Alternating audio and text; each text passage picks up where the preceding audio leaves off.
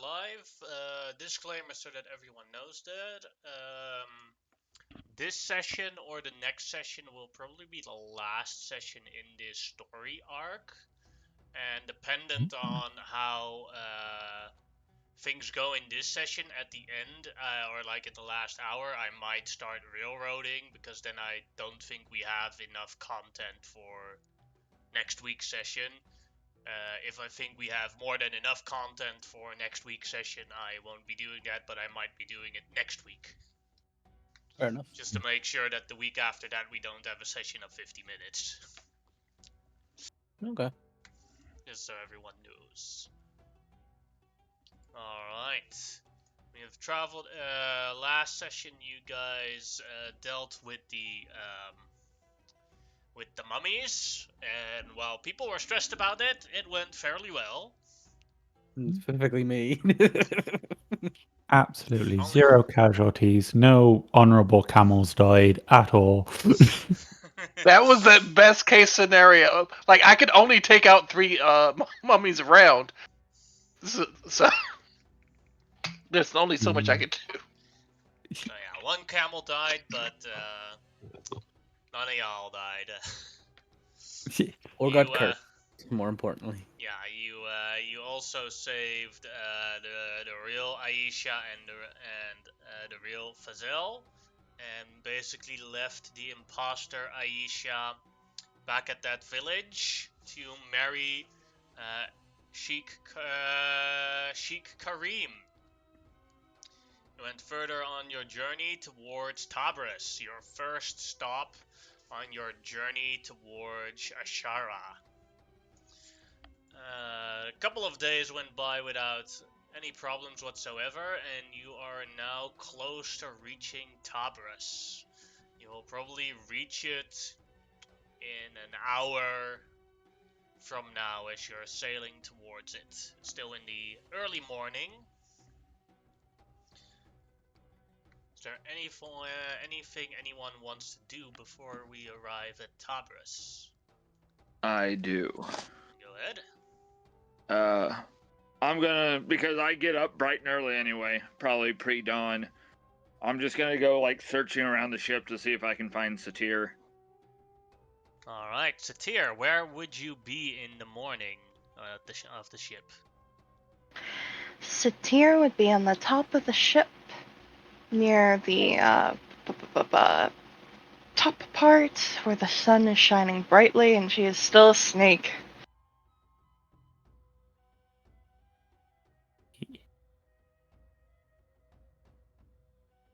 Ah, still a snake. Wait, you've been a snake for several days? No, she just keeps turning into a snake. I could stay a snake, as long as, like, my hit points don't, Isn't there a time limit to wild shapes? Nope. Yes, there There- is. Yeah. It's There half is a your there is a level. time limit. That I'm pretty solid. Yeah, it's After half. 11 It's hours? half your level, yeah, basically. So Yeah, we're half kind your of druid level. So 3 hours in total. No, but she isn't a level. She isn't the level 6 druid. Oh, So it's Oh. shorter for her. yeah. Hmm.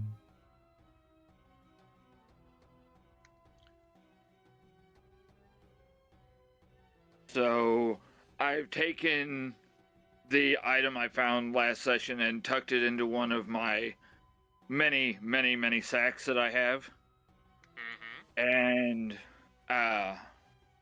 I'm just going to have like my scent on it, because still kind of unsure of like speaking with certain people and stuff after things that happened. Xerxes will just walk over, like whether they're awake, asleep, whatever, leave it there, and the next time, if they're awake, something will be said, but if they look to be asleep, he won't bother them. And Satir was still a snake, but is the snake Satir sleeping? Snake Satir is, in fact, sleeping. They're coiled up within the sun, and they seem to be relaxing quite nicely. Alright. All right, then that's all I leave the bag with the item in it and go back to my Couch. couch and start getting ready for the day, changing up my spell list. And since I'm assuming I'll be in the city today, I'm planning on dropping all my combat stuff and changing up. But you'll be able to see my spell list when it's done, GM. Alright. And that's all I got. Alright. Grimlock, Amonotep, Shamao, anything you would like to do before you arrive at the city? Yes. Alright, go ahead, Can you hear? Amonotep. So Amonotep has been very quiet for the last few days. Usually like near the prow, just standing there, like letting the waves hit him, and just being very, very quiet. Uh, Currently, it is very early in the morning, and he is penning yet another letter to his mother, his daily letter. Mm-hmm. This one he's penning himself with the proper punctuation, since it is very early. I will say it aloud. Dear mother, it is I, Amonhotep, comma. No, dear mother, comma. It is I, new sentence. It is I, Amonhotep, comma. I'm once again reporting in. Everything is quiet at sea. Period. We will be docking at a new city. Period. I have several things I need to do. Comma. Hope to hear from you soon. Period. P.S. Still need a reply about that warlock who needs a patron. Period.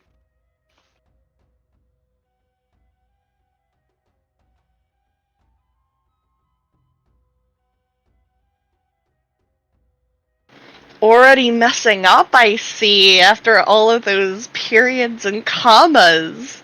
A shame, a shame. Wait. How did I mess up? And You also, didn't it's very say hard to do. who it's from at the end. Or dear. No, I said it is I, Amonhotep, was in the first sentence. Well, that's usually at the end.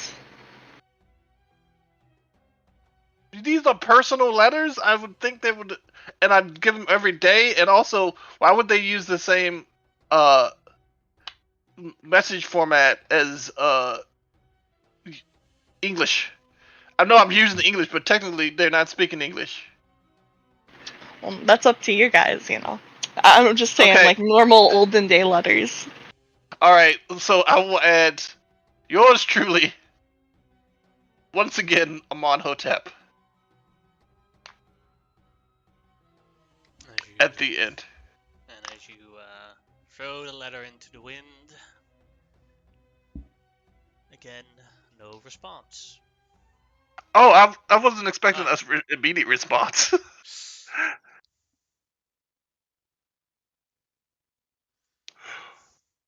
Alright. Then, let's see. Grimlock, anything you want to do? The one thing I do want to do, I can't do, so I can't. I'm gonna wait for that one. But Alright. yeah, overall, Grimlock, if anything, just is basically pacing around the ship, probably putting what do you call it, through his paces, Gorok for his Morning training chubbiness. is the best training. Go, go, go! Yeah, he doesn't get breakfast until he does at least a couple of press ups, Mm-hmm. But yeah, that's about the bar I do. I don't do much else. Alright. Shamao, anything for you? Oh, what am I doing? I am probably doing a very similar thing to what I've probably been doing most days whilst we've been at sea after our last adventure, and that is trying to find a suitable hiding place for my ball of yarn so that my brother can't get at it. Alright, go ahead and make a survival check. Okay. 20. You found two spots. One on the lower deck that he would never find, and you found one spot, like all the way on the upper deck, that he sees it very obviously, but it is impossible for him to reach it.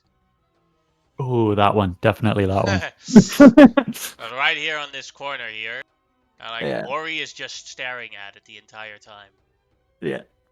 Out of character, Monkey. Are you sure you're not a single child? Because that is very much a sibling thing to do. Yeah. That is, yeah.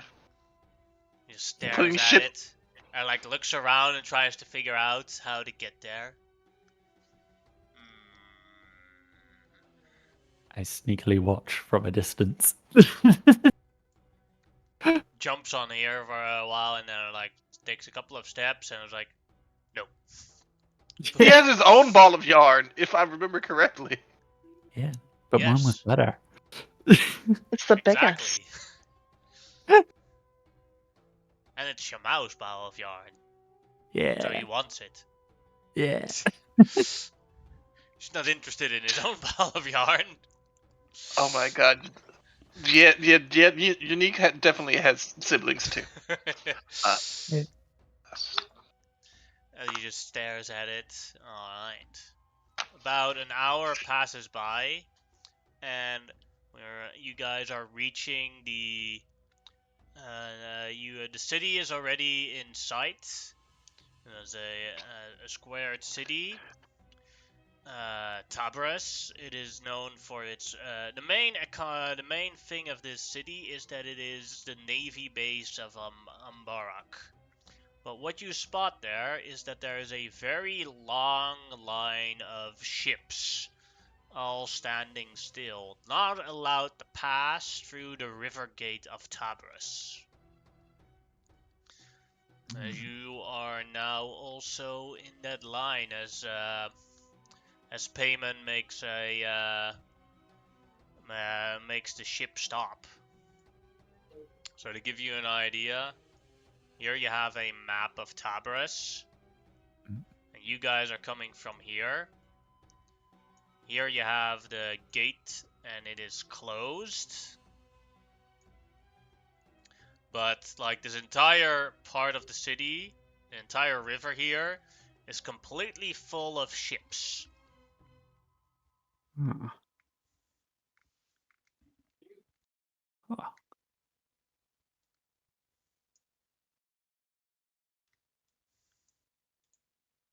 Hmm. Payman says, Xerxes, could you get all the rest? Grimlock, Shamau, Satir, Amonotep, Shamau? We need to discuss how to go further with this. Because we ain't passing that, as he points at the entire blockade of different boats. Will do. And without even moving, I'm just going to start sending out messages. Yeah, and it's literally everybody gets the payment, needs everybody up top to figure out how we're going to get through the blockade. And that's the extent of it. Almost forgot. Food bonus for today. Ooh. 1, 2, 3, 4, 5. 6 is a reroll. Shamau, you're getting a food bonus. Roll me a d8. 2. For the next 24 hours, you are immune to being poisoned or taking poison damage. Hell yeah.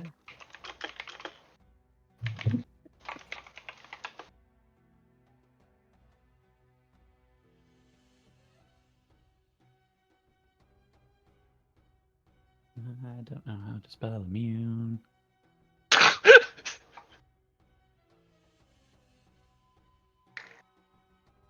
So each of you gets a message from Xerxes in their head that you have to gather towards the steering wheel to discuss how to pass this blockade with payment. Okay.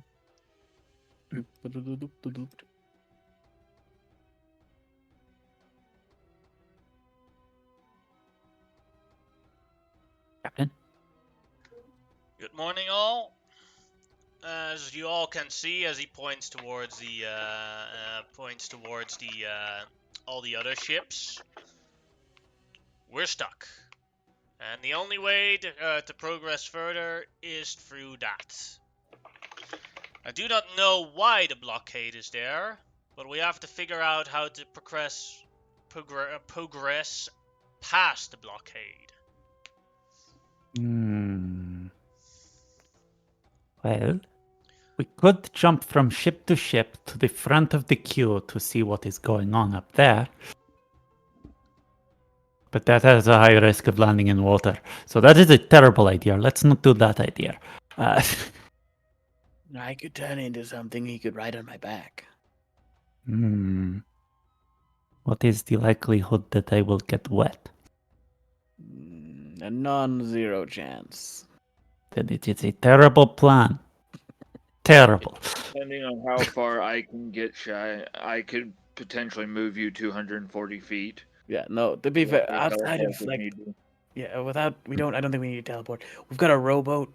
I'll turn into a creature. You tie it to me. We go. Easy enough. Or we could water walk. Well, that's also an option. But she doesn't want to touch the water, so being in the boat would make sure not of that. Or being in a rowboat. Oh. What do you think about Snake Satyr? Snake Satyr has nothing to add to the conversation and waits there patiently, coiled up, because there is nothing further. I know. These are all great ideas. I just love like looking over and going like Snake Satyr. Just like She does a little snake dance. I love the idea that at some point it's not actually Satyr, it's just a random snake, but I am completely convinced this is Satyr. Oh god. The constant fear whenever you have druids in your party. Are you talking to the druid, or are you just talking to a random animal and looking like a crazy person? Like a cat comes up to you and you're in the middle of the street and you're like, did you go do the scouting mission? Did you find out anything? Why aren't you talking to me? I'm also going to let Mr. McGee know that we're in sight of the city. Because I told him I would. And McAlvin and I climbs towards you guys and also meet you guys. Hello there, everyone! I have a request. If I could go with you to the city, because I want to meet my family again. If you need a place to stay in the city for a little while, you could stay at my house. Oh. So this city Does is your your family home? stay? Does your family stay at your house? Yes. No, thank you, but I appreciate it. Okay. Incredibly rude. That's an oddly rude thing to say, unnecessarily so, but, really. Xerxes, could I have my spellbook back? I still have the gifts for my Yeah. I cleaned it up and I even tidied up those gifts a little bit. But GM, could we do a flashback to over the night? I'm willing to take a point of exhaustion to have went through this entire spell book step by step, correcting spells, fixing things, and sure. if need One be, thing that you as you went through the entire spell book, you discovered that there was nothing wrong with the spell book. He just does everything wrong himself. Okay, it's just the application. Yeah. So then I would have taken the time. I magically cleaned it. Then I went out of my way to hand clean everything and even like perk up the gifts a little bit and make them look even better. All right. But I've got bags under my eyes. I'm guessing that teenage late night studying. It was several days since you took the book, though. It wasn't like this wasn't the next day when you took the book. It was like several days ago you had it. I think because of the way the time went. In total, maybe say that he was doing other stuff. No, I'm just saying. Yeah, It was so more like it was. He looks at the book. Oh, thank you. I've never seen it this clean before. He puts it back in his back. Would there have been any spells in there I would have been interested in, or is it all Let's see. pretty? I can tell you which spells are in there. Because since it had been a couple days, I might have done some copying. Alarm, Featherfall, Expeditious Retreat, Sleep, Mage Armor, Absorb Elements, Detect Magic, and Shield. So you said alarm. Yes. Got it. I don't have mage armor, but I don't really want it. Alright. That's just the wind blowing. That dog doesn't like mage armor either. At No, all. What? Mage Armor! Mage Armor! Mage Armor! Mage Armor! The wind is blowing outside, and it's making stuff knock on the side of the house, and she's old and blind, so she assumes there's people coming to give her food. What? So, alarm, absorb elements, I have. Shield, I have. Mage armor, I don't need. Featherfall. Featherfall, I have. Expeditious It's Retreat. reaction. Yeah. I think I have everything he has. Yeah. I'll be back in a second. Cheers, Actually, sorry, you guys can go on. I can't copy something into his spellbook, can I? No. Okay, I was gonna put a spell into his for him. No calm emotions for him. All right, that's all I would have got it all as clean as possible then. Alright.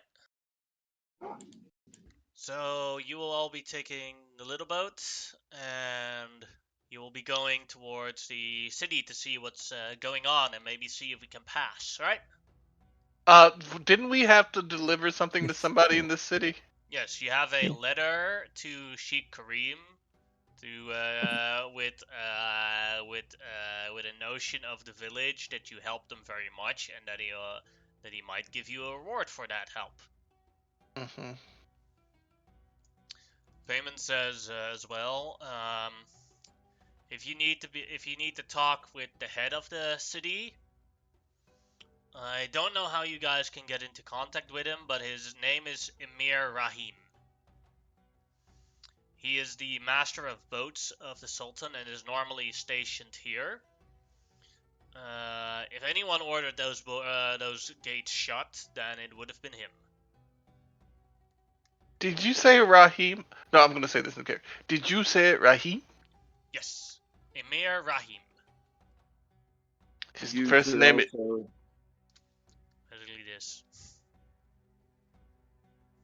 But did you show a picture? I didn't see it. No, I typed his name in the Roll20 chat. Okay. Is his first name Mansour? No.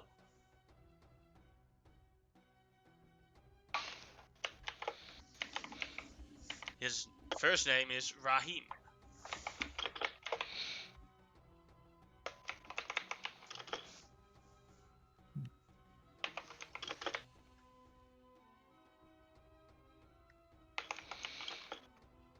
Intriguing. Since we're going to be here a bit, most likely anyways, Eamon, do you want to give me a small list of necessities we may need? And even though we can't get through the blockade yet, I could potentially start getting those items when I get a chance. We just need a resupply of fruits. But in my opinion, we should wait on the very last moment to buy new fruit, because then we have the lowest chance of expiration dates. Yeah, unless I can find a super good deal on some that have been canned or something, then I'm not gonna. Same thing with water supplies. We need to refresh drinking water, but in my opinion, we should wait until later for that. Would be a waste to get fresh drinking water and then be stuck here for weeks. Are we not on a river? Do we not have infinite drinking water? No, yes, we have fresh drinking water. There's a difference. Oh, Also, it is you a saltwater river. I get it.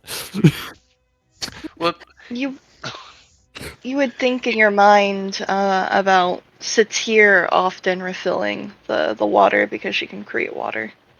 Hmm. I have a question for you. What is your name? Shamal. Do Mhm. you just drink the water straight from the river? I grew up in the desert. I drink whatever water is available to drink. So you do not boil it or anything? So you constantly have the runs? No, I am usually fine.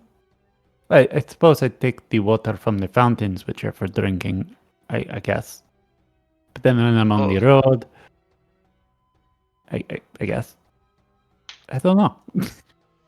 I feel like it has not been an issue for me. Should it have been Maybe. an issue for me? Am I doing it all wrong? Well, that's Well, impossible. I am most awesome. people don't just straight up drink the water, because there are microbes and stuff. Unless you live in the area, you don't just drink the water. What's a Uh, microbe? Yeah. A micro. I'm back. Just to give you a thought process. Mhm. This is a C. mhm. This is a C. Hmm. You guys are here.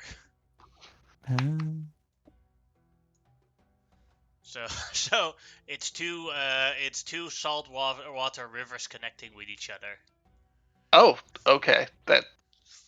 Yeah, you couldn't just drink the water. you, you would get much more than the runs. Is anyone super thirsty? Anytime you'd go to, I'd purify food and water on it. Oh, I see. You have been secretly aiding me, and that is why I am not yet dead. Get it? Hey, aid you, aid Hori, and I go to Mage Hand the ball of yarn. You bastard! Hi, hat! No. He jumps I up hold and it like. up in I hold it up. I hold it up in the air. Now Starts- it's my ball of yarn. No, no, No. no, but no. You see hope in his eyes, and then it's shattered. And then I'll just drop it between the two of them and lean back on my couch. I put my foot on it Watch and the cat just go. stare. I put my foot on it and stare daggers into Hori. He stares back. All right, Shamal. We'll follow. Is he giving We the will butt do wiggle? this the old-fashioned way. A no blinking contest. I am the best at these. Wait, no, hang on. I haven't started yet. That blink does not count either. All right. 1, Wait. 2, 3. No Mm. blinking. Not the blinking. You can You make should a probably Constitution save to see how long you last not blinking. If he rolls lower, then 16. all right. 13. Hori lost. Haha! No, ball of yarn. We'll find one in the city. I kick it over to him. I I want it back when we get back. Anyway. Hori, I'm going to ask the crew, to just make this quick, if they need anything from the city, like personal items from the city, specifically our poor traumatized friend. I mean, where is he? Where is he? Hadi! He wants the strongest bush you can find. Okay. Like, he deserves a drink or two. I'm not going to get enough for him to become alcoholic, but yeah. Hmm. Uh, Terrible does coping. Jasmine want? I mean, I know I have to get first aid kits, but does Jasmine want any first aid kits for the Who's for Jasmine? the ship? What is her name? She looks like Jasmine. Irene. Shireen. Shireen. She says she's still good on supplies and she'd rather look for them herself. See Okay. what needs replacing. And I forgot to tell her I still have all the supplies I took from the medical Mm-hmm. place, but she can look through that later. Alright. Not a big deal. Don't we have someone whose job it is to do all this? Yes. But you're doing it out of yourself. Oh. So it's like, would have been taken care of. I believe it's Ali who's tasked it is. But if you don't ask Ali, you're like supposed to be him doing all that shopping. Oh. Yeah. 1 second, real quick. Yeah, we will ask Ali. You don't have But to we- ask him. You can tell him things that you need. Like he'll figure out what the ship needs itself and then do it himself. And if there's something Okay. that's not on a normal shipping list, then you'll have to ask him to arrange it. I will ask Ali for at least 5 to 10 medical kits and a suitable collar and leash for the big cat. Hmm.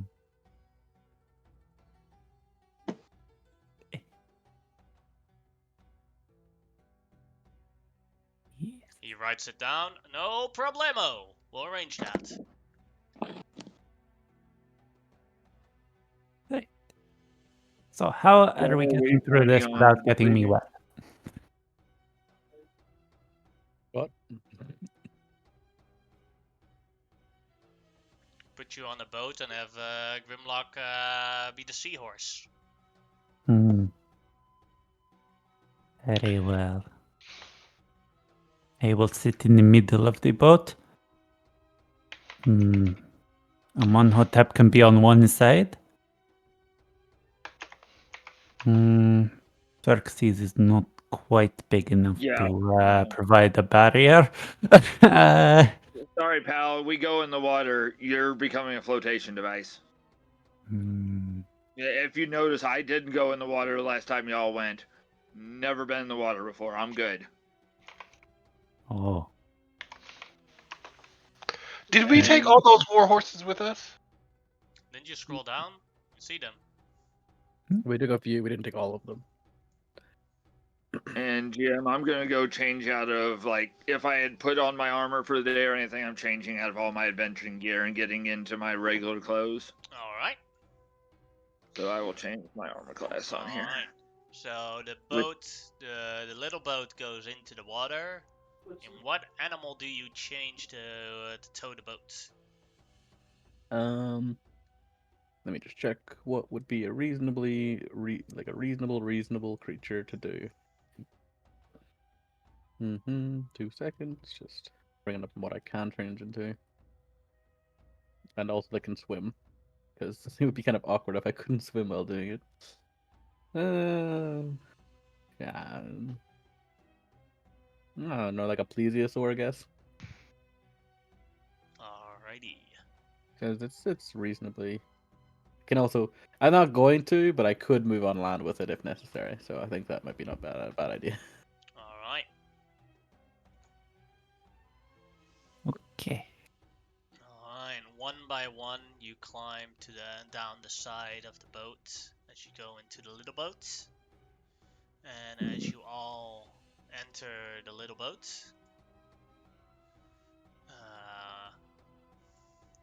Grimlock basically jumps over the little boat and in the water turns into the Plesiosaurus.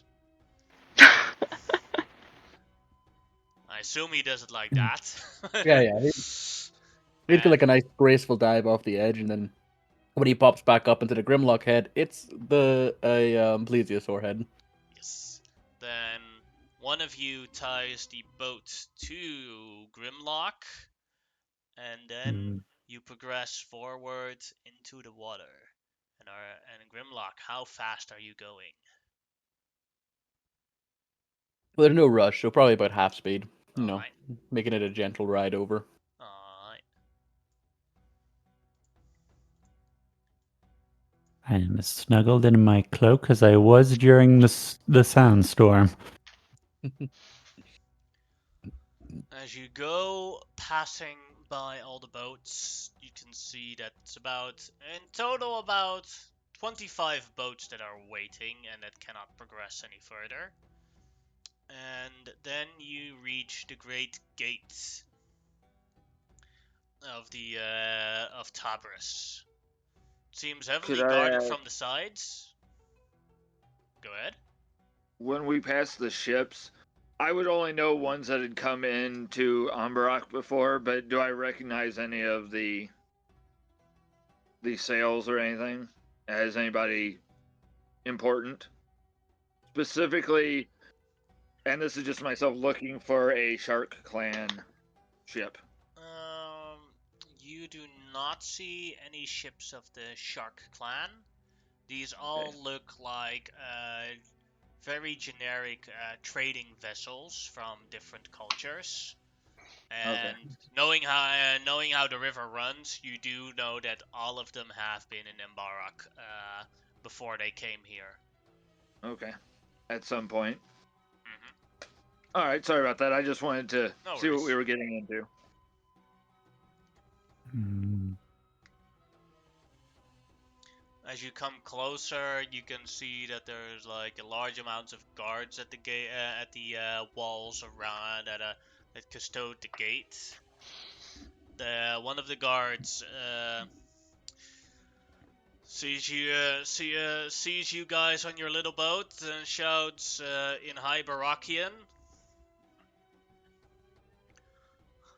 No entrances for boats through the city. We Emir Rahim has forbid it. You may enter through the city gate on foot. we are the envoy for Prince Karim, who I think beats out Emir Rahim. Are you sure about that? I am under direct orders in the command structure. If you want to enter the city, you must go on foot through the gate. Points towards the south. The city is under direct threat, and martial law is in order. No boat shall enter the city unless under the flag of the Ambarakian Navy. Who is attacking the city? Crusaders and pirates. Yeah, those bastards again. Out of character, are we technically part of the Umbaraki Navy? No, you're part of a colony fleet, or how you would call that. Yeah, we are supported by the Navy, but not part of the Navy. Okay. So we don't With have that those there, rights. yeah. And it's Grimlock will not that you're basically. not allowed into the city. It's like you're not allowed into the city with a boat. Yeah. No, Basically, we with got, that, we got. with what's been said, Grimlock will just start moving the rowboat towards the shoreline. Mhm. With, and then basically just like, crawl his big fat plesiosaur belly onto the shoreline while dragging the rowboat at least, onto the shore, so it's not gonna like get float away again or go into the water again. Do we want to tuck this away somewhere? Probably best. It is my safe space when we are on the main boat. You know. Is there any, like, any sea brush or anything like that, GM, that we could just do a quick cover on the boat so that a passing glance? Go Wouldn't ahead and do it. make a survival check to see if you can find a good hiding spot for the boat. The city boy. Oh yeah. I don't think I made a survival check all campaign. Let's see here. I will help, for I am invested in the little boat. Mhm. Oh, that's pretty good. Shimao failed at the survival, so it become with the helping, so it becomes a 21.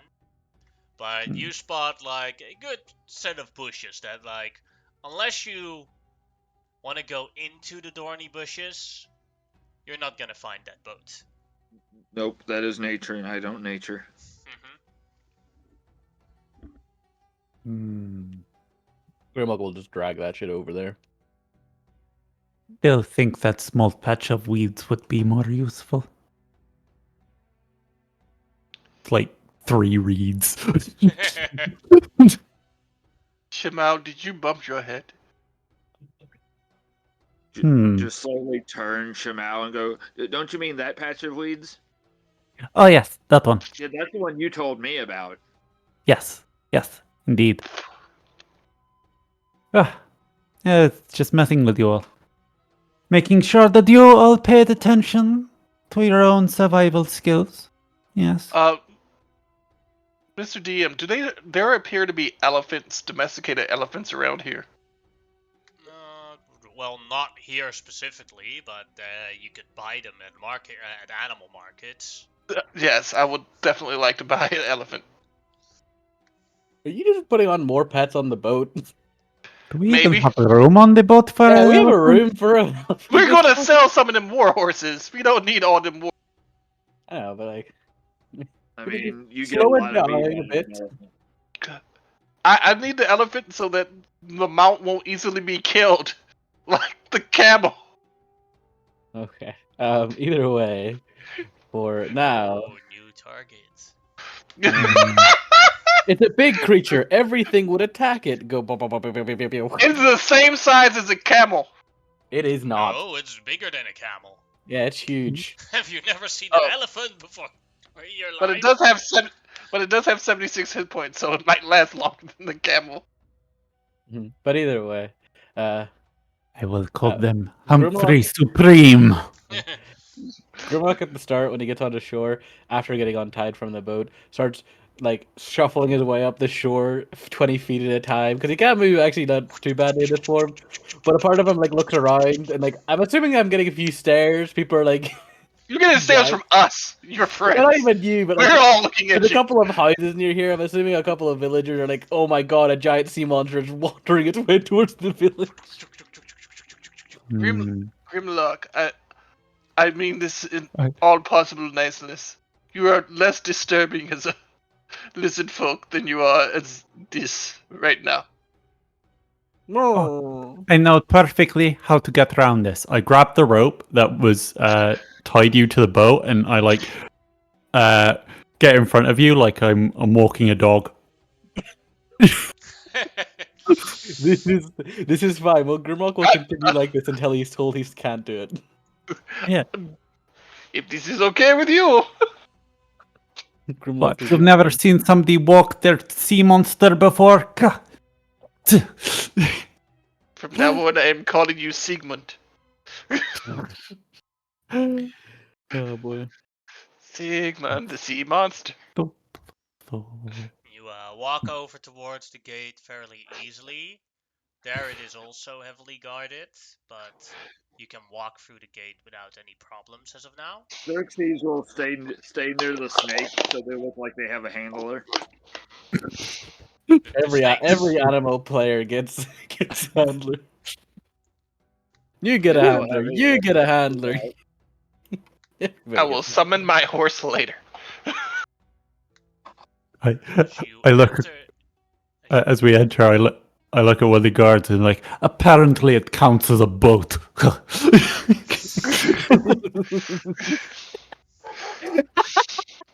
As you enter the city, you see that the city is very different from Ambarak. First off, it's a lot cleaner and looks more orderly. Like all the houses are like look kind of the same, and like it's a bunch of squares put together. There's you can see that there's quite a lot more discipline and less chaos in this city. It That's the seems general. very boring. Yeah, it's a naval base. That's primary function. Did not bring what's her name with me. Damn it. Oh well. I would suggest that we go speak to Prince Rahim and see what's going on, and then we. What do you mean, Prince Rahim? You mean? I mean, Emir Rahim. Don't call him a prince. Might go badly. Or bad, good. I don't know. No, he's not. Depends on your strategy. If you're trying to come on to him, the prince might be the best angle. I'm not. It's true. That is true. Men do like being called princely. That was too much information.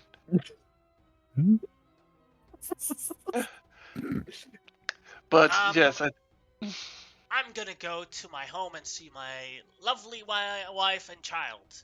Anyone Could want you to come please- along? That was my plan.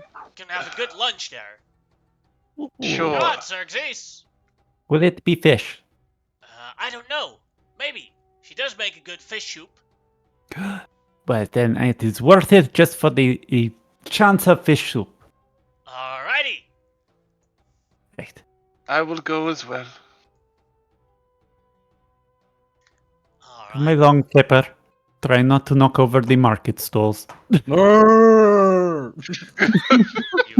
around the river and you go across the river.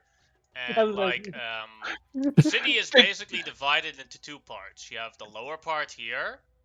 This is where the soldiers and where the soldiers and the sailors live, and that's very orderly and everything. And this is the work side, and this looks a lot more chaotic and more dirty than Ambarak. This is where the workers build the ships and the smiths make all the weapons, and here's where the markets are, where you buy things and everything. This is like the other side is almost only housing and barracks. I just laughing because I was just thinking, like, I just love the idea of these big flippers, like the big flippy boys just fucking go bloop, bloop, bloop, bloop, bloop, bloop, Yeah. the entire way along. I just love being a giant sea monster going across a bridge, across water. Like an ungainly seal. Like literally just a giant seal with a very long neck. Like I can uncomfortably sniff you from a distance. Yes. Yeah. Tucking under clotheslines, hung up across the street. He like swings the head around, nearly takes out like a building by accident when he smiles because it's just an ungainly neck. Oh boy! But he's just happy enough to keep flipping along. Everything I play D&D for.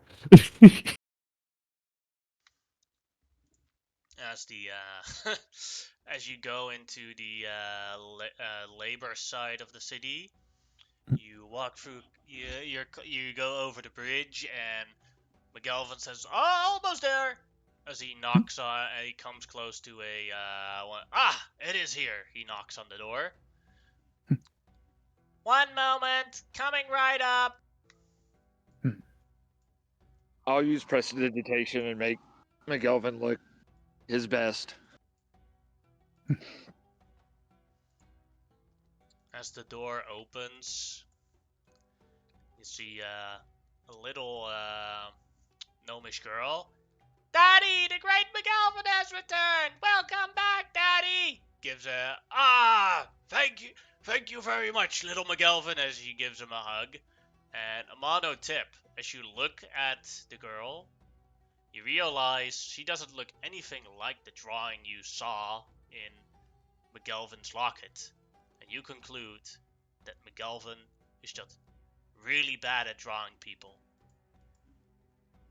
He only ever practiced on images of himself. Exactly. Stands before a mirror. This is how you draw someone. When she sort of sees her dad and stuff, I want to try and subtly sort of prestidigitate some fireworks behind him. Oh, wow! Daddy! Did you learn that? Of course, I'm the great McGalvin, the greatest wizard who ever was. As he his eyebrow. But I could have never done this with my my helpful crew. These are the McGalvins. This is Grimlock McGalvin. Points at the sea monster. Oh wow! And this is his handler, Shamal McGalvin. She is bow awesome at deeply. everything. Whereas I It is am the true. great, she is the awesome. It is true. I am a student of the great McGalvin. But my skills are only awesome compared to his amazing. I put on Great. my mask. This is Amanhotep McGalvin. Mhm. He is a great warrior, a champion of the elves. I learned everything I know from your father. Oh wow! Please, He must have taught you so much. please do not insight check me. He looks very confused at you. No, that was Tark just making a joke. Did not actually say that. This boy. I have. Go ahead. I was going to say I have something for you, and I will take out a very ornate origami crane for her. Oh, thank you. Wow, so beautiful. And the next one, this snake here, is Satir McGalvin.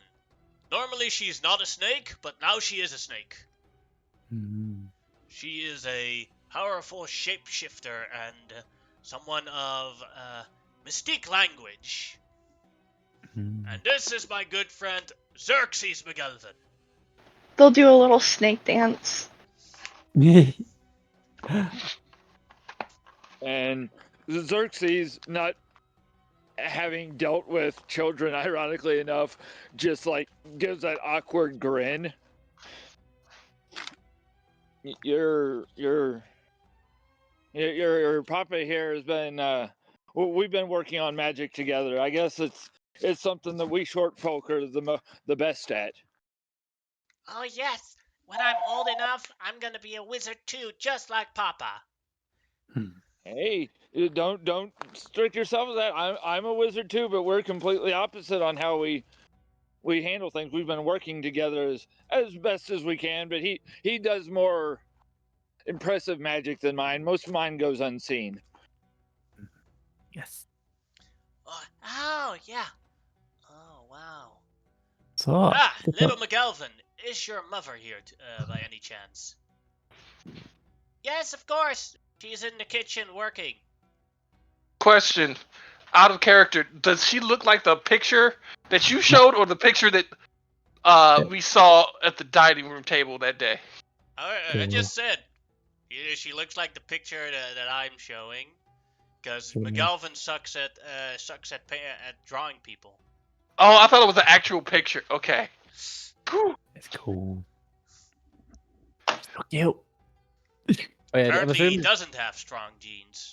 yeah. Thank God. But I'm assuming I got introduced already because I didn't actually. I was here for that. Where was this? Grimlock Yeah, is still. you were called Grimlock McGalvin. Yeah. Okay. And That was I'm still the plesiosaur, by the way. I'm just gonna Yeah. stand outside for now. We'll open Before a we go, window for you to put your head through. Yeah. Yeah, my head, Honey! my head's like Miss! 10 feet long. I can probably reach the table from outside. Miss! McGelvin, before you go into the talk to your wife, I need to speak to you for a moment, Your Majesty. I'm not royalty, but okay. Go ahead. But we just called you Your Majesty. So I will make sure his daughter isn't listening. We work for you. Just in the letters. What else do we do in these letters?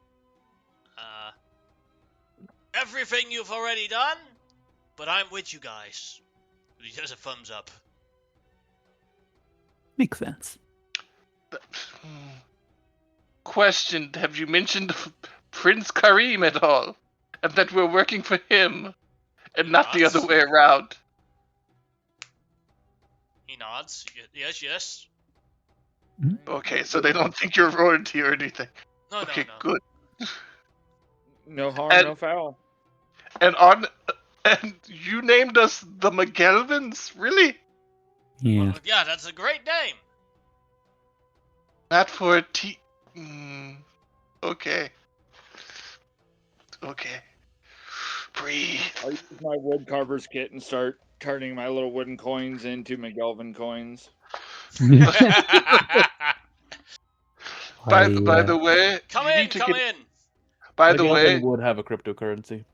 McGelvin. By the way, you need to work on your artwork. It does not do the justice of how beautiful your daughter is. that He is looks at the artwork. Hmm. There's always room to improve. Yes. The fact that it looks exactly like you is disturbing. That you're that good at drawing yourself. As he goes, come on into the table, honey, Miss McGalvin, I'm home. Like she walks out with like I gotta a see big this. pan, and like you see his wife.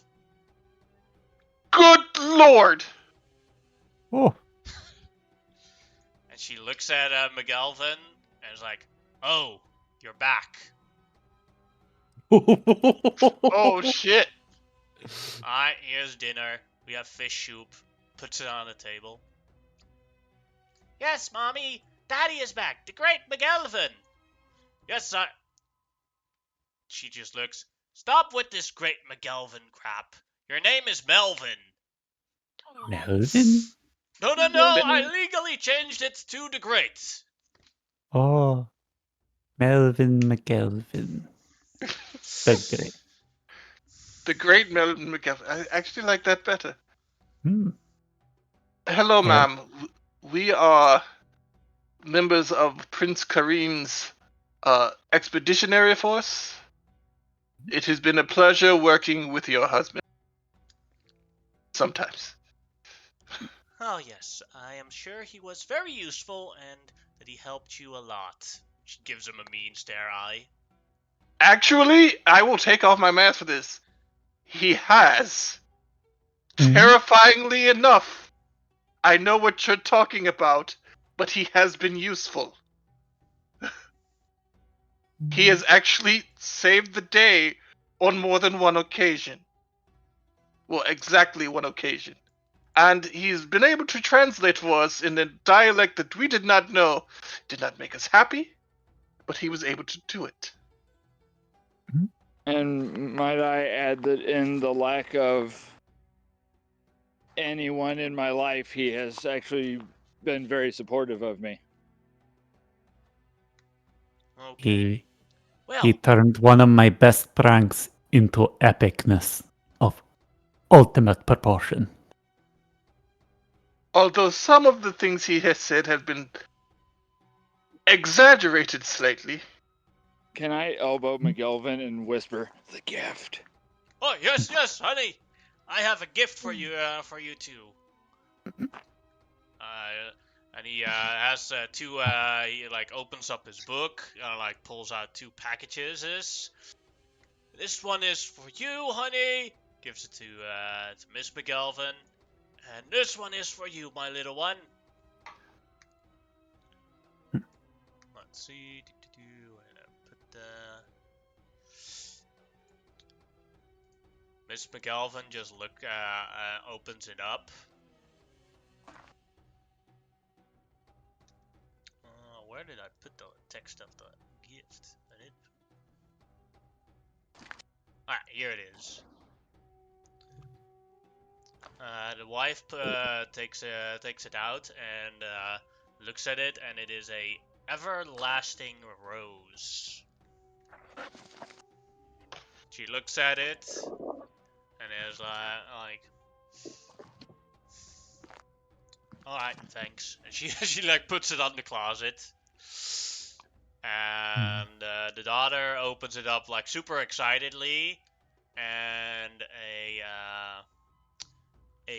marker comes out of it.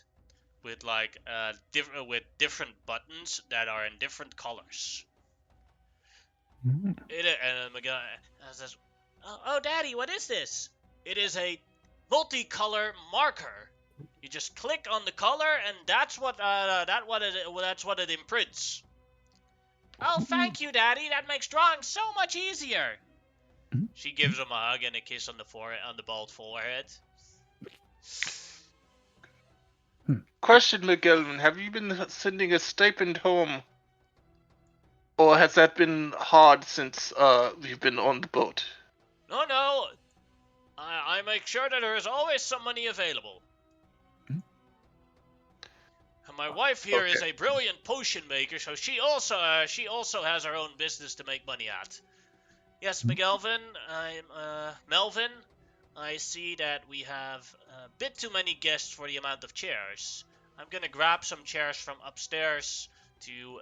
I'll give you a hand, ma'am. I will also give you a hand. All right. I'm I will going also to. give you a hand, No, Miss. And Miss looks at McGelvin? him and is like, no. I am going to sort of beckon the little girl over, and I'm going to start playing Limbo with Grimlock's neck with the little kid. I was gonna say, at some point, like during this whole thing, you just see like the window creak open as there's just a long neck thing just starts slowly coming into the room, very slowly. And then just goes like, "Rah." Snakes on the table. We just go. Yeah. How low can you go? Yeah. Wow, Daddy was right about you. You're awesome. That is true. That is true. You're pretty good at this yourself. Though. Thank you. Yes. All right. Can I pet this creature? Sure. Alright, good. What do you call this? His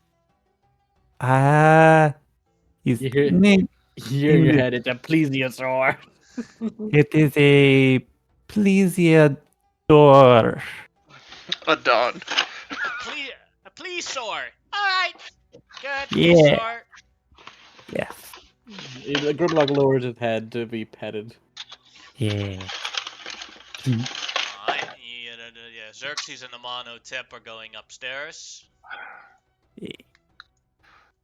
So, madam, I take it you are not impressed with your husband. I know you're just faking. You two look way too competent to ever be saved by him. Actually, he was quite an assistance against some rather and unpleasant people. Ma'am, I never said he saved me. I said that he had been a comfort, and that is absolutely true. And I didn't say he saved us. I said he was assistant fighting some rather unpleasant crusaders that I am still having trouble dealing with. The fact alone that he was actually useful in helping fight crusaders. And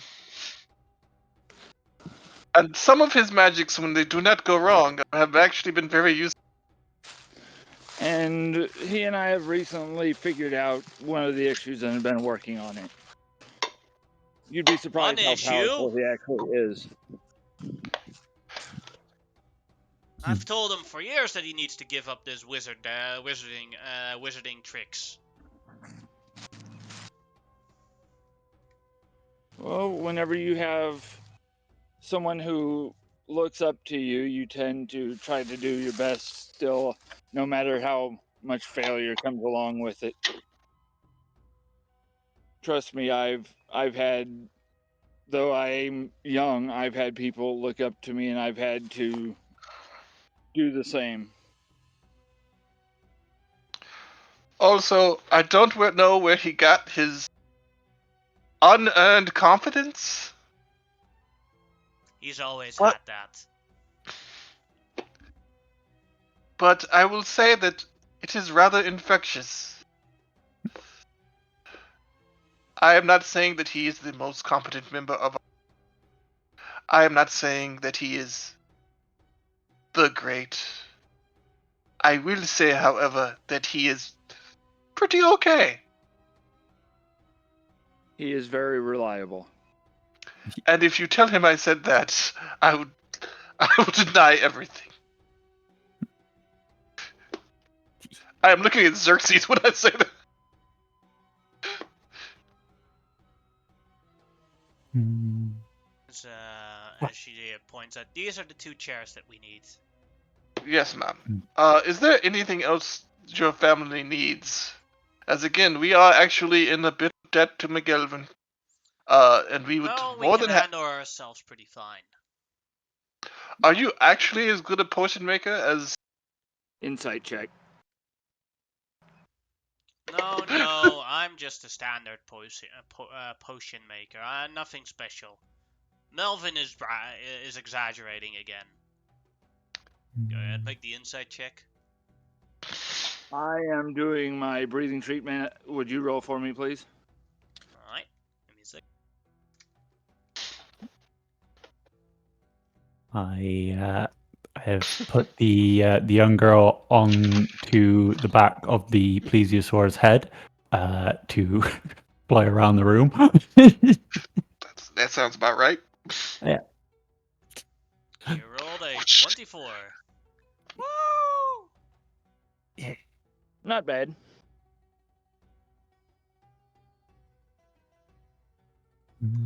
So, where the hell did everyone? Oh, there you go. Well, you believe in her tone that she's not as awesome as McGelvin says she is. She is downplaying her own skill as well. Okay, that's what I had figured, but it's good to know the actual truth. Thank you. So the reason I'm asking you this is that we are quite in need of potions, and would like to purchase quite a sum of them from you. We found out recently that we definitely need a few potions. Specifically healing potions of various varieties.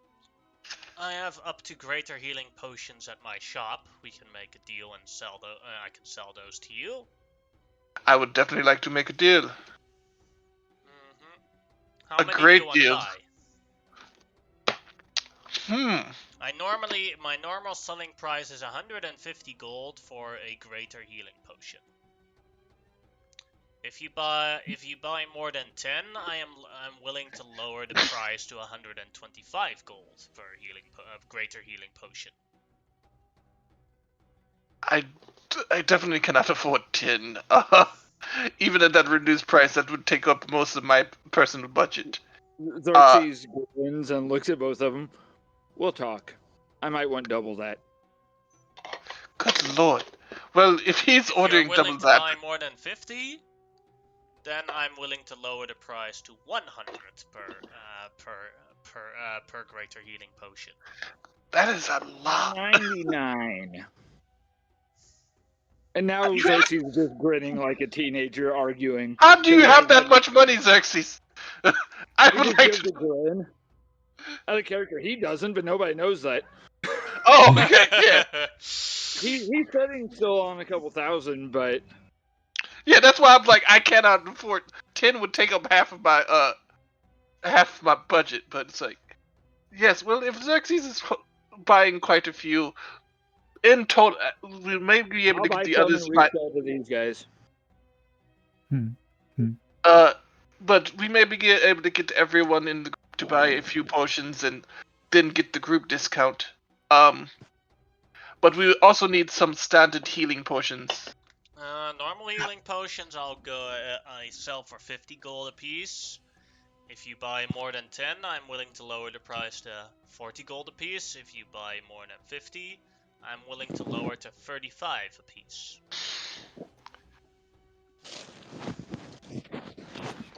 We will. That I may do. Possibly as well. But we will talk to the others and try to see if we can pool our resources and buy in bulk. Besides that discount, can we also get another 10% off for dealing with McGelvin on a regular basis discount. And I am trying to be as No. charming as possible. You chose to interact with him. Oh no, we didn't. I was- did. Well, yes, you Can't did. you just like chase him away, send him away? No, we actually, because of a mistake he made, we are actually in need of skills and Yes, we- exactly. A mistake he made.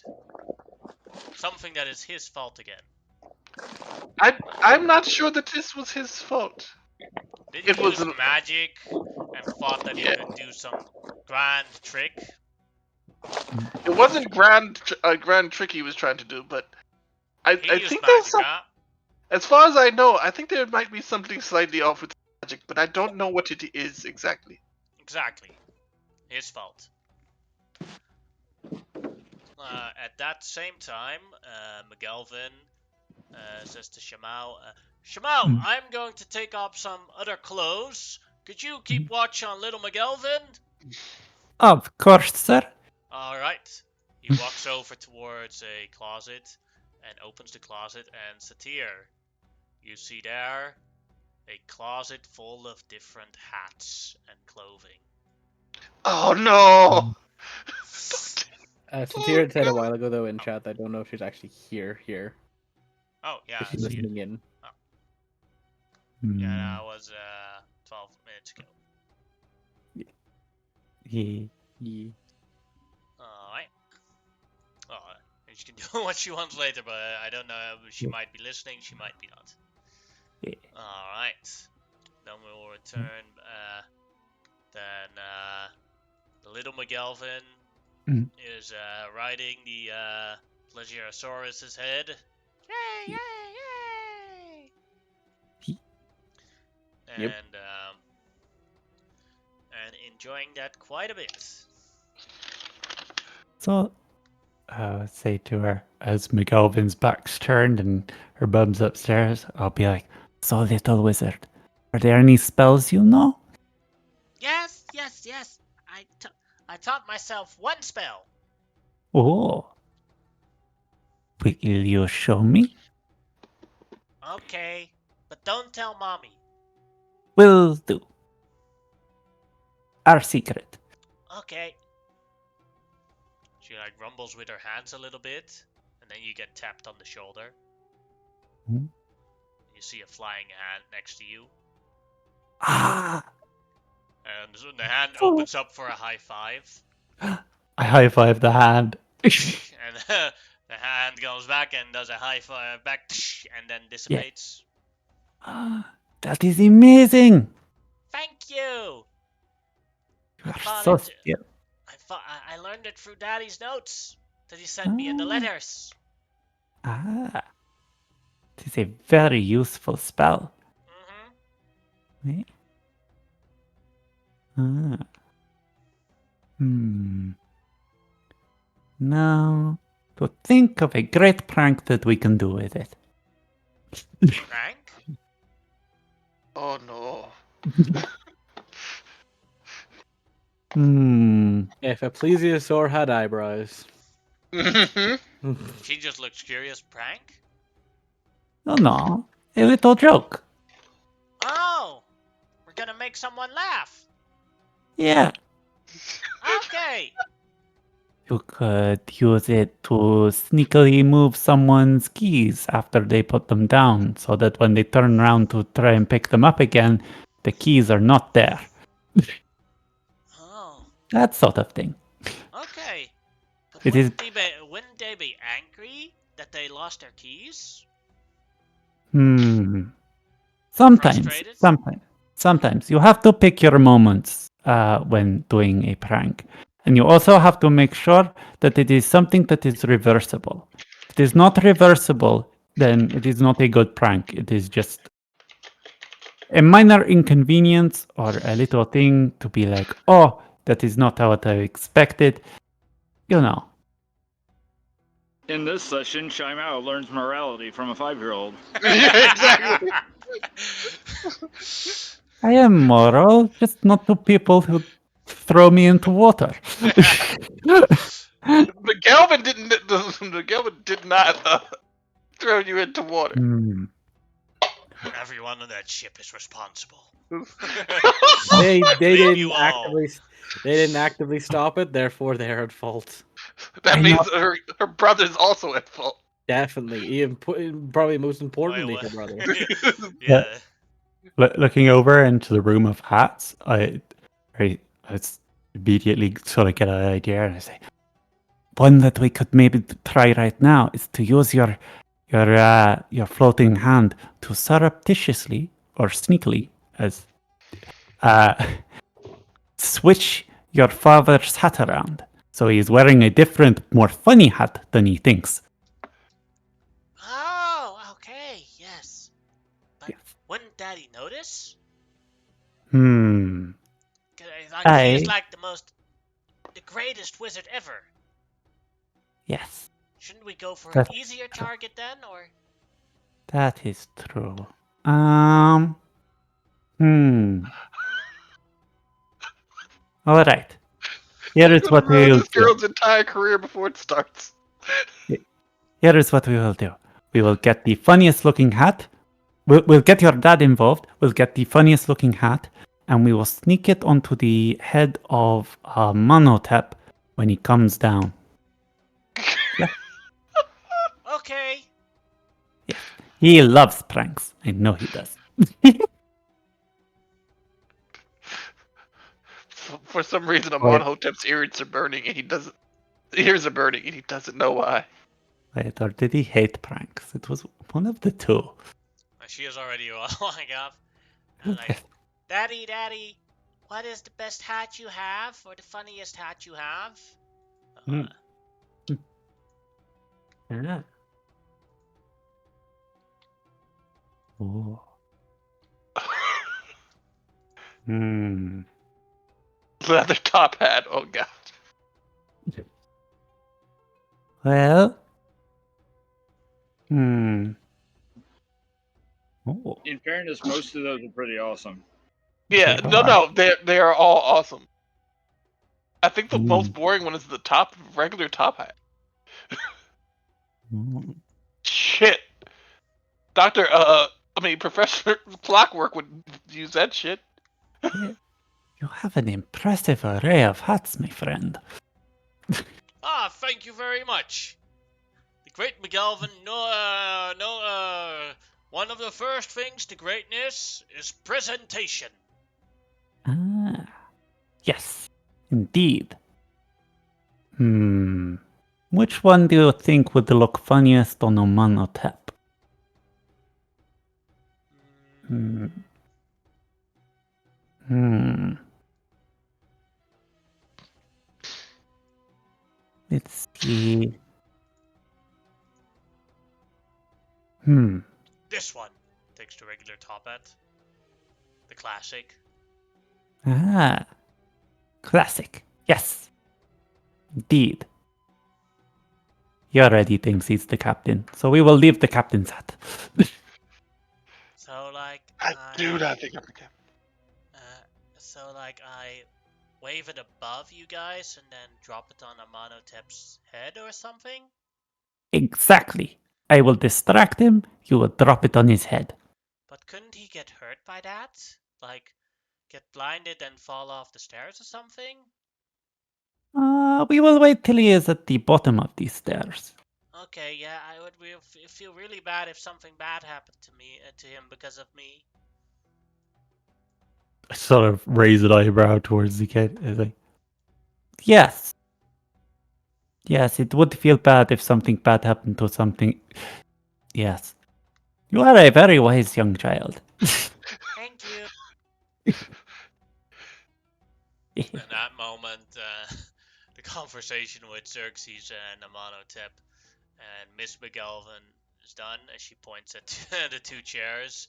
Let's go downstairs again. I hope my house is still standing. With Melvin's things. Oh, and do not worry. If your mother gets upset, we will say I was the one who cast the spell. Blame it all on me.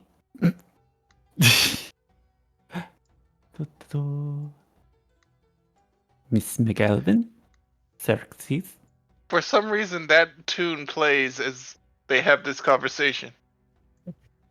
Yeah. Alright, and then a mono tip. You can make me a dexterity saving throw. Oh no, I hadn't finished talking to Miss McGelvin yet.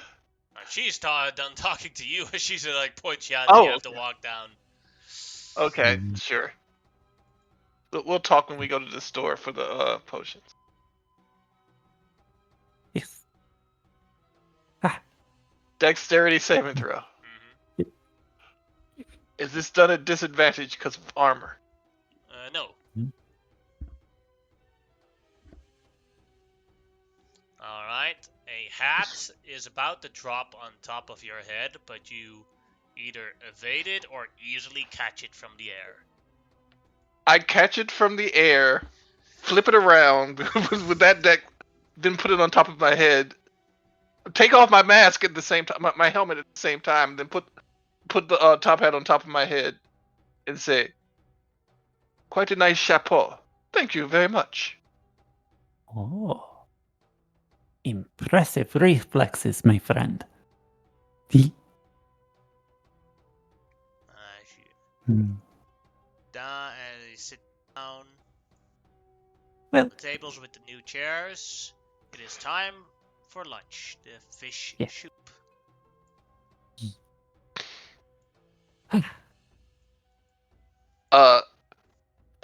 So if little McGelvin actually asks, like, what kind of great things her dad, father did, Amonhotep will be like, well, actually, there was one moment of awesome that your father did. There was a crusader who was attempting to do some bad things and get away, and your father stopped him and kept someone else from dying. Oh, how did We he were do all, that? well, he cast a magical ray and killed one crusader. I think this is right. wait. Uh, Um, didn't he kill one guy and then he sneak knocked them another out. dude? Yeah, But he and knocked them then out, and yes, he we sent used. them to jail. Yes, he knocked them Being out with bad a people. magical spell. Yes. Oh, Daddy, that means you beat the Crusaders? That's so great. Then it means Well, maybe the city can open up again from one side. Suddenly, some I get real achievement. serious. Are what is happening exactly in the city? We were going to That's find out, but Ah, did not. there's like that's what they pirates, said. yar yar yar, and there's Crusaders from the other side, and so Emir Rahim decided that no boat travel could be done again.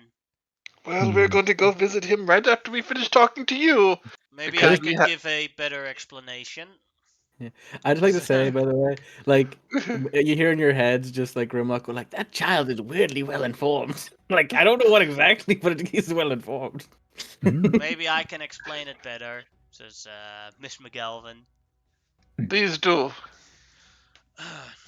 A while back, a bunch of pirates started attacking different ships on the sea, and when the navy tried to take them down, the pirates were gone very quickly. But our city, because we went there with the navy on a large force, the city suddenly got attacked by crusaders that were dropped off by these pirates to attack the neighboring villages and kidnap as many people as they could. And now we are in a predicament. The city is basically, if then the remaining forces went back to the city to try and take down the Crusaders, but then at that point, the pirates attacked the city. So it came down to none of the military forces can leave the city because we will see that one of the two threats will immediately attack us Mm. if we don't. If we do that, and that means there's at least probably some sort of spy in the system. That's what at least people think. And it means we cannot proactively deal with the threat. We're basically just sitting here and waiting until one of them makes a mistake, and we can capitalize on that mistake. But if there's a spy, then even if they make a mistake, they will Yes. find out about it in short. Yes, but we are not sure if there is a spy. It, That's only what we think is happening. a good And situation for yes, and Emir Rahim finds it too dangerous for trading vessels to be passed into the wide sea, as rumors have it that these pirates are able to control the weather. Oh, a. really?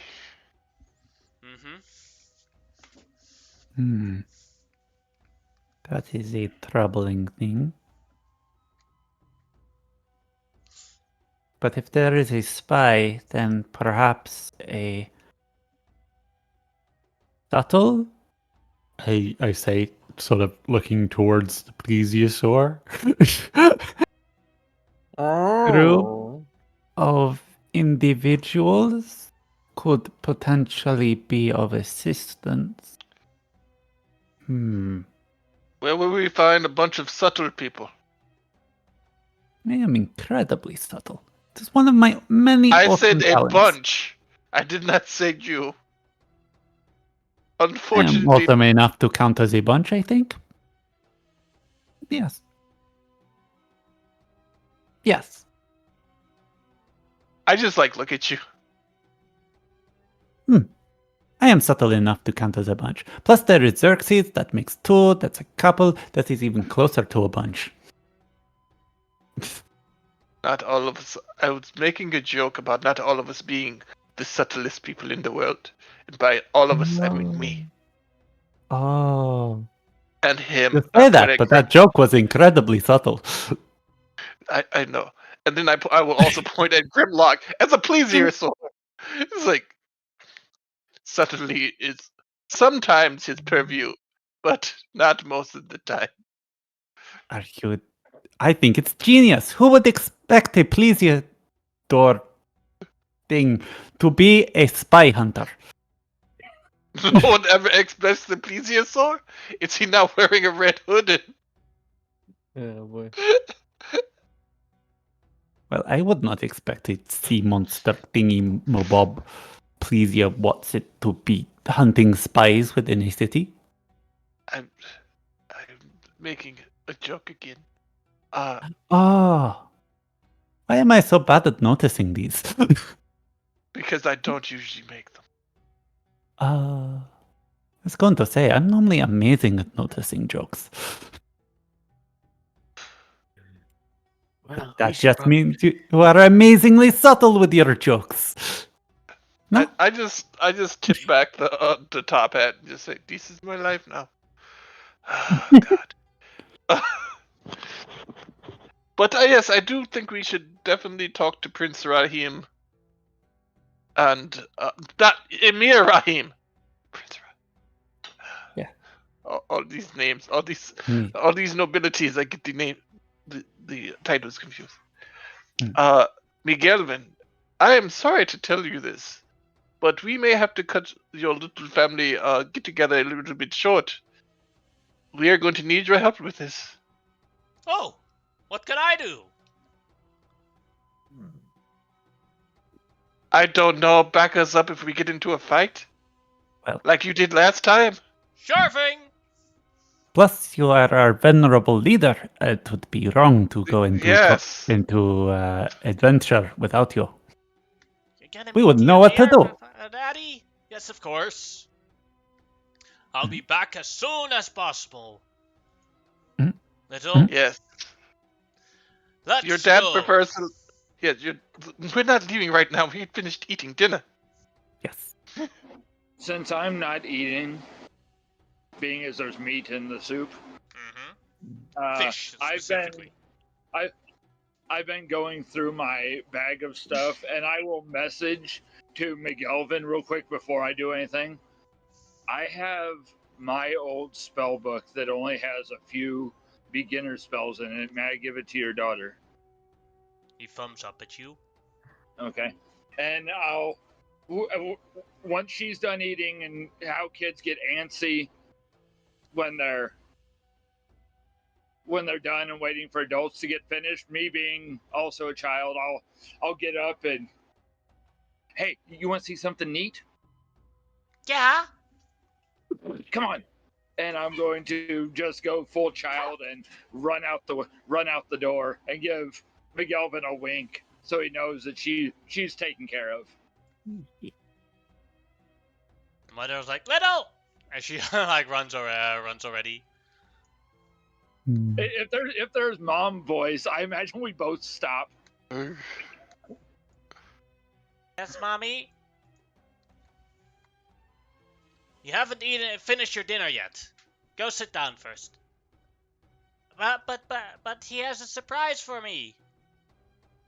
Ellie did I'm the also people not giving want her the pouty face. Always do what your mother says. Finish your dinner quickly, Okay. and then go and play with Miguel. She takes some. It wasn't even that much left, and then she goes after Xerxes. All right, and I haven't went far. I'm just outside, and I'm going to Here with open. Pleasure Grim, or Pleasure Lock. Don't say pleasure like that. I don't know why. It's making it sound a bit weird. I've been calling him Plesio Lock. Yeah, please. I like Plesio Lock, not Pleasure Please. Lock or Grim Please. Grim, please don't do it, Grim. Yeah, but sorry, what are you doing, Xerxes? Grimsaurus. But I will have taken the spell book, and it's my original one, GM. So it was before I got the Arcane Grimoire. Mm-hmm. I was debating which one I was going to give her, but all my spells are in the Grimoire. So it only has, and I actually have it written here. It has all my rituals. So Find Familiar, Detect Magic, Alarm, Unseen Servant, and Tensor's Floating Disc, and Shield are the 6 spells. And then it has my non-combat, of course, cantrips in it. But since your dad and I are training together, and he's teaching me a lot because he knows so much about illusion magic that I could never figure out. This was my spell book that I never had a dad, but my uncle gave me this, and I always thought I would pass it on to somebody eventually. And you know what? I think you can make more use of this than I ever could, and I'll show her my Arcane Grimoire. I'll kind of float it out with Mage Hand. Oh, thank you so much. I will do my utmost best to learn as much as I can from this book. Awesome. And here, and I'm going to dig out 1 casting worth of Find Familiar, which will put me at 1 left. And I will tuck it into a little pouch. This spell here, I noticed that it's just you and your mom here. And I know what it's like to need a friend sometimes. This will allow you to cast a spell called Find Familiar. I'm not guaranteeing what it'll look like. They're generally based off the personality of the person or different things for different people, of course. Maybe whenever I come back through, you can show me how you can cast the spell. Because this is what I got out of it, and I'll snap my finger and have Kara appear next to me in her bird form. Oh, she is so adorable. Can I pet her? You can ask her. She's intelligent. Can I pet you, Kara? And Kara will nod. All right. She strokes with 2 fingers on the top of the head. There is much enjoyment in this because she doesn't get this kind of attention normally. Mm-hmm. But also, do me a big favor. Mm-hmm. Your mom looks like she's got a lot on her plate right now. I think she's worried about everything going on with the city. Do your best to keep an eye on her and keep her happy, okay? All right. No problem. And then he'll go to walk away, but then he'll turn and go, "Can I have a hug?" Sure thing. I'm not usually hugged by people my size. She's Actually, shorter she's than smaller you than because me. she's like 6 or 5 years old. Yeah, I never get hugged by people shorter than me.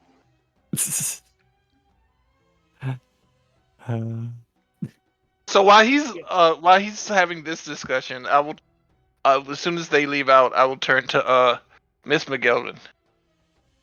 So let me ask you something, ma'am. You seem very, very disappointed in McGelvin. And as I said, he is prone to the Sitting odd mistake. right next to you. Yeah, I don't care. And while he is prone to the odd mistake or 10, he does try very hard. And I feel a little bit bad for him that you find him so disconcerting. What is between me and my husband is between me and my husband. Okay, that is fine. We will, I however, will clean the dishes now. Oh, let me help you, Gunny. No, you'll break them.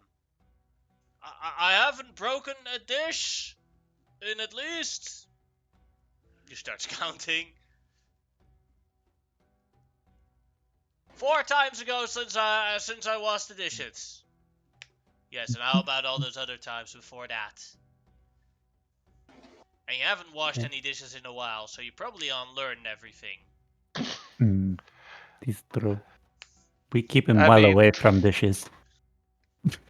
he has been mucking out the She has stalls a on the ship. point. Also, you have been mucking out the stalls on the ship. It's just, I wouldn't want you touching dishes, even though you are very clean right now. Hmm? You found something useful for him to do. Cleaning the toilets. Again, he has been very helpful in other ways, but Yes. unfortunately, we are going to need his help with this because our other caster, Hadi, has been an incident occurred with the Crusaders, and yes, we are definitely going to need McGilman's with these, unfortunately. But thank you for your hospitality, ma'am. We would definitely please tell us where your store is, because we would definitely come by to try to buy some potions. No problem. Before we leave. She points on a map where it is. As little McGelvin comes back in. And says, I'm back, Mommy. Good, little. Come here, help clean the dishes. Okay. You have a good kid. Thank you very much. I will Xerxes did not go back in. I will say this: you have a great kid, Thank you very much. and I will look at One McGilvin. up me. It's like, McGilvin, you have done one thing that is great in your entire life, and I will point at the kid. I will. Thank you so much. She's my pride and joy. Try to live up to her whenever I can. Yes. As you guys leave the house for your next destination. Waddle, waddle. Come waddle. along, McGilvin. Since Satir Snake, I believe Satir, I don't know if she's listening or not. Or if she's gonna come back. I will say you actually made me feel bad for McGilvin. Keeping McGalvin alive is now priority number 1 for me. So making McGilvin an actual fucking hero is now priority number one. Damn it. He has to die in a spectacular way. That's what has happened. Your goal No, is like, I want him to go home, and his wife actually be happy to see him. Here's the thing. I saw that picture and I know she's supposed to look like a nagging wife. She was kind of fucking hot. Here's the thing. It's hard to find certain pieces of artwork. Yes. So I was like, first I actually legitimately tried to find super ugly gnomes, and I was like, this is hard to find. Alright, I'm gonna reverse it and be like, McGalvin is just bad at drawing. Yeah. Yeah. Because I that think was easier. I think we need to get. I think the best solution to this entire problem is getting McGelvin to have a heroic death. It would please his wife and give him his reputation he wanted. It's a No. one two birds with one stone. I think. Oh, I'm not depriving that child of their father. Yes, we don't want Xerxes to cry when McGilvin dies. I'll put him in. I don't know. We'll put him in a jar. It'll be fine. Yeah, he can keep his head, and then he can talk to him creepily and whisper to him at night.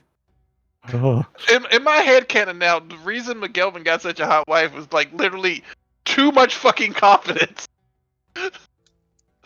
We do remember that it was established that he has a dick of 20 inches long, and then it Oh wasn't yeah, even- that too. and it wasn't I even forgot erect about at that part. and it wasn't even erect at that point. I forgot Oh that part. God! It's literally almost his entire body length. It Either means way, a no. let's get going to the palace or the manor house of this Castle. place. Yeah, whatever the equivalent of this noble housing is for here. my sanity. Let's move Wait, on. wait. I just had a thought. I've had enough of McGelvin now. We can go on to the next thing. Okay, I had a thought, but I just have to wait. Alright. At the castle, that is here. You approach it. You can go through the main gate without any problems, although there are lots of guards here. I will not go into the castle. I'll let you guys handle that, and I'll stay outside. Fair enough. Do they let the plesiosaur in, or do I have to change back?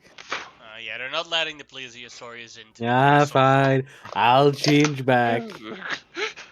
Could we have considered our lunchtime a short rest for getting back my thing? Oh yeah, sure, no problem. Okay, there we go. I just want to make sure I have it because there's a good chance we might fight something soon. So I want to make sure I have my stuff. But yep, I'm good to I'll go. keep in touch with you. Yep. Fair enough. And let's go. And you go through the main gate of the main gate of the castle, or of the wall. Then you go to the next set of guards. That is at the entrance of the castle. There they stop you. I was wondering when one of you lot would actually do your job and check us. Who are you? What is your business here? We are the envoy of Prince Karim. We are here to resupply his convoy and to get through the gates. But we would also like to know if there's anything we could do to help Emir Rahim with these pirates or the Crusaders.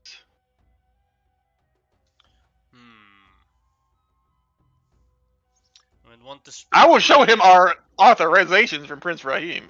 Go ahead. I show him our authorizations, Prince Karim. I mean, All right. You can speak with him in the castle room, but I want you to leave all your weapons and spellcasting items here.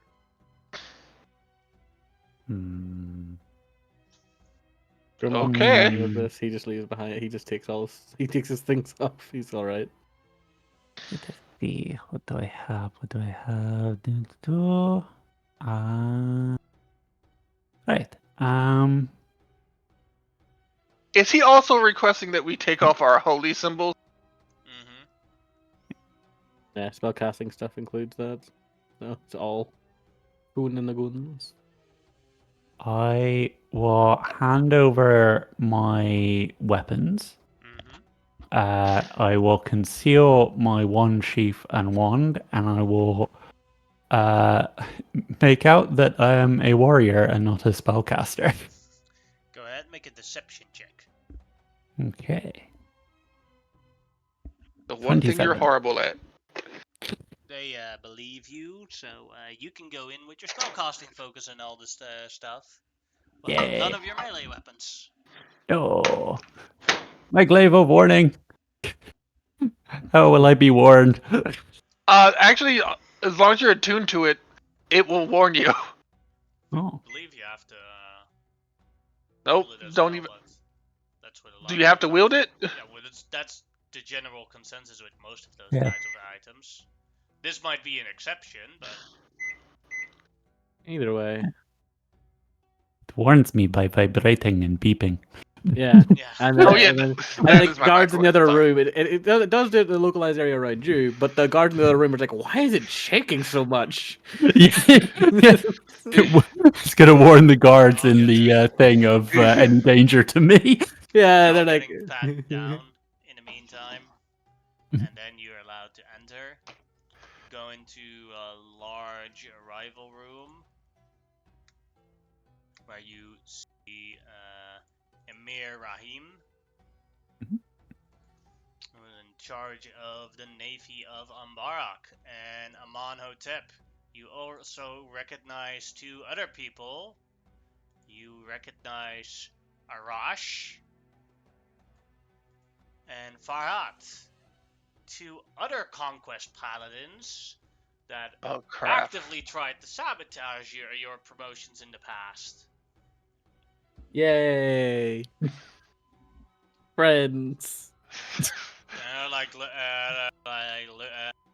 As you arrive inside, like one announcer says, "These are the envoys of Prince Kareem," and they both look at each other as they see Amonhotep and enter. It's like, oh no. Yeah, just saying for the weapon of warning, it does have to be on your person specifically to do Okay. anything. Yeah. Hmm. I will bow towards the Emir, Mm. and then I will give a nod to Arash and for Farhad. I follow suit. They also make a bow back. Welcome, envoys of Prince Kareem, says Emir Rahim. How can I help you? Well, we are actually here to help you. We would like to get ships the Mhm. dock with the prince, but that would Mhm. not be possible in the current situation. Mhm. Could you please explain to us in detail the situation, if at all possible, and two, what could we do to help? Well, currently, we are under attack on the two sides. One by the Crusaders, and one by a pirate group called the Shark Clan. Interesting. The Shark Clan. Exactly. Never Hmm. heard of them before either, but they are strong. And they are Hmm. far worse than any pirate group I've ever met. They first started by attacking patrol ships and attacking trade ships. Then, after we started patrolling more heavily, they took down those as well. In the end, we decided to do a full force, but at that moment, we left the city not well defended, and then the Crusaders showed up under leadership of two Grand Crusader leaders. One of them is Princess Elizabeth, and the other one is Knight Commander Neil. Hmm. Princess Elizabeth is dead. Hmm. Yes. We encountered them on our way here. I will. Oh no, Xerxes isn't with us. Otherwise, I would point to his crown. Um. Yes, we encountered her on the way here. Uh, well, actually, she encountered us, and you no longer have to worry about Princess Elizabeth. This Knight Commander Neil, however, what can you tell us about him? He is a sadistic man has been a crusader for a very long time, as he was trained for this from birth. He is kidnapped when my most important holy man of the city, and he parades him around. I do not know what he's planning with him, but cannot be good. Moro would Rob, surely drop if Milad, the high priest of the Ahura, deceases from such a crusader's fate. Yes. Indeed. It appears that he is trying.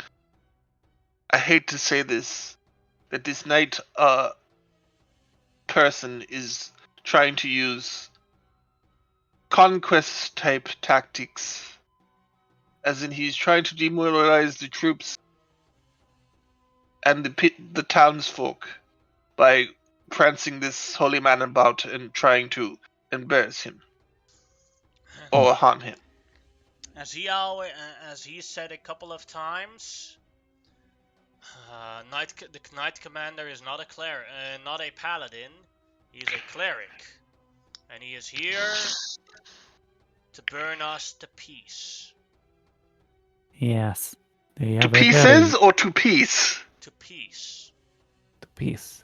I think These he is a cleric of peace. He says it at this: if when all your enemies are burned away, peace is what remains. Peace through total annihilation. Fair enough. The Shark Clan poses a very different problem. I went with the Great Fleet to take them down, and we found a couple of Shark Clans. We wanted to destroy their ships, take them captive, and listen in. They must have a base somewhere. They cannot be with this great of number with the magic they use without some sort of base. But when we did so, the wind suddenly changed. The weather changed, the waves changed, and the entire condition on sea was suddenly changed into the worst possible thing that could happen to our fleet. Several ships bumped into each other. We had several ships sinked because of it, and the remaining Shark Clan ships that were still there, suddenly the wind changed into the best direction. I've never seen ships move that fast before. And if they suddenly wanted to change direction, the wind changed with them. When one of our ships almost catched up to them, we got hit by a lightning bolt. I do not know what type of magic these Shark Clans use to get this type of power, but every time we get into conflict with them, survivors have testified, the weather is always on their side.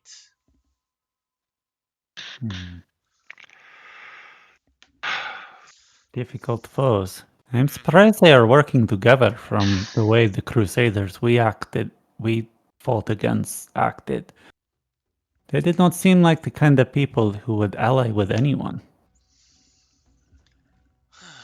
Yes, that is exactly what I thought, but I do not know how they did that, but right now I do not know how to handle the Shark Clan yet.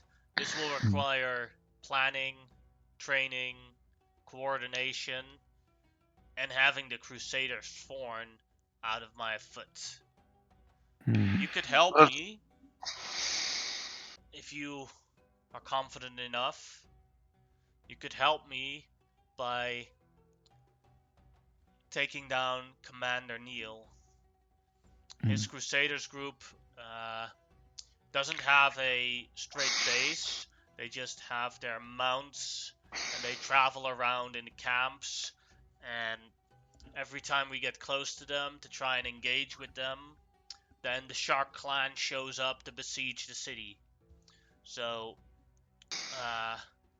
what I need is someone that can attack them, and then we can protect the city from a Shark Clan attack. Indeed. Question: what have Arash and Farad, the Honorable Arash and Farad, and do I know that these guys tried to sabotage my career? Yes, they're basically your rivals. Do I know that they were also in your paladin training regime, and they constantly tried to be better than you, but they weren't. Do I know? I'm sorry. So the Honorable Arash and Farad, what have you two been doing? Hmm. We've taken down a couple of pirate ships and went on crusader hunting. And as our order dictates, we are here to protect Emir Rahim. Have you considered making a false attack on the Crusaders to pull the pirates into a trap? If they attack every time you go after the Crusaders. Emir Rahim says, yes, we have. Oh. And we were able to damage them a little bit. But like I said, the weather is on their side. It's like when it became too dangerous for them, the sea current itself just pulled the boats back into the sea, out of our range. Wait, the sea currents or the wind? Both. By the Both. sounds of it. They sound like they have some kind of elemental master or element themselves helping them. I'm not knowledgeable enough about these kinds of magics. I know that it is powerful. No wizard in our town, in our navy, was able to crack what is happening. Right. So, eliminate the Crusaders. Find the source of the pirates' magic and eliminate it. Crush the pirates. Yes, but we'll probably need some more time to deal with the pirates. This is not something we can do easily. Yes. Yeah, That I feels think our like an best bet. entirely different story arc. Yes, I Divide think. and conquer seems the best strategy. Yes. Both Jo- Farhat and Arash says, well, let's see, it seems Amenhotep is going crusader hunting. Our expertise is needed there, Lord Emir. Let us go with him so that we can show him properly how to exterminate some crusaders. They are a waste of the name of paladin. I mean, if any of what you just said were true, then, well, your expertise is clearly lacking given the problem still persists. We made a choice to protect the city instead of going for the kill. Your Excellency, I have another question if you would deign to answer it for me. Do you think there is some kind of mole in your organization? I thought so at some point, but I do not believe so anymore. What has convinced you? I have purposely leaked a couple of plans to specific people who could be the mole, and none of those plans got squashed over in information. I think it seems more like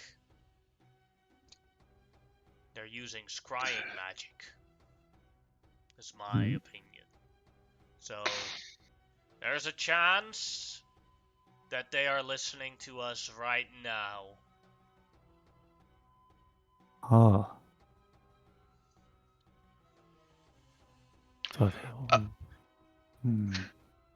There's no hiding it.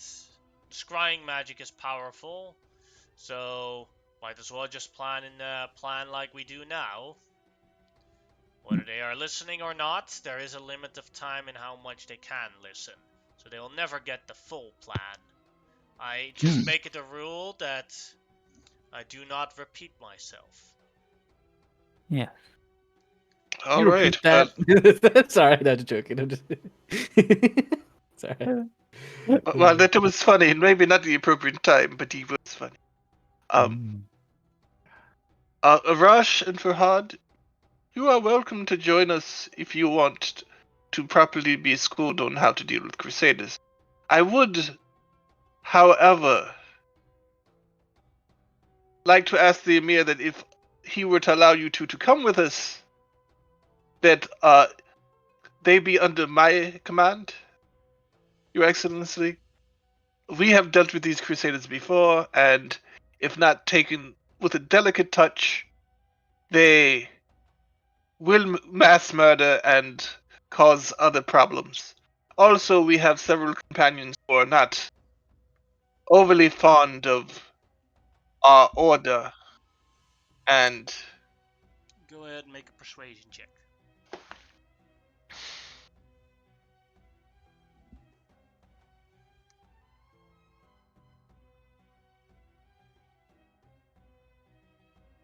I am going to use my inspiration to do this. Alright. I'm going to click it off now, and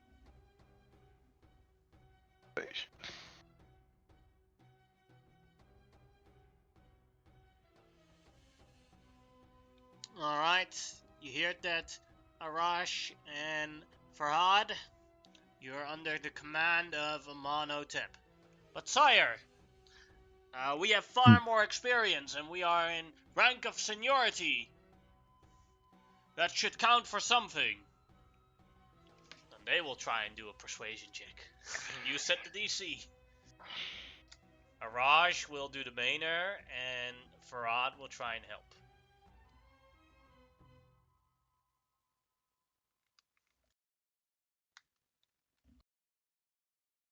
please screw up. It's only a -1. But he does screw up, so 16.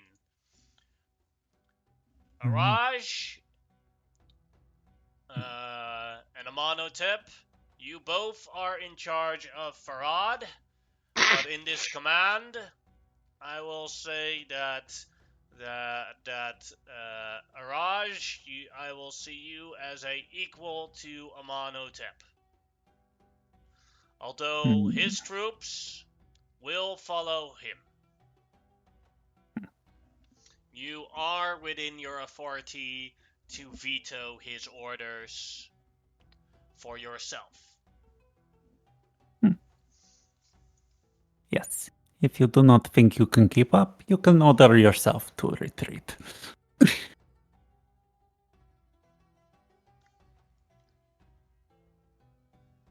All right. Well, thank you, Your Excellency. We will. We do need the general information. I'm sure that you've given it about where to go, unless Farad and Arash can tell us. And we would like to bring 1 or 2 crew members from our ship over to here to help us. We weren't exactly expecting any trouble when we came on shore. I shall help with information about these guys. Now we must leave the Emir alone. It is apparent that, due to the scrying, we do not speak to him for too long. Of course, Your Excellency.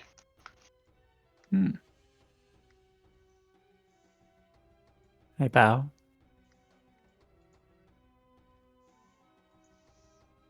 He gives a nod back as you guys leave the conversation room.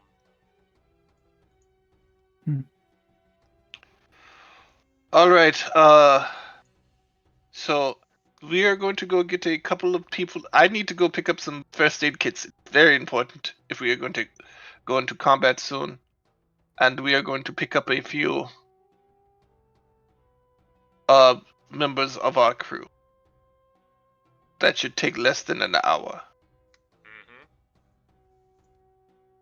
Alright.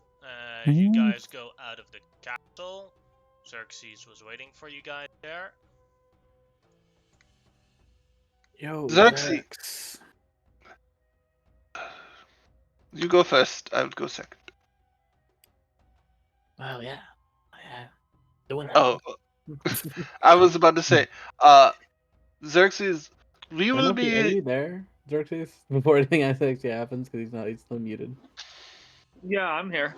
I just There's- don't unmute unless I have something to say. And as you guys go to say anything, Xerxes goes, I already know. As the little mouse crawls out of Grimlock's bag from where I touched him earlier and put my familiar in his spell pouch. Oh, fair enough. Look at that, makes things convenient, actually. Let's go and get things Yes. done. This is my way of All right. forwarding it so we didn't have to roleplay that out. Nope, Yep, that's very cool. fair. Let's go. Fair. Alright. What's her name?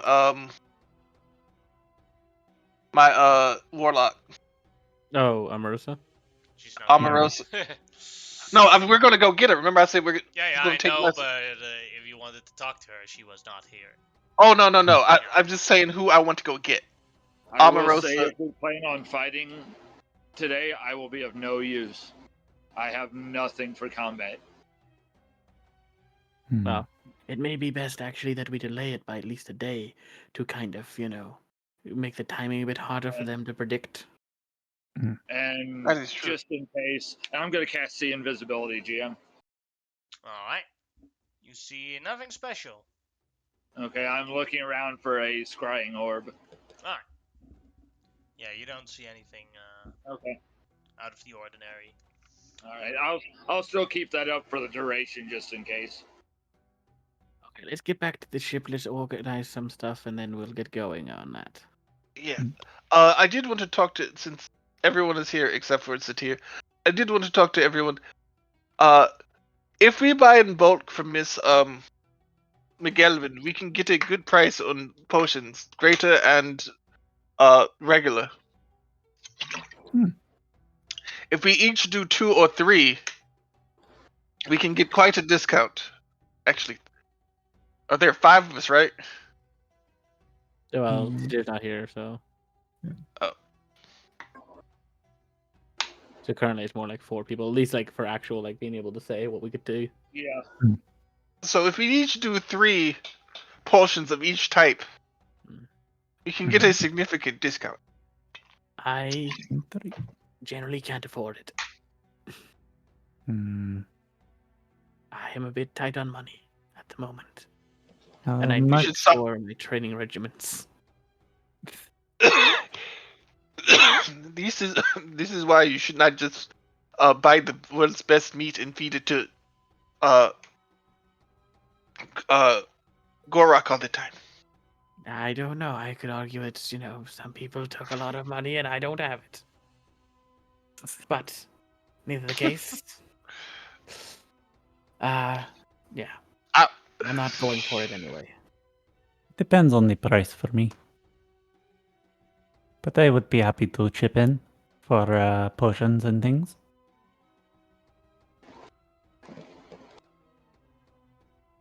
So yeah,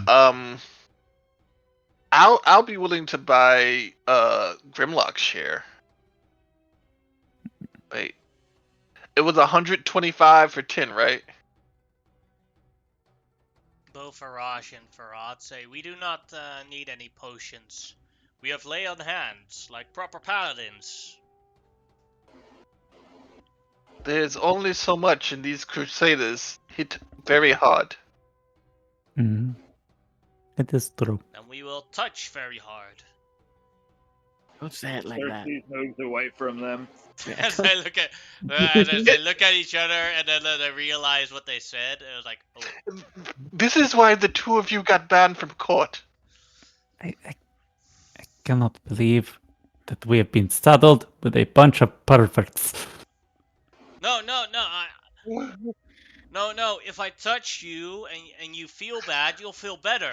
I just have to touch you on the right place. I'd like put my arms up, like stop. This is why you are not allowed within 500 feet of the royal palace.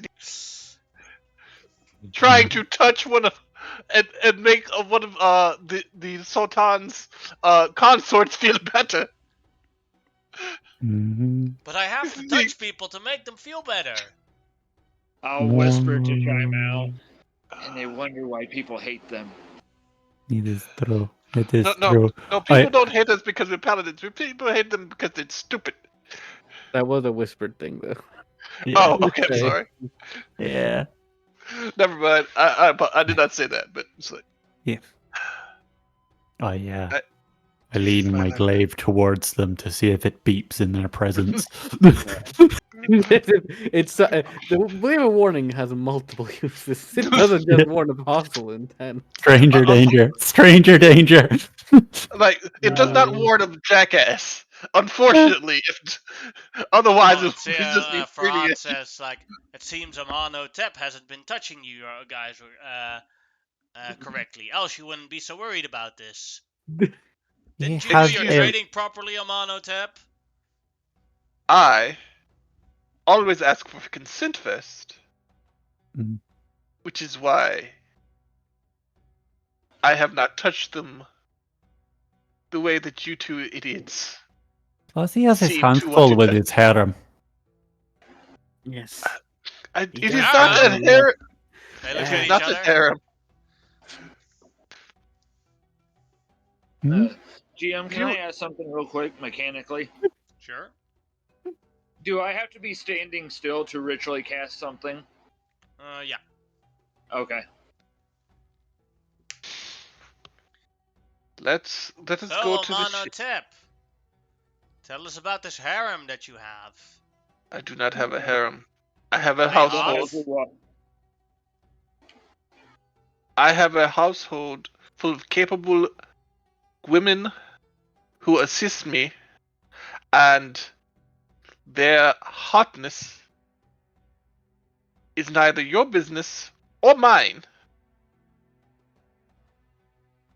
One of them is literally a slave. I was going to mention that, but I thought it would be She is not a untactful. slave. That can only be one. Yeah. Amorosa, right? Yes. We still remembered when we took down her house. It was glorious. We freed all the original slaves, conquered her home city of Alira, and then put her into chains. And Amonotep was rewarded by enslaving her. Good job, Amonotep. You did great. I did not enslave her. I She's- still have to pay her every year so If she she- can pay back her fines. And if she just randomly decides to walk away from you and never see you again, what will happen then to her? She will be executed for not paying her debt. Exactly, as precisely as what would happen to a slave. It's true. No, slaves will be executed for being property that leaves, and it would have nothing to do with money. I mean, potato, potato. You're just arguing semantics. I'm not a slaver. And Wow, as this is going. Sorry, go ahead. Don't worry, Amonotep. One of them on it. Even though the Sultan has forbid it, I'm pretty sure Prince Kareem will make an exception to I've never met the man, but they'll probably make a exception to some crusaders. Then you can have your and then you can have your harem full of crusader slaves. Ugh. Suddenly my pole arm is next to his neck.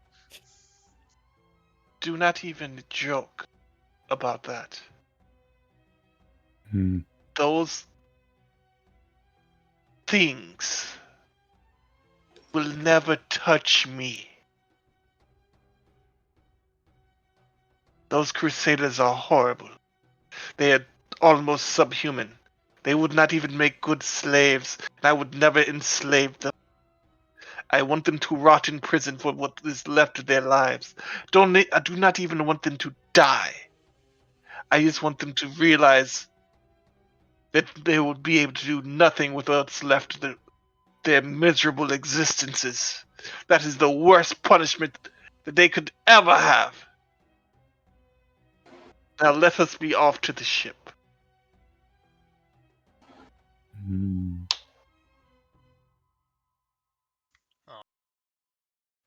They follow you. Can I be trailing behind a little bit? Because Sure.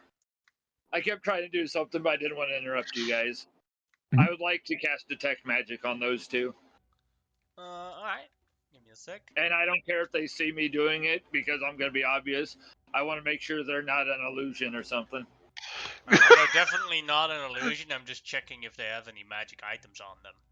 Oh, yeah, well, you know I what I built this mean, so under the long ago, I effect of- forgot if these guys have magic items on them. I was mostly curious if they were doing something like I do with being under the effect of seeming or change person or something.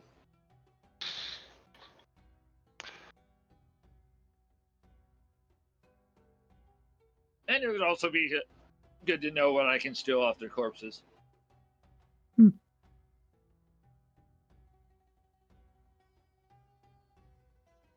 Yes.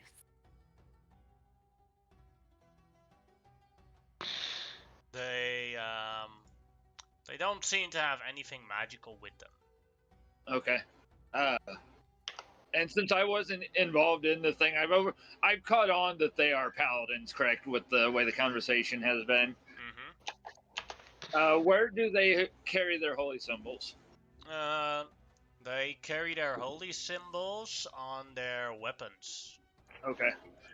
All right. Just I wasn't sure if they'd have them on a shield or a weapon, but One of them good has to a know. greatsword, and that's where the holy symbol is on. And the other one has has 5 javelins with each a holy symbol on it. Okay. And they're just emblazoned with the symbol. You said they're non-magical. Mm-hmm. Okay, cool. So yeah, my holy symbol is actually a brooch that I use to hold up my cloak. Mhm. As you leave this city back to that bush, it is still the boat has been very well hid. The little boat has been very well hidden.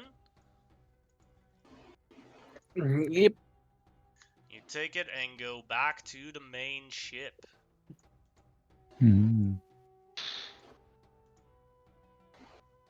Oh. And you're back at the main ship. Okay. Right. What would you like to do as you enter the ship again? You get a welcome back from some people.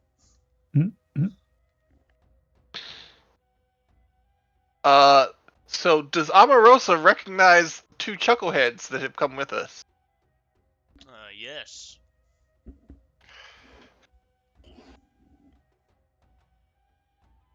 Oh. Hello, Amarosa. You will be coming with us. We will be fighting some crusaders. Unfortunately, these 2 aren't crusaders.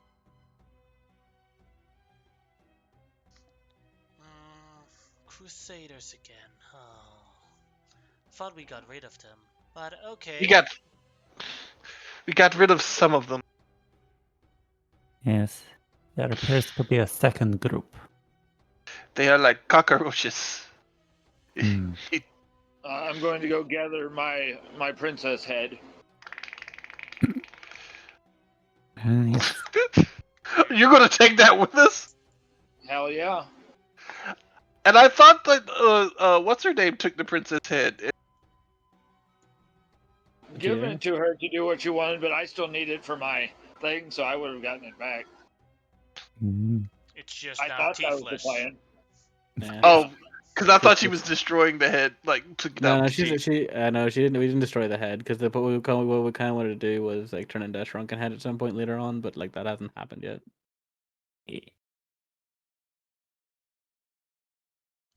Yeah. Just remove the raw teeth.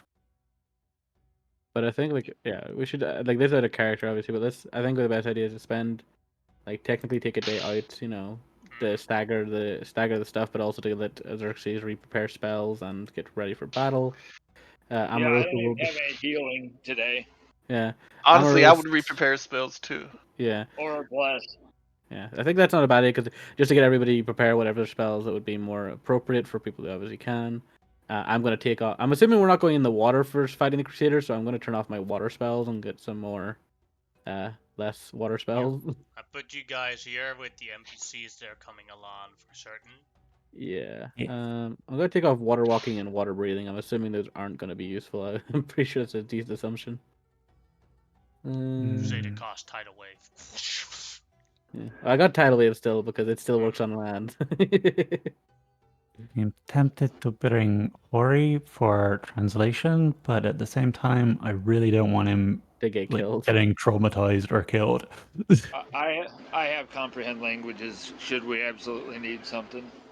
Yeah. Good. Let's see. I need to I might take yeah. So I've got heat metal, which is obviously just a must against Crusaders, because Mhm. that's easy enough. You think we should double up on that? I have better. Go, you've heat Just metal as well. remember, spells don't stack, so you have to both target different, Different Crusaders. yeah, different Crusaders. Oh, that's all You right. can't Yeah. cast better heat off. metal twice on one character. Yeah. I think I'm better off just buffing. Mm. Well, even if you whether you want to take it or not, it's still it's still not a bad spell to have. But yeah. We're not in town, so I don't need distort value. I'm gonna take So off Animal Messenger as well because I don't think I Question for really need everyone: that. how is everyone on the time? By the way, I'm good. I'm again. fine. alright. Because Okay. officially we still have half an hour of playtime, but maybe we'll go over it. I don't work tonight, so I'm good. Alright. All right.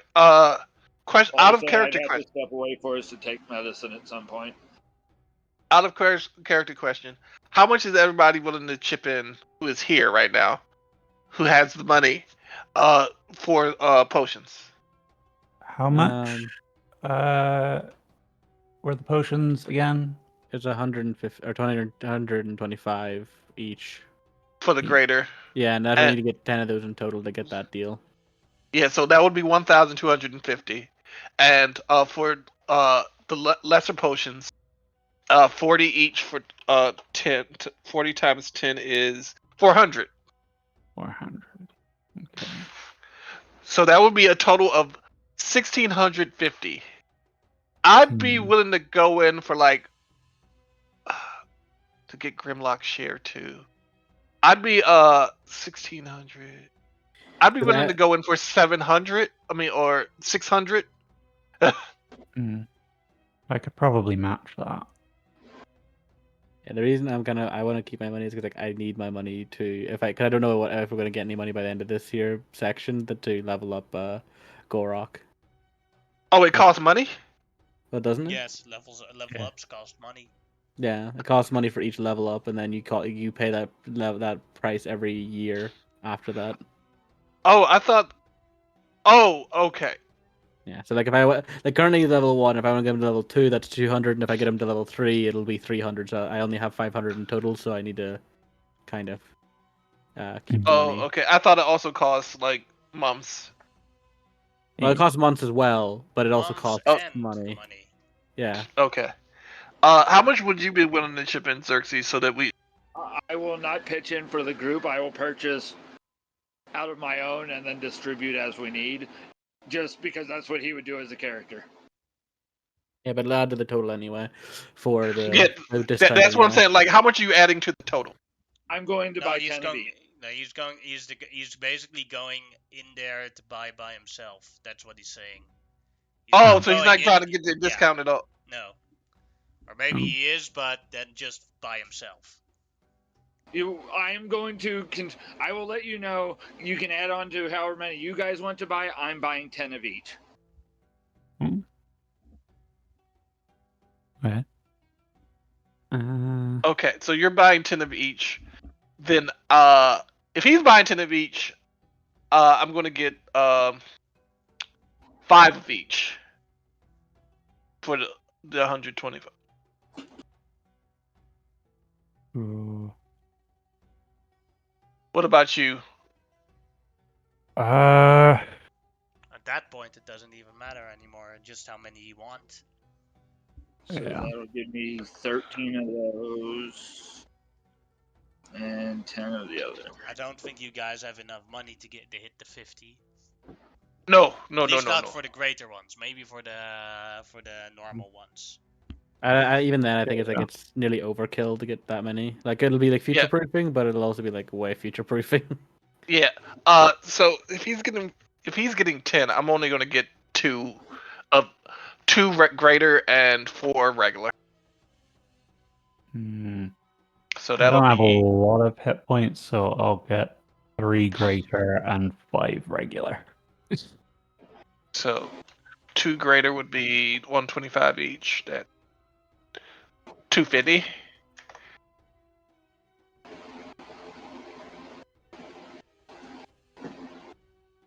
And 4 regular would be 40 each times 4 is 160.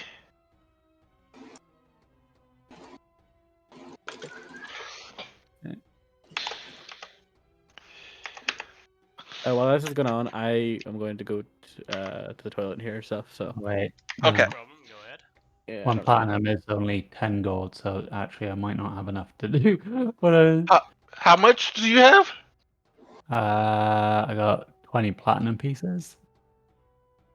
That's 100 gold.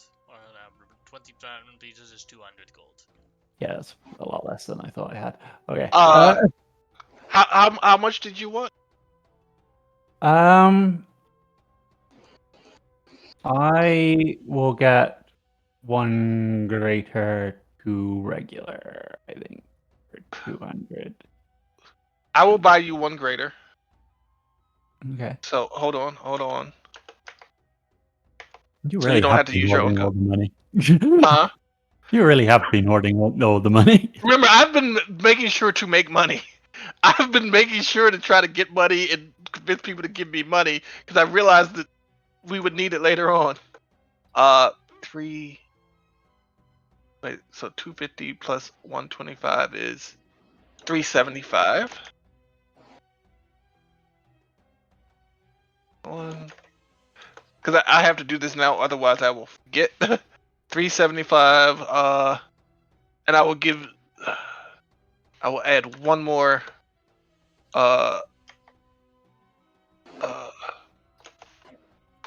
Wait a second. Yeah, I will add one more. Minor healing potion. So I will give you 3 minors, and I will keep 2 minors for myself. Okay.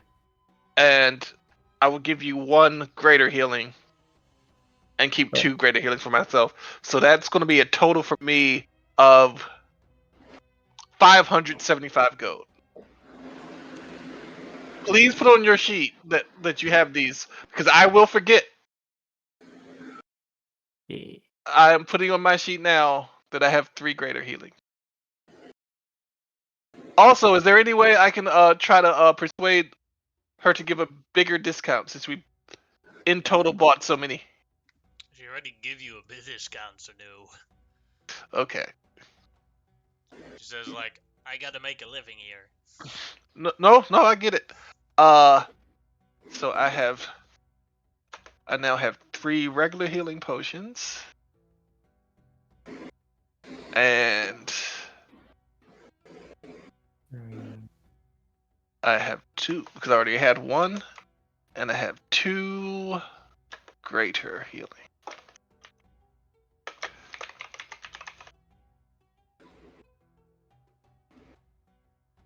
Oh. Cute. So that was 3 and 1, right? For me? Yeah. 3 regular, 1 greater. Cool. Okay, I don't need to buy anything. Thank you, friend. Oh, you're going to pay me back eventually. Buddy comes towards you guys. Hey guys. Mhm. I Hi. heard you were going to fight Crusaders. Uh-huh. I want to come along. Kill Okay. as many of those fuckers as I can. Seems pretty drunk. Did I bring him the? I must have brought him the alcohol. Mm. Okay, but no more drinking. We're going We to will need you need the sober for sober. tomorrow. Mhm. We want you to sit next to McGilvin. He is pretty solid. But otherwise, also whatever you do not listen to either of the two conquest paladins that we are bringing along, unless you Hey, we ask me have an first. embarrassing story about the mono tip. Do you want to hear about it? Yes. So at our, you know how Amano Tips gets these titles wrong all the time? Not really. I don't really pay attention. He does it a lot. I believe you. He mixes up Sheik with Emir, with Prince, with It's true. Sultan. He keeps doing it all the time. But when we were on our paladin training, we make our oath to the Grand Conquering, and you're supposed to make it to the Grand Conqueror. And, and like we were all standing in line, all done with our training, and Omanotep was like accidentally pledged himself because you're supposed to do it in an ancient Umbarakian tongue, basically to the great Juju in the sky. Like I've seen graduations of paladin trainings, but I've never seen an entire crowd laugh as hard as that during one. Oh. I mean, everyone was happy. So also, It was definitely the bright side of that entire ceremony, but it's not how it's officially supposed to go. but I that is true. But since I have pledged myself to the great Juju in the sky, I'm a lot less bloodthirsty than other conquest paladins. I put my hand on his back and I look at him with like shock and like, you have pledged yourself to a most powerful master. These two should be jealous.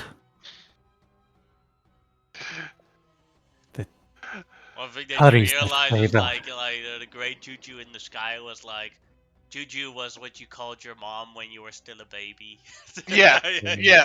That is even better. It's like technically, I'll whisper to you. They don't know this, but technically, the great Juju in the sky is my mom. Oh, I took an oath to my mom of conquest to my mom, oh, yes. which is again one of the reasons why am I so eloquent. Because you take an oath That, of conquest to a diplomat envoy. she You looks can at make you. it eloquent. She looks at you with like a blank stare because, of course, like her mum is a goddess, so people making oaths to like So, yeah, yeah. like makes perfect sense to her. It's like, oh, a truly powerful being indeed. Hmm.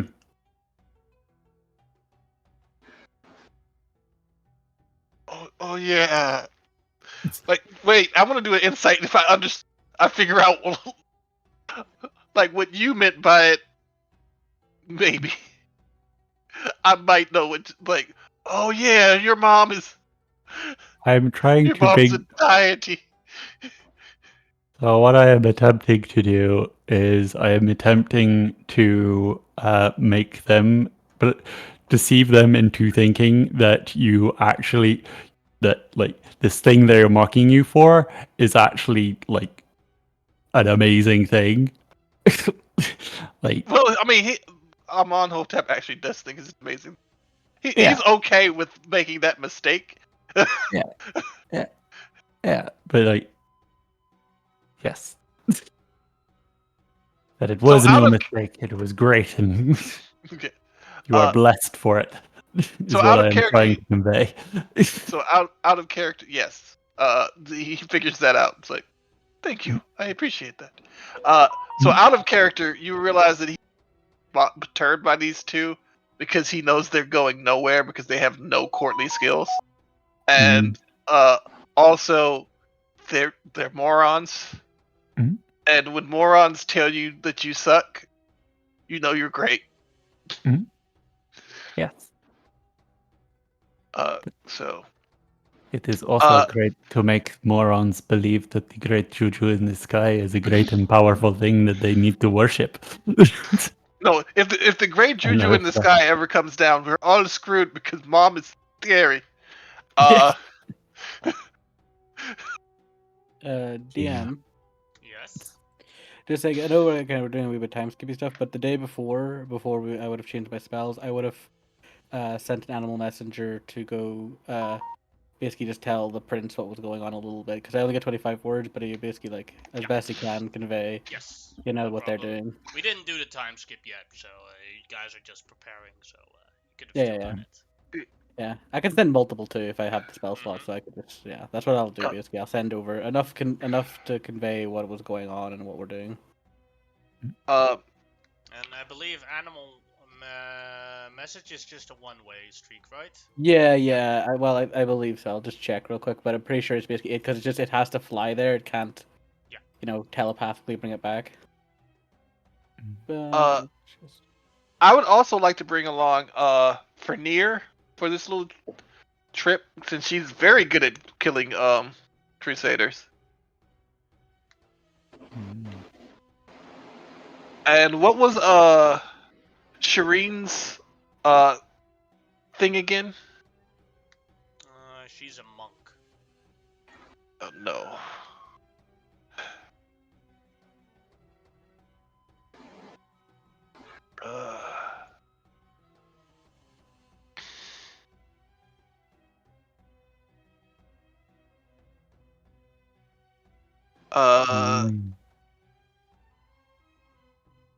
Have a beast smash.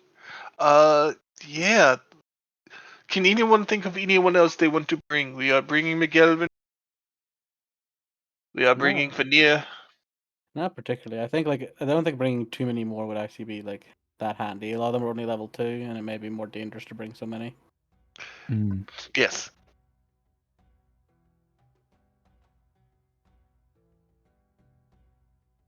Yes.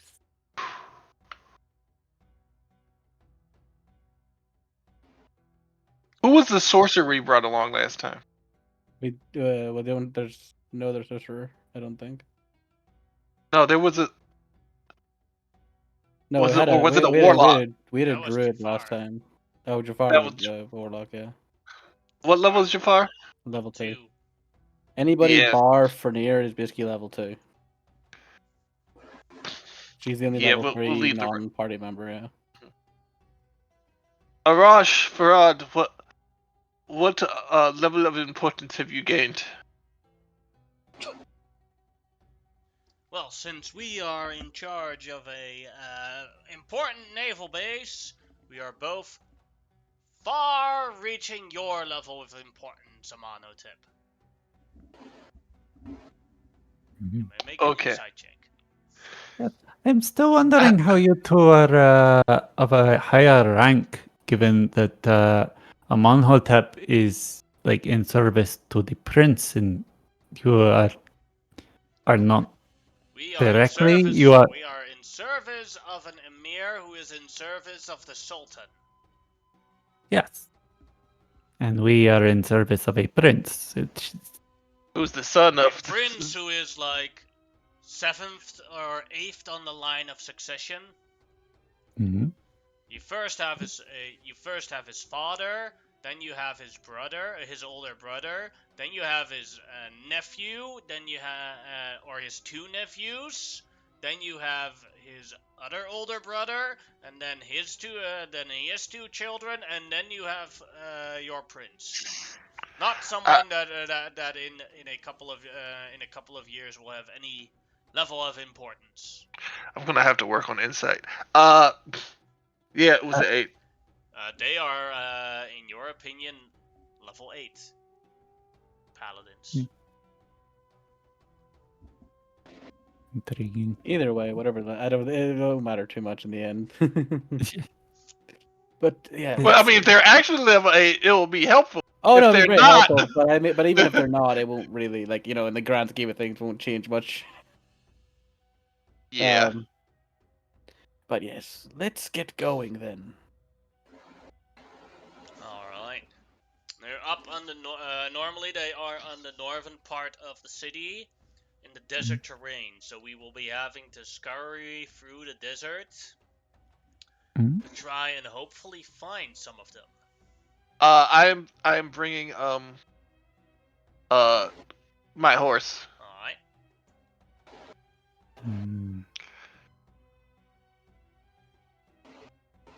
I am bringing me. That's the best thing you can bring. Yes. Mhm. Wait, I'm not agreeing with that. What you do not want to bring Shamao? I No, do that- want to that- bring some around, but I cannot say that she's the best thing we can bring. She'll never Alright. let us So live Tyr it will down. stay on the ship for. For now, yeah, that makes sense. Alright. Then. Whoever is leading the front can make me a survival check to try and find Crusaders in the desert. Yeah, okay. Mm. Grimlock will I'll boost give it. you Yeah. guidance. Every survival check counts for an hour of travel through the desert. Okay. Oh, and you're giving guidance, do you say?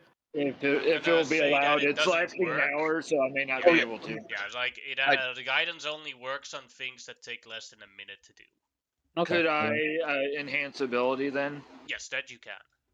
I will enhance ability for. Let me see here. I guess wisdom. You... Okay, I will make a survival check with advantage then. Good. Well, the other one wasn't terrible, but this is a pretty good one with 24. You find them pretty quickly. Good lord. Grimlock is just like, I can see that. He just like grabs a piece of sand, licks a piece of sand, and goes like, they're that way. It's like we can walk out the city. Right there. See that camp? They're just right there. They're just Uh, they're just making it too easy. I think they're trying to dare us to attack them. Grimlock will be like, we should be cautious though. Oh, that's what I'll prepare. Actually, sorry, So- I want to So, just. Amanotep, you come in with your Zephyr, and I have to check real quick for sure. Your rival Arash sees you with a magical horse, so he also summons a magical horse to and purposefully tries to make it bigger than yours as he rides next to you with his horse. He pulls out a lance as a main weapon.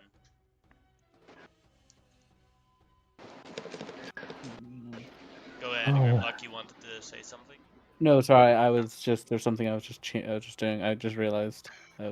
It's Sorry. small, keep going. or as you spot the group, and they're they don't have a camp. They're traveling around already.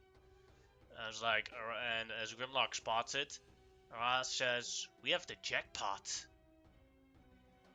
As you see, multiple war horses riding, and in the middle of the group of war horses, you spot that there is one large elephant.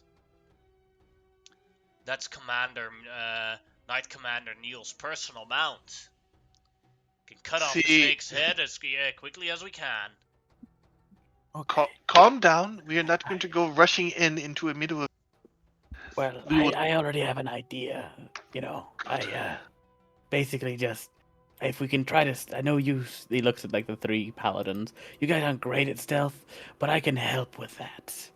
And I can pass without a trace, so that we may be easier to get closer, or maybe easier to get closer to them. Well, I do have a question for all those magically inclined here.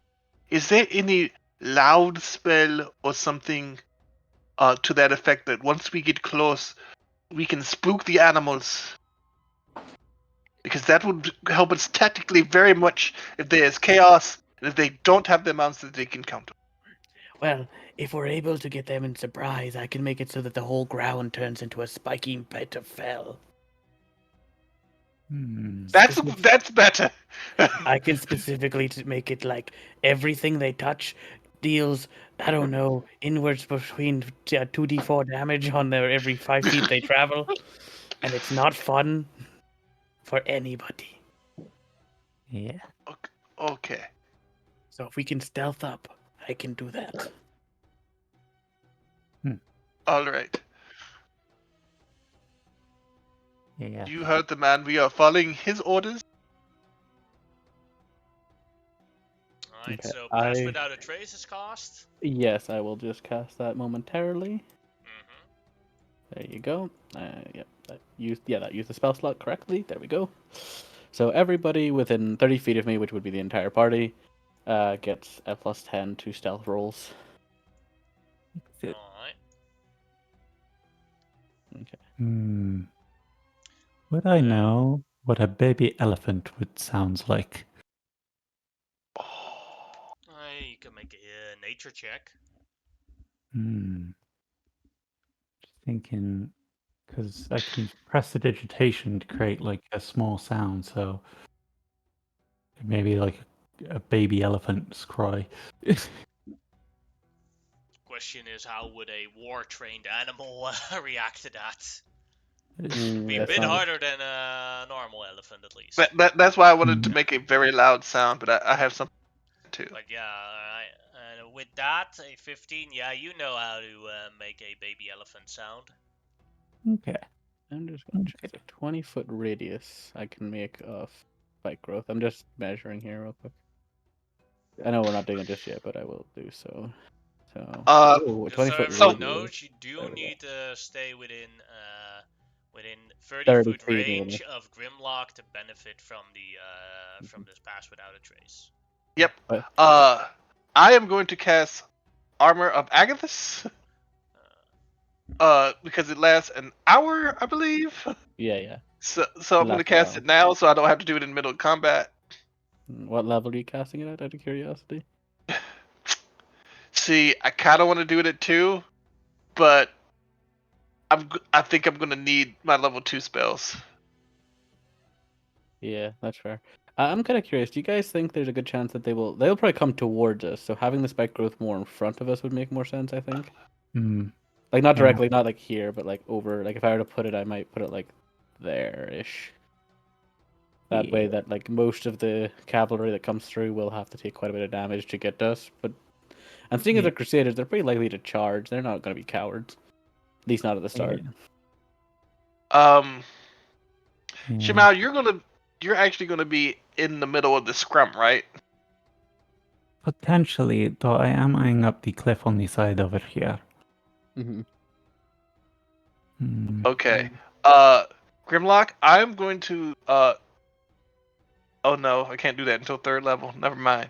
Well, I think it as well. Let's make our stealth checks now, then, DM. Would that make sense just to get that out of the way? Make your stealth checks. Okay. Characters So, make it GM. first, and then the NPCs can make it. Go ahead, Xerxes. I will, if I'm allowed to, I will cast stealth. I will cast aid on myself and the other 2 casters Alright. before I break off. I will not be under the Pass Without Trace. I'll cast invisibility and break off as I normally do. Yes. I would like to also cast aid. So I'm going to Doesn't take stack, but so you have to do different targets. Yes. I'm going to cast aid on myself. On Grimlock. I think Already got Grimlock already Grimlock. has it on him. Oh, you already have Grimlock. Okay. Omarosa. And Fernier, because she's definitely going to get in the scrum. Okay, that works. I get my +2 10 from Xerxes then? I wasn't paying attention for a second there, sorry. Yeah, I always upcast it, so Yeah. even better when I get 4th level spells. Yeah, I can't me too. upcast it, unfortunately. So Really helps me out with my crappy sorcerer HP. Well, I mainly do it because it helps Grimlock's transformations. Oh yeah. And I have to pick 3 people, so. Yeah. I mean, I don't have to, but it helps. Yeah. Mhm. What I wanted. Yeah, I'm gonna wait to think about turning it into something until we get the thing. So, yeah. let's see. Amanhotep, make a stealth check, buddy. Yes. This is- I'm going to in 1 second. I need to add the hit points. And okay, stealth check. Here we go.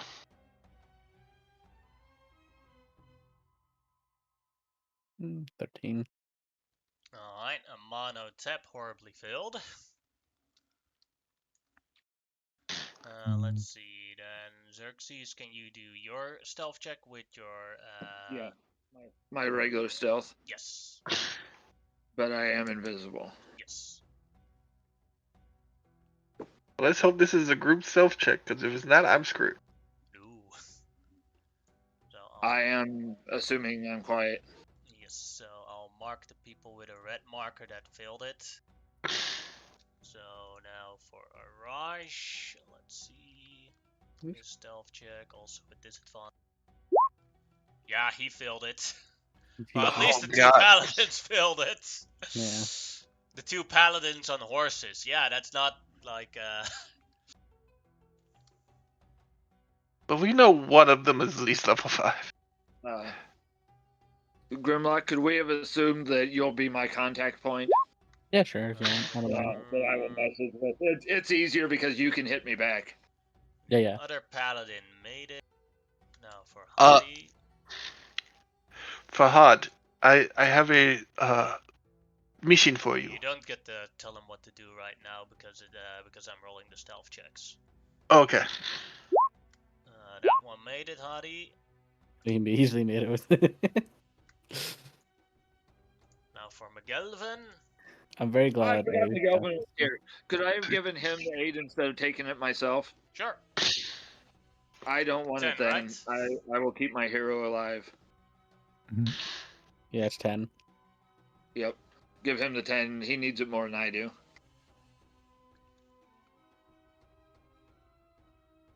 Because I really would have done that instead. I feel bad retconning, but Oh, To be you fair, must it's keep like- him alive. yeah, I am more apt to protect McGelvin than myself. Oops, wrong one, but yeah, it's the same thing. That's so fair. Good. And now for Veneer.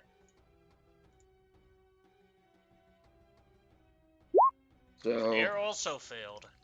so So we have if three McGelvin people. would have allowed. We have three people that specifically failed their stealth checks. That is Amanhotep, Arash, and Veneer. So Tariq, you are not allowed to do anything for preparations because you failed so badly on your stealth. Any of the other players is allowed to do so. Okay. I'm basically like I'm just gonna be preparing. Like the main thing I'm gonna be doing is basically because I want to do this, it'll break the pass without trace. I'm gonna be waiting to cast spike growth as soon as the combat basically starts proper. What's this terrain actually I- look like, Jim? What parts are raised and what are lowered? Oh, that's a good question. Here it's raised. Here it's raised.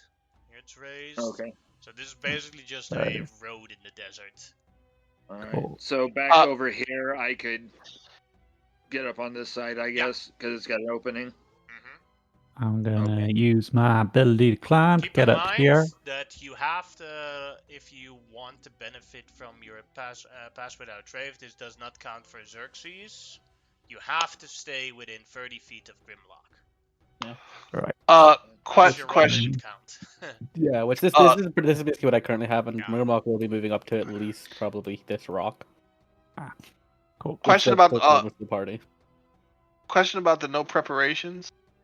That means I couldn't have cast spells either, right? So no. Yep. Okay, no armor of Agatha back and no aid when I get the spell slot. I'm going to basically be lying prone up here, hiding, waiting for them to get a bit closer and to cast Fairy Fire on the group of enemies when they're all still a bunch, just before the fight kicks off proper, I guess.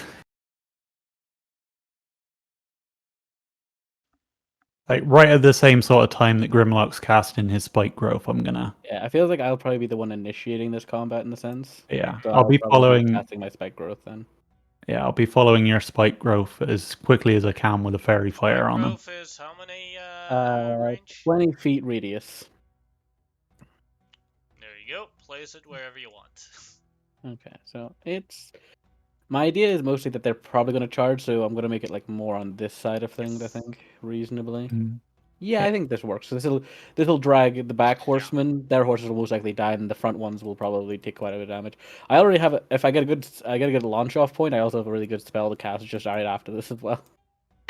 I'm gonna make this Cool. literally a living hell in that little pit very Right. quickly. I get to an overlook place, I'm basically going to try to be Grimlock's eyes in the sky, letting him know if anything else is coming up behind or if they have scouts, is my goal, since I'm invisible. Yep, I have everything.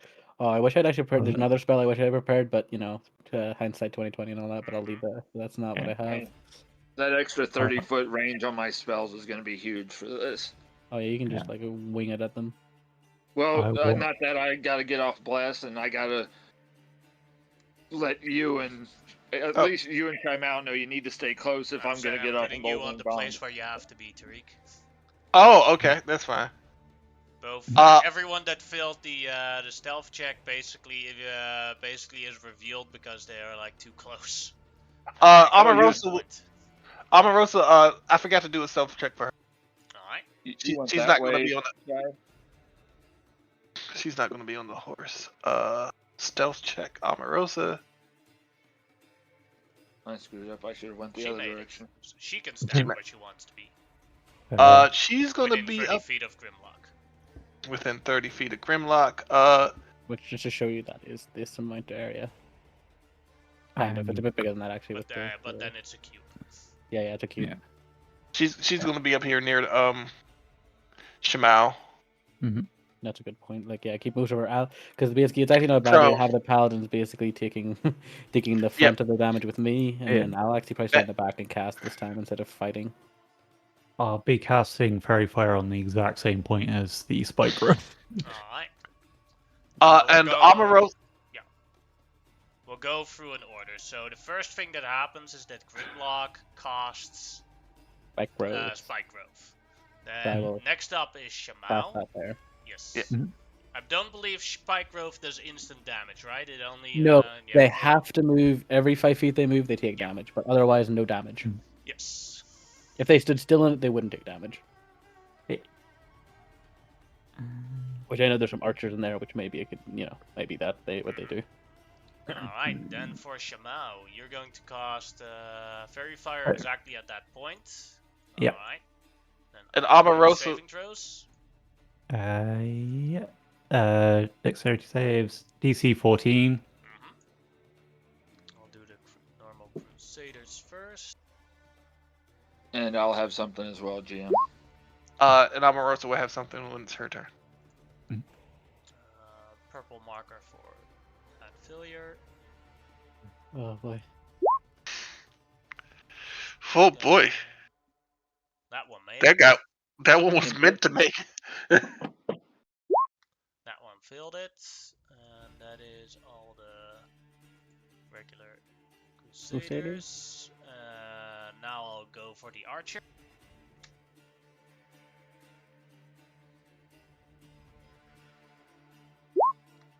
Made it.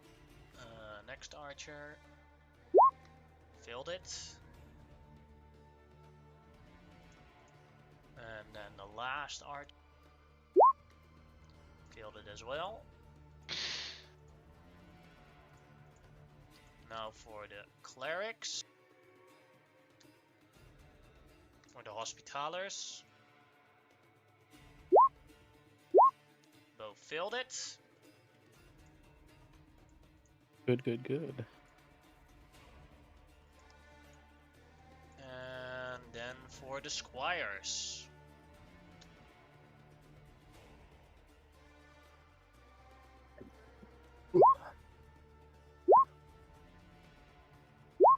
One squire made it. I'm quite glad that I took tidal wave, and I'm really glad it's a fucking dexterity save, because for the most part these guys aren't crazy at that. My fairy fire is like the like a firework that kind of erupts into my face before that winks and then sort of sparks everywhere on it. The elephant made it. That is amazing. Now for the last one, that's the horses.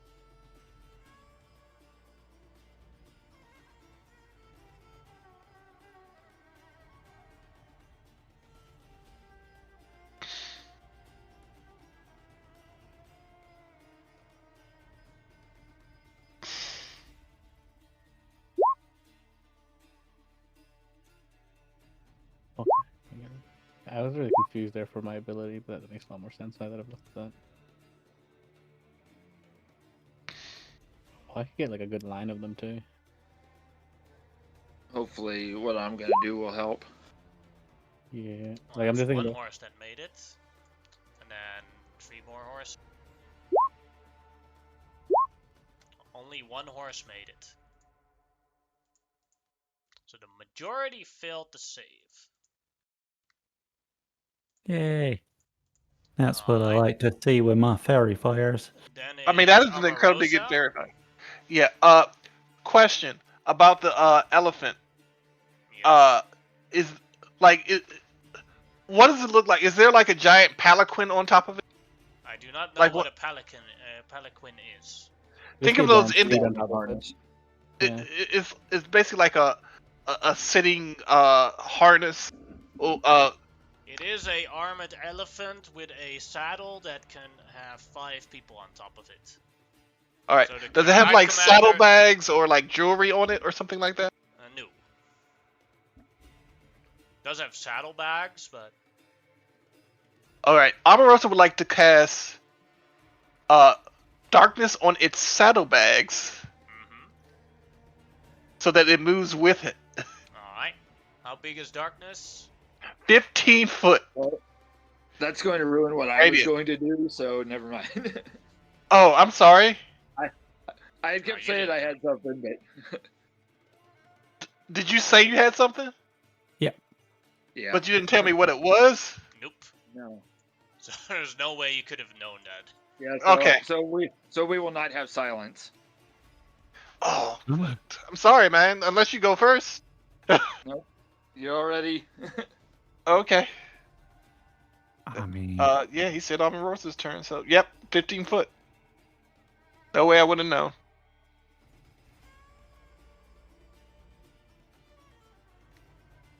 So I'm just trying to fuck it up for them to try to get out of that. there you go. And then let's see, we have this side. Then Xerxes. Or should I do the other characters first for you? Depending on Give if they're you, gonna give mess you, with that'll my give line you a of sight. time to think. Well, because your plan kind of I got can ruined. still. It's still a really big radius, so I will just at the very front of the darkness here. Mm-hmm. I will center my silence, and since nobody's over there to see me, I do become visible, but my eyes have went black, similar to what Grimlock has seen before, and I whisper in Dwarven, "Let their cries fall on silent ears." And I mean, silence and darkness is a powerful combination because you can neither see nor hear anybody calling out to you. You Well, also can't spellcast for anybody who can use verbal components. yeah, I True. was trying to shut Very down their nasty. powerful cleric. Yeah. That'll be pretty good either way. Alright, then how Oh, big is Let me silence? click on it. Let me send it for you, GM. Another 20 20 foot foot. radius. Yeah. And it's got, and I have 150 foot to cast it, so we're good. Something like this. Over a little bit, please, so that, just so that it'll cover the. There we go. Thank you. Alright. Then I will do the NPCs that are allowed to do something. McGelvin. McGelvin will cast Sleep on the front Crusader. does he actually cast sleep on the front Crusader? And the horse of the front Crusader falls asleep. Oh, not bad. in the spiker. Probably If you save his don't life. move, the spike grove is fine. And Yeah, the them doing Crusader has damage. to make a dexterity save to see if he doesn't fall prone. He falls prone It's going to hurt him to the spike grove. to get up. You know what? Roll the damage for the spike grove from this as he falls flat first in the. Oh, sorry, it's 2d4. Yep, there you go. So he takes 5 damage as he basically rolls in some of the very sharp. And specifically in this case, just for the spike growth, it is not like vines that come up, but it is like the sand is basically turned into very jagged glass, basically like structures. Yes. It is like I just shattered a piece of like a giant piece of glass all over this. It is not fun, as you all know. Getting glass in your feet, not fun. Then for Hadi, well, McGelvin kind of ruined his plan because he's going to just shoot a bow at an advantage, but because now it is normal at the Crusader on the ground. Yeah. 11 misses.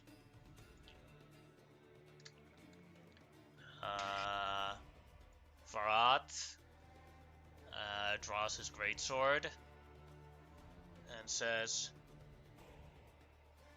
Amonhotep, I'm gonna teach you how it is to be a true paladin of conquest. And he's going to stand here You do you, man. with a greatsword in his hand and does a ready action to attack. Fair.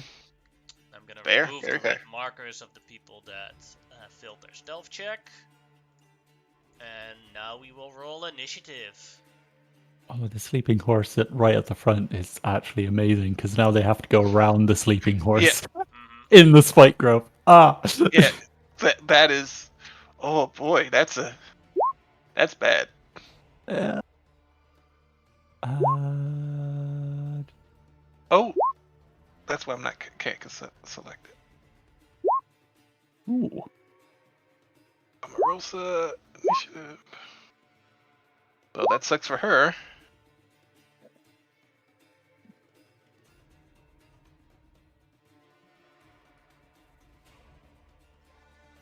GM, did we just get an action, or could we have done an action and moved? No, you could have moved. Because I would have absolutely, and I think you'd agree with me, Xerxes would have ducked back immediately. Thumbs up to McGelvin when I become visible.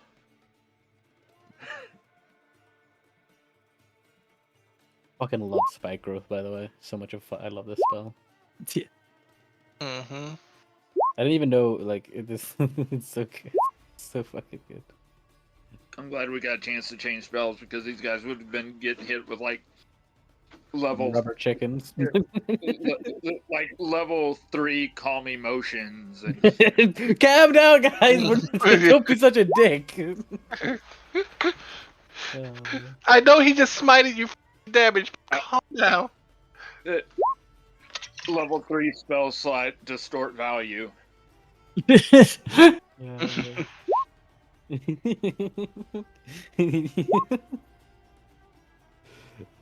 Just make them think their shit's worthless. Yes. Fight us with that trash equipment.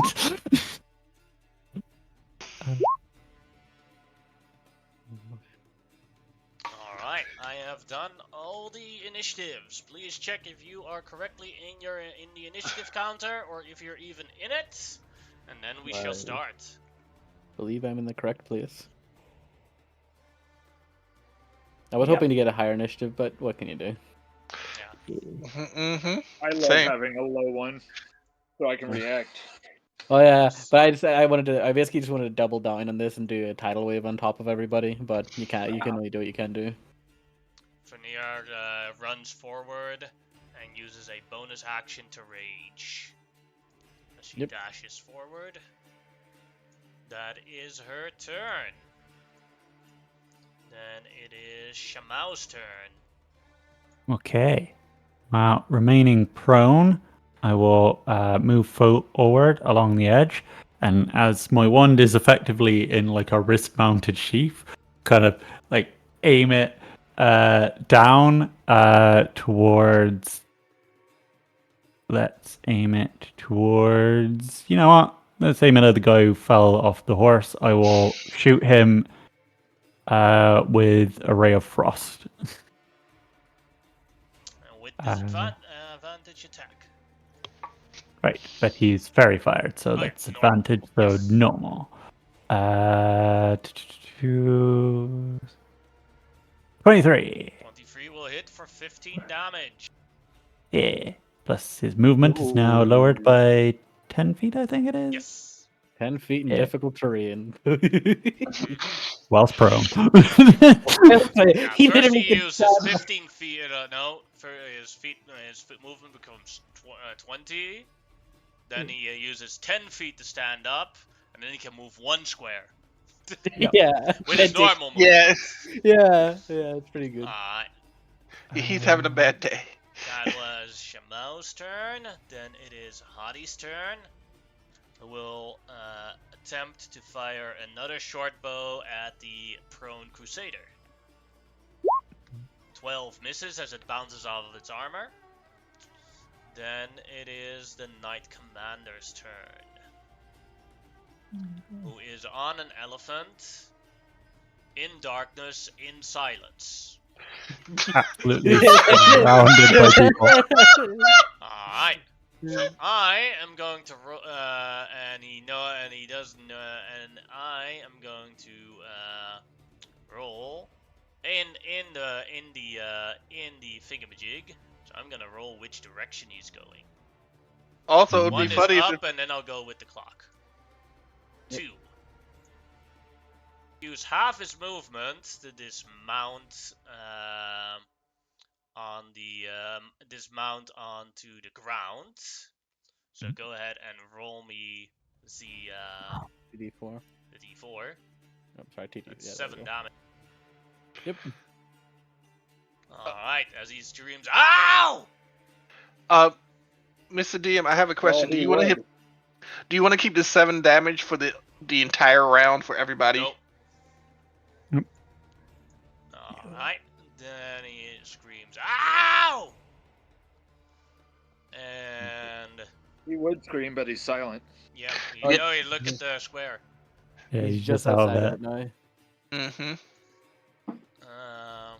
But he's still in darkness, so he's still going to step away, and he went like, alright, roll again. Just keep- So he takes 3 damage. But now he can see.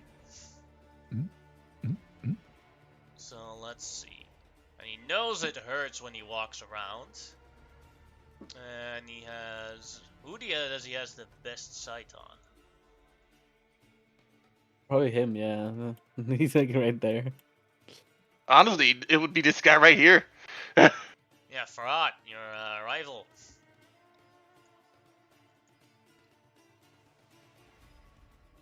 Rival's such a strong word. Oh, he's gonna cast testicular torsion. What is testicular? You've said this several times this evening. It's just a meme. There's maybe like the forbidden wizard spells, and one of them is testicular torsion. That just means hitting somebody in the balls, right?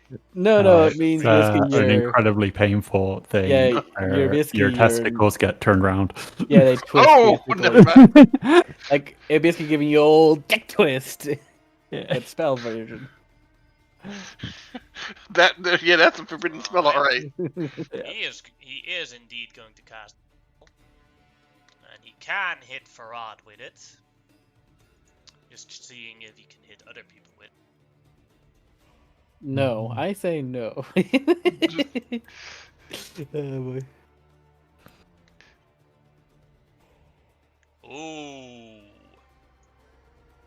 Oh boy.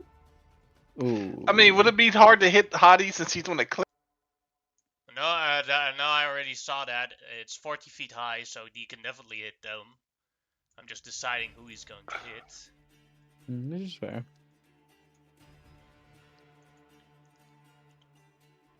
With this spell, he knows Fenrir is very clearly a tiefling, so he's going to go for the other guys.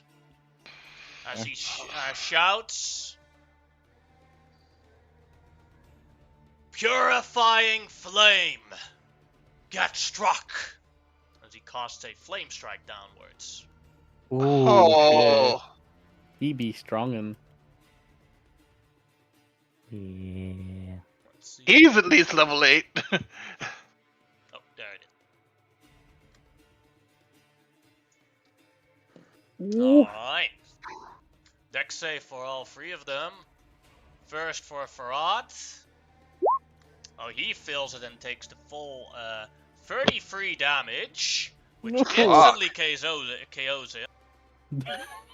he's not level As he's 8. standing, Dumbass. as you see the strike, you realize, Amonotep, you were wrong about his level 8.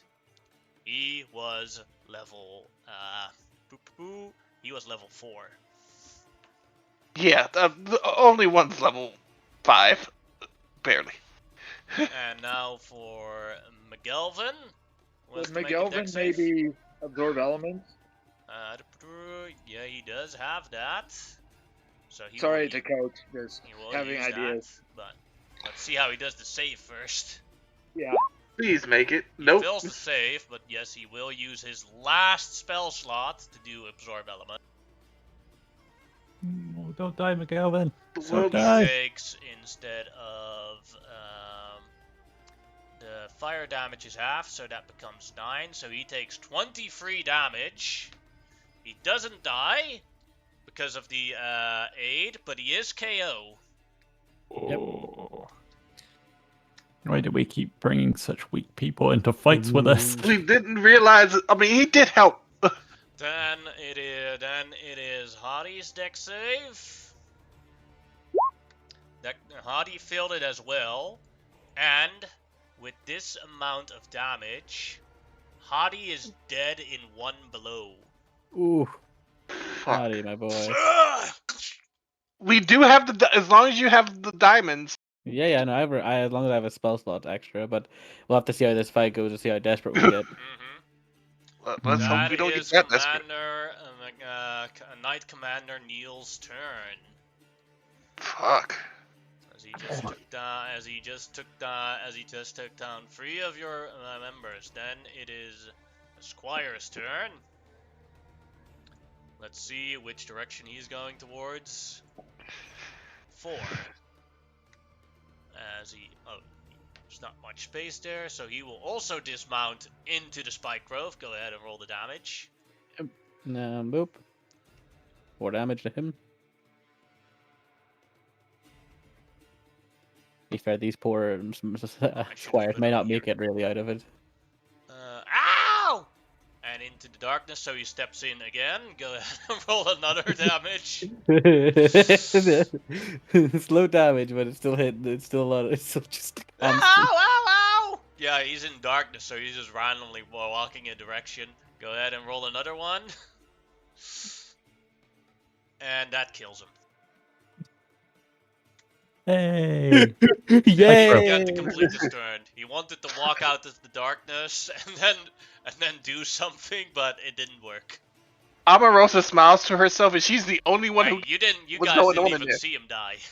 No, No. Amarosa We did. just- She can see through the Ah. darkness, so Then that's it why is she's the Neil. only one smiling. Then the prone Crusader stands up. And with his movement, steps 1 step forward, so go ahead and roll the damage. Takes 4. Yep. And then he takes a dash, and that he can engage with Fenir. Yep. Then it is Grimlock's turn. Okay. Don't want to fuck around because of that guy is pretty disgusting. Some could say. So I have 120 feet range with this. I'm just gonna measure. It's not the, but no, that's the wrong one. Line tool. Bloop bloop. Oh, I can get anybody. Well, not everybody, but I can cast it wherever I want. Yeah. What do I want to do?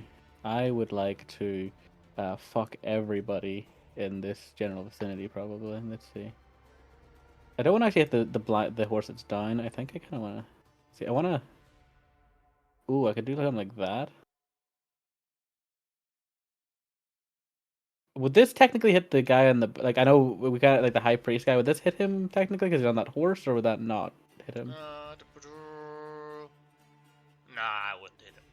Okay, that's fair. So would it hit the hospitaler though? Yeah. Okay. Then yeah, I think I'll do. This gets like the greatest amount of enemies possible. Hits the elephants, hit the horses. Yeah. Okay, I'll do something like this. Alright, keep it like This. that, please. Yeah. Oh, sorry. Sorry. Let me put the lingering tool on. Yep. There you go.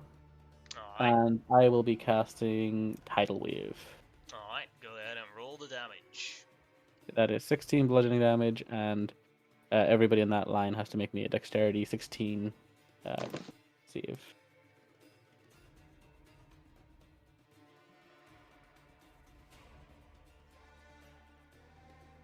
I'll do all the horses first in that line. Yeah. Filled it. What again if you fail? You Or feel just you take the damage yeah. and you get knocked prone.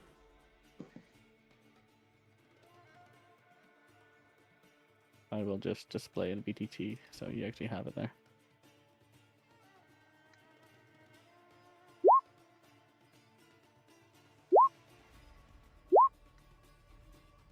The elephants handle him being chucked into darkness and silence. The elephant can't. The good thing is the elephant can't hear anything. It can't be commanded, so it's basically like just kind of sitting, getting like the moment not doing much. I think It might be sleeping. The only better thing would be if the elephant started to freak out because of the darkness and the silence. Maybe. It's probably a well-trained war Yeah, elephant, so we'll see. Yeah. But war elephants aren't that great, actually. Yeah. They're good at. They're really great at fighting untrained warriors because they'll get scared. Yeah. Mm-hmm. They are not very great against in-game, not disciplined very good. warriors. In real life, absolutely devastating. Yeah, in real life, they're basically walking siege weapons.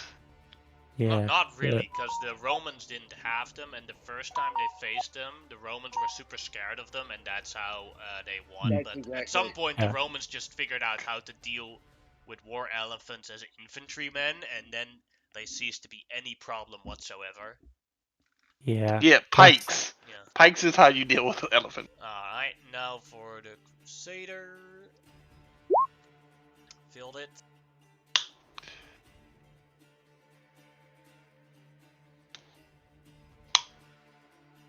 Oh, I wish I'd knocked that elephant prone. That would have been hilarious because then that would have crushed the kids.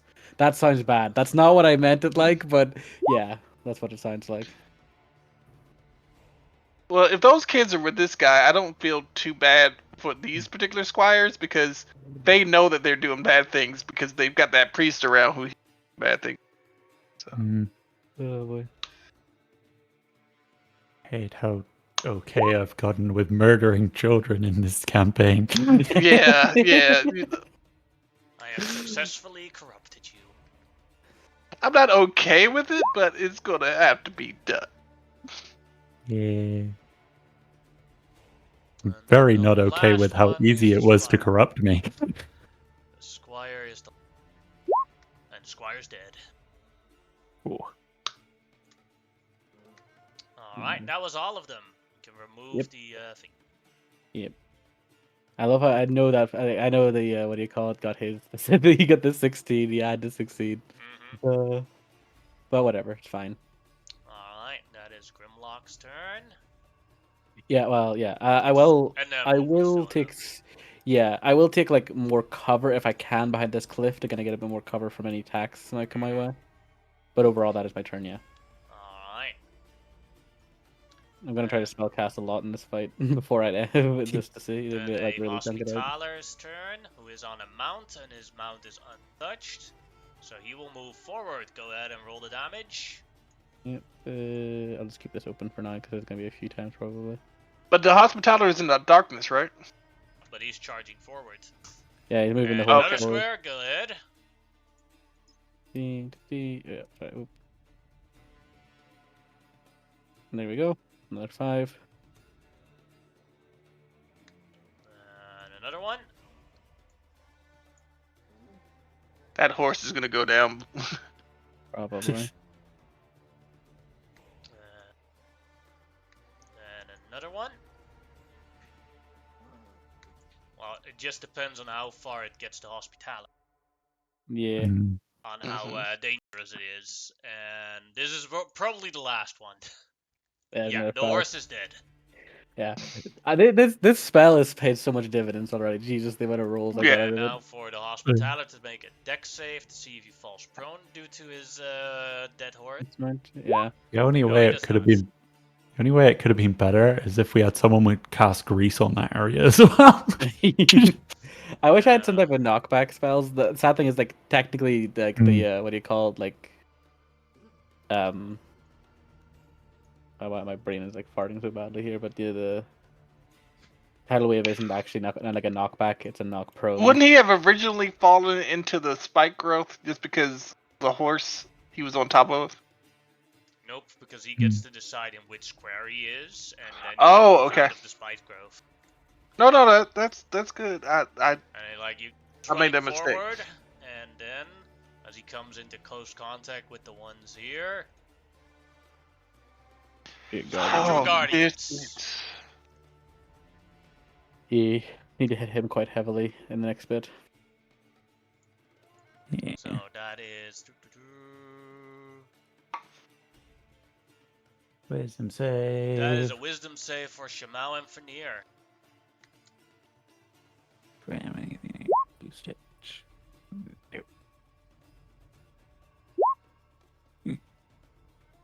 Shamao made it. Fanir failed it as Fanir takes 19 radiant damage and Shamao 9. Doesn't she have it? No, she's just normal barbarian, isn't she? Oh, okay. Like she's got ancestral guardians. Spirits, yeah. Yeah, which doesn't give her the resistance to That other types of damage besides the was normal ones. that was his turn. McGelvin. Death saving throw for McGelvin. One success. He almost. Oh, if he crit it, I would. That's the boy. Arad's turn. Death saving throw. Success. Araj's turn. I thought you said he was already dead. No, Hadi is dead. Oh, Yeah, Hattie got obliterated.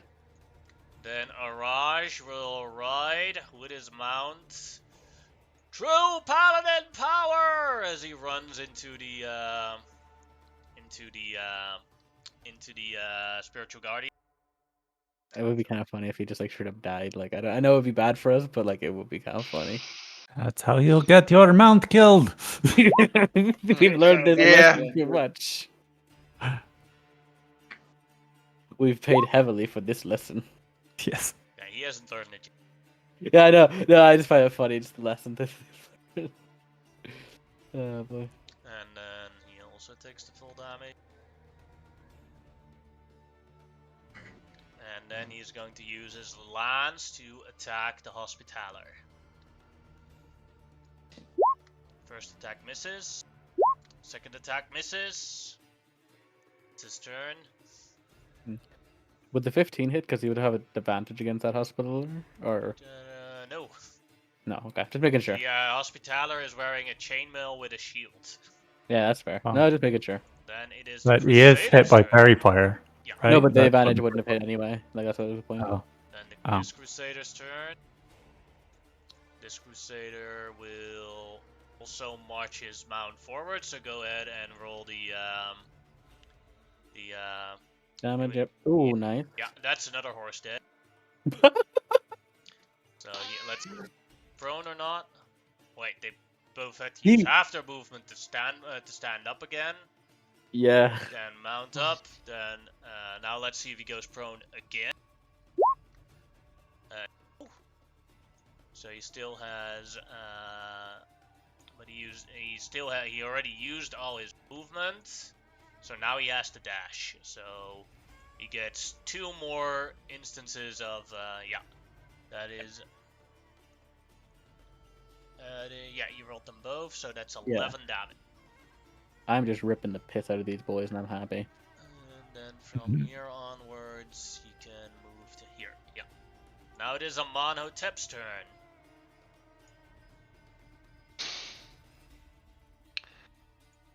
word of warning: do not run into the hospitalers. They have Shield of whatever that thing's called. Bit late now. Spiritual Guardians. Spiritual get 'em. Guardians. Yep. I'm going to charge forward. And I'm going to. As I'm charging forward, my spear goes from the normal spear to 10 foot to 15 foot. As I look at his lance, I'm like, mine is bigger, and I'm going to attack this crusader.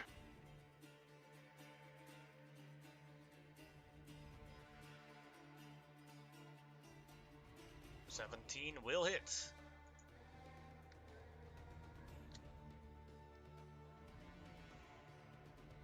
Then I'm going to do it again. 24 will hit. And I'm going to cast bonus action Shield of Faith. Alright.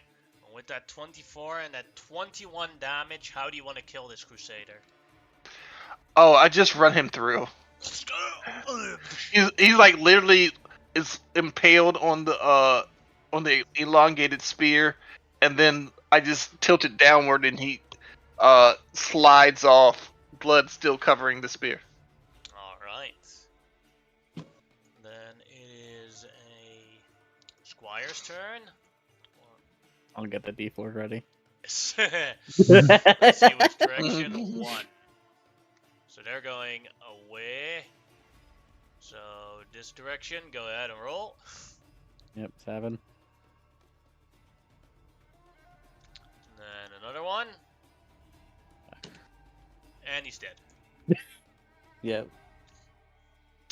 Like, I gotta say, it'd be terrifying because, like, the people, when they can hear them, the creatures in the back literally, like, I know they're crusaders and they're pretty hardened, but, like, just the fact that all they can hear is, like, their squires screaming, not seeing what's going on, and just, hear bloody slops on the floor would be pretty This terrifying. Crusader goes like this, so go damage for his horse. Yeah, that poor horse is probably dying as well. That's The 6 preparations for this spell were freaking. I mean, for this fight were great. Yeah. They didn't necessarily go as well as you intended. Horse dies from that. Mm-hmm. Fall prone. Go ahead and roll damage for him. 5 more damage on him. And then he moves out of the spike growth. So let's see what he will do. It's funny because he might not know that guy might not even know that there was a side. He could walk forward, not even realize it. Yeah, mostly he didn't walk forward because there was like lots of people in front of him. That You is didn't true. see anything like he had to walk through an elephant. That was like no. Mm-hmm. He is going to fire a guiding bolt at Amonhotep at level 2. Because Amonhotep is the only one within sight of him. 17. That's fair. Nope. Alright. And Archer here, who is in darkness, so his horse is going to stand up. Then half movement, that's half movement. Then the horse is going to move, so go ahead and roll the damage. The horse Not a actually lot. survived that. Yeah, surprisingly.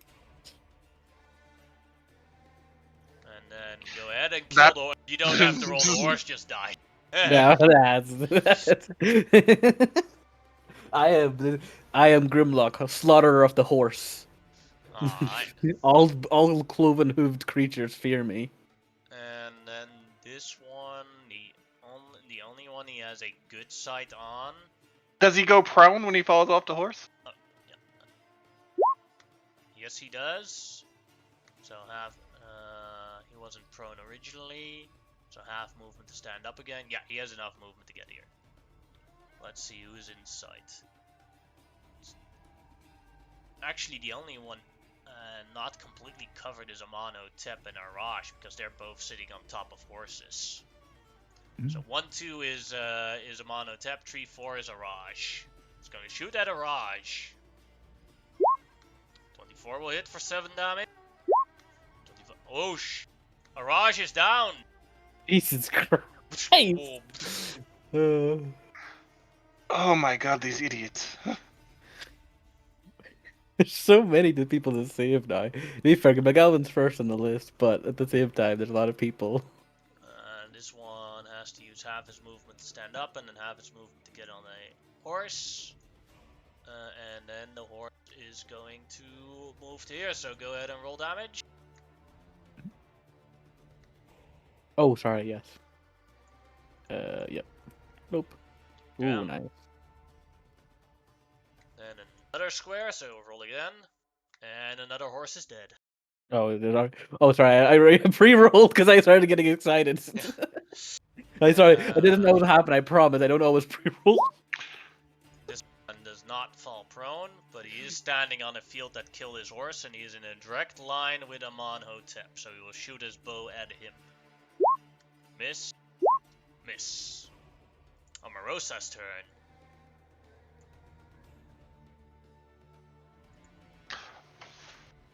Okay. Concentration on this boyo, because we need to get. Yeah, ready. I mean, at first I was gonna have her shoot at the guy we're scared of with the flame strike, but breaking the concentration on this guy is much more important.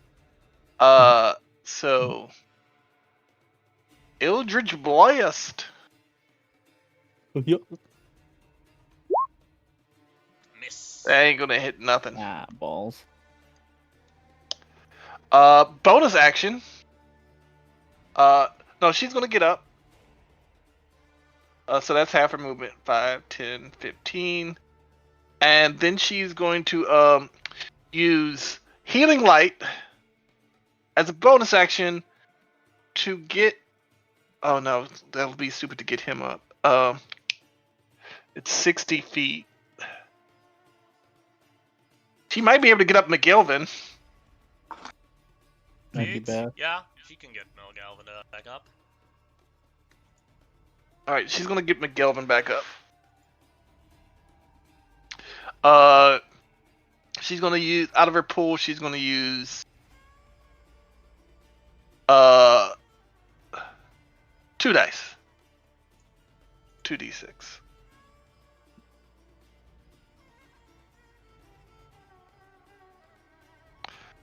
Two hit points for McGelvin.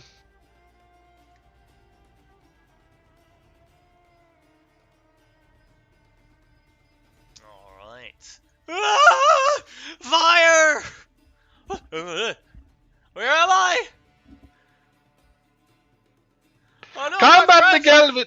Ah! Combat! Yes, yes, yes. Keep it together! Alright, that was Omarosa's turn. She still has some movement if she wants to use that. She's gonna go prone again. Alright. Then it is a Crusader Archer's turn. Oh, this one is like on the most shittiest spot of all of them. Yeah, he got like the worst deal. He has to move like very difficultly through here, so go ahead and roll me damage.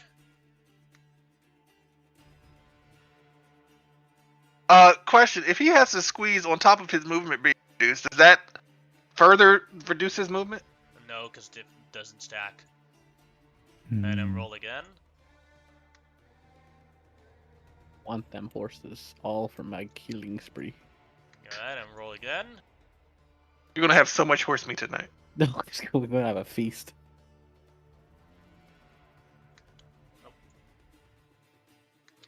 And roll again. Dude is climbing up a mountain to get away. Was that the 5? The Yeah, 5 was the last one. kills the horse. That's around here. Oh, I'm so glad. I'm just removing all the mobility from this fight. Mm-hmm. Yeah. Oh, so there's no actual cliffside right there. Not here, no. And he has his bow. Let's see who he will shoot from the upper side. Is Shamal prone? She is, yes. Alright. Then she will shoot at then he will shoot at Veneer from above. 19 will hit, making it 5 damage. That'll hit, making it another 5 damage. Pristina taking 10 damage total. She's getting struck pretty hard. Mm-hmm. Yeah. I need to get rid of that fucking spell. I don't have any good spells. He is raging. Yeah, I No, already halved it, because it would have Yeah. been 21 damage if I didn't. Yeah. Yeah. I'm Yeah, thinking this like- is. Xerxes. Alright. 10, 15, 20, 25 to there. And I'm going to stop concentration and recast silence. Oh, I grabbed the wrong spell. I'm sorry. To here, basically, or something, or you can move it around. The white one is silence, I think. Yeah, the white Yeah, one Oh, is I thought silence. the black one was. No, Black one is, no, the black- Darkness. darkness. Okay, Gr- my bad. They're decently color coded, which is nice. Mm-hmm. No, over one. Like that. Alright. And Oh, you put that poor knight in a bad position. Thank God. it's strategery. It is good to teachery. Looks like Mhm. this for, He's pretty. So that was my movement and action. I can't see anybody to inspire or anything, so yeah, there's a rock blocking that. so I'll just can I just drop prone because I'm tiny No problem. and I'm yelling because I don't know he's up because I didn't see him. I'm yelling, McGelvin, McGelvin. Yes! Yes! How many pieces are you in? There's only one great McGalvin! Thank God for that. And then my turn. Alright. Now it's the elephant in the darkness is turn. I forgot about this. Let's see which direction it's going. Just so y'all know, silence was the last spell I picked. It was silence or command. Oh, Yeah, no, this was a good one. Definitely a good Yeah. Yeah, No, it's funny because the elephant could accidentally trample somebody one. in the darkness, like the squire. It don't know he's there. No, that squire's on its back. yeah. No, that is, go ahead and roll me six squares of spike growth. Okay, so 1, 2, 3, 4, 5, 6. Alright. GM, may I take a moment to go take my medicine, please? Yeah, no problem. Thank you. 8, 13. If I get targeted with a spell, I'll use one of my portents. Alright, yes. 17. 20, 27 damage. And you put the knight commander back in darkness. I love you so much. He's in darkness. Oh yeah, it's on the fucking elephant, isn't it? Yeah, that's why I said the saddlebags, because darkness can move if you place it on an Yeah, object. no. It's that's actually really funny, the situation. Also, that elephant took a lot of damage. Jeez. Yeah, I mean it had 76 hit points. I was hoping like to Dash take it. now, and it gets up to here, up the cliff. It's trying to go up a cliff. It's trying to get away. Did it Alright. trample the Knight Commander on its way? Sadly, no. Oh. Alright, then it is a Crusader's But it's doing turn. God's work with that fucking darkness right now, because it makes Yeah. the night counter's only option now, because the silence goes this way, so he has to go this way to get out of the darkness, but he has to go through the spike growth to get out of the darkness and out of the Yeah. silence. Yeah, he doesn't know how far the fucking spike growth extends. So either way, he's Yeah, it's a bit of a bollocks, yeah. our preparations are what's saving our asses. The only thing, because The Yeah. only thing I dislike about silence is you can't upcast it. Yeah, you can't upcast like spike growth either, but it is obvious. But the spike growth is like always just a damage, so it's hard Dude, to you've Go like, ahead done and argue with more it. roll damage 4 with this damage. spike Go growth. ahead and roll 4 damages for the spike. Oh yeah, growth. yeah. To be fair, if I could upcast this, it would be rotten to have even one extra dice at this point, because I am just Yeah. butchering this entire squad of people with Like- well, their horses anyway. 9, You've done hundreds of damage this one combat. Yeah. 14, Fucking 17. ridiculous. Like a normal, that's the crazy thing about it. Is like in the right circumstance, this like normally a spell at like even at like the highest levels only will do like maybe like 10d6. I've rolled way more than that or whatever. It's so nice. There you go. Well, Roll he- another one. He perfectly put them in a box canyon, which is great for us. Yeah. Another 5 damage for the horse. Another Pretty horse. well. All except the sleeping horse is dead. Yeah, that one got lucky. He literally got lucky. He put to sleep was the best thing that could have happened to that horse. Yeah.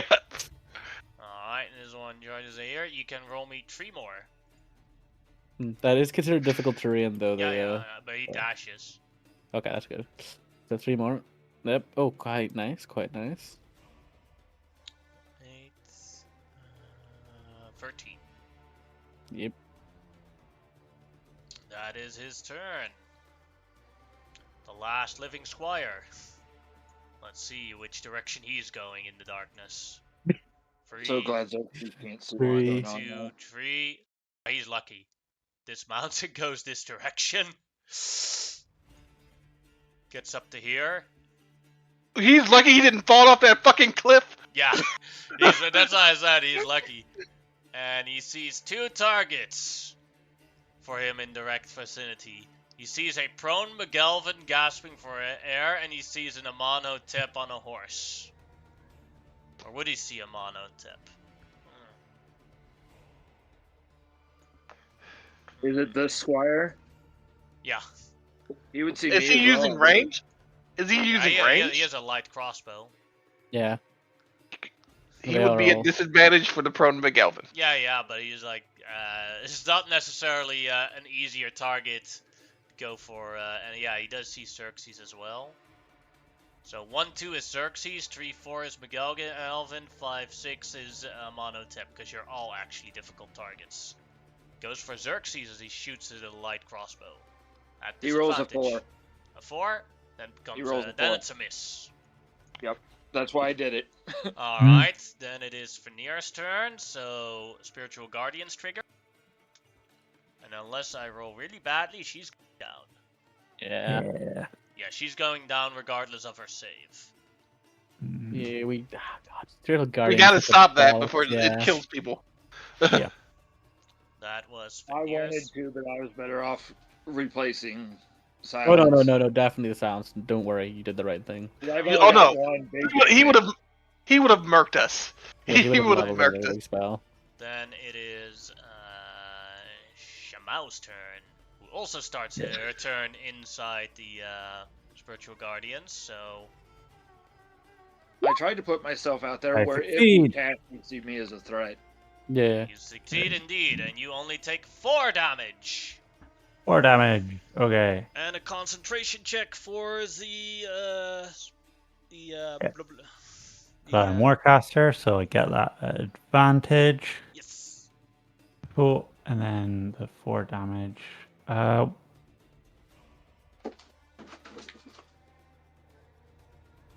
Probably took some damage when it was first cast, didn't I? Yeah, you took 8 damage from it. First, because you succeeded as well. Excellent. 29. Okay. So on my turn, I'm going to get up and slide down the cliff here. And I'm going to cast a lightning bolt. Oh, buddy. Yeah. Assume something like this. I am going to cast it along through this line, I think. I want to get the main guy. If I can. So I would argue because of the darkness that'd be a bit harder. Okay. And that, yeah, like. Yeah. Then like this. Alright. I'll deliberately miss the main guy, but I'll hit that over hospital. Yeah, to be fair, hitting the two hospitalers Go will be good enough. Yeah. Okay. So lightning bolt level 3. Yes. Ooh. Yeah. With the spiritual guardians fills it, so I'll make it. So DC 12 concentration check. Mhm. Fills it. Yes. Yes, that's really good. He failed. Yeah. All right. I was trying to get within line of sight of him so I could portend him a failure, but Yeah, no, we Didn't- good. I got one more The other crusader medium made it. portent left, so I should be keeping The track of how many last times I've one. used portent this campaign. That hospitaler made it.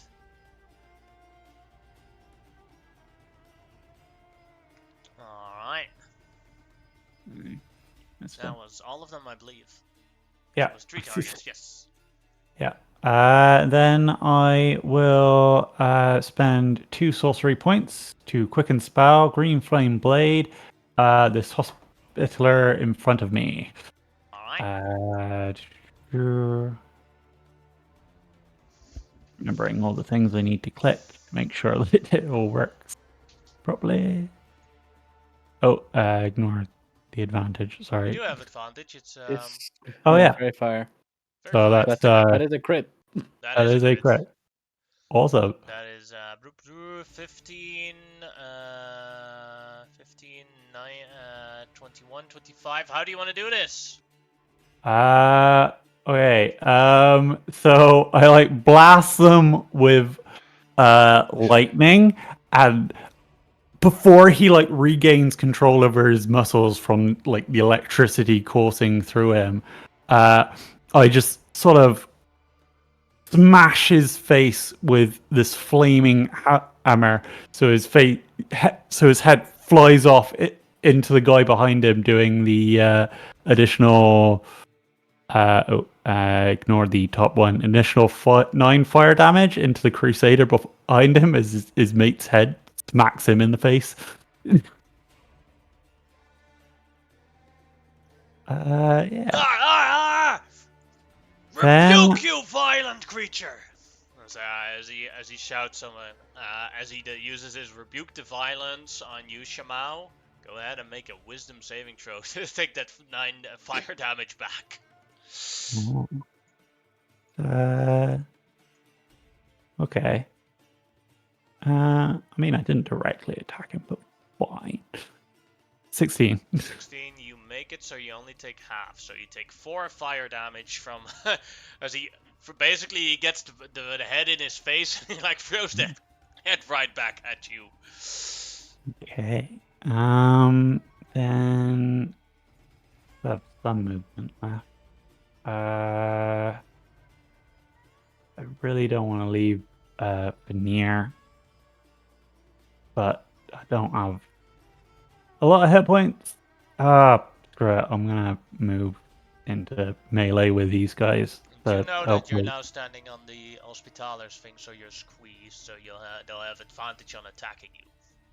but he's dead. Yeah, he's still in the way. Yeah. Corpses still Okay. cause squeezing. Okay. Right. Uh. I wish that Fernier wasn't like right where she was now. Yeah, she's in a really crap spot. I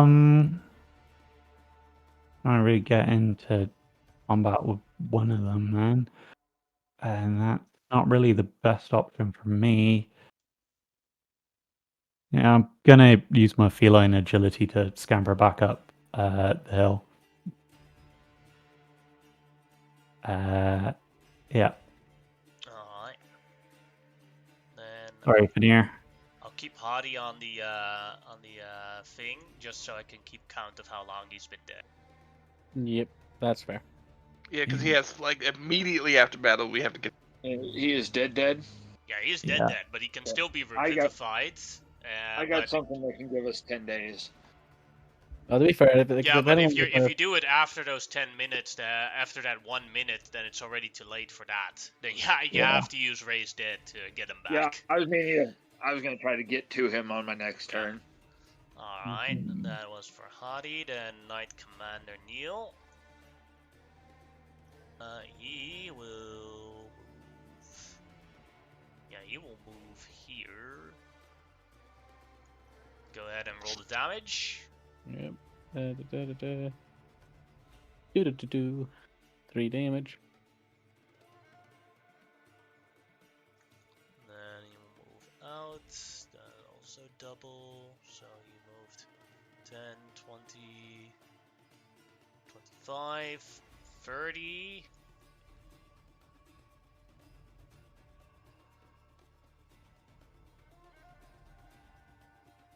Does he knows where the spike growth ends? You can see it on the grind. It's not Yeah. impossible Oh, to okay. see. Like once he got out of the darkness, he could physically see where And the he knew sharp where knife the was. darkness was coming from because he saw the elephant running past him. Is there any Wow. spell that is, or he saw the darkness coming towards him? Yeah. Is there any spell he has that isn't voice based?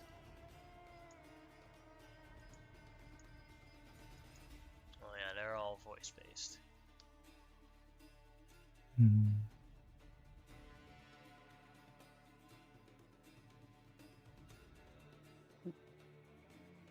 To be fair, for currently, if anybody does die, I do have 2 level 3 slots left right at the moment. He's With better off just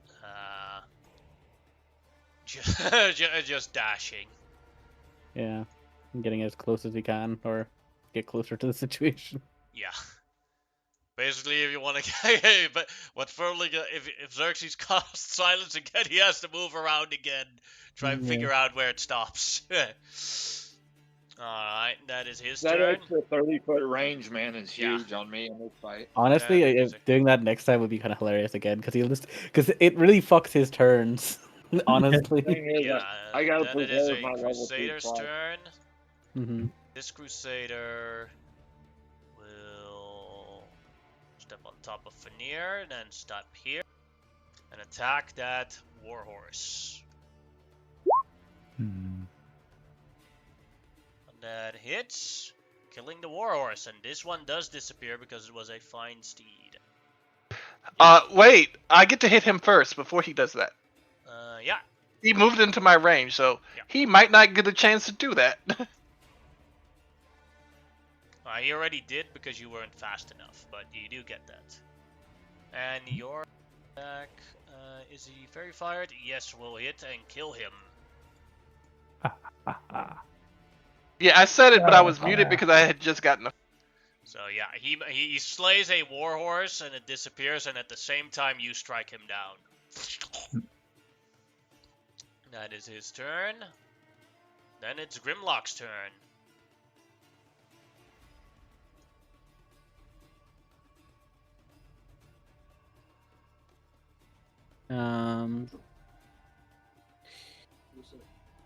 One second, sorry.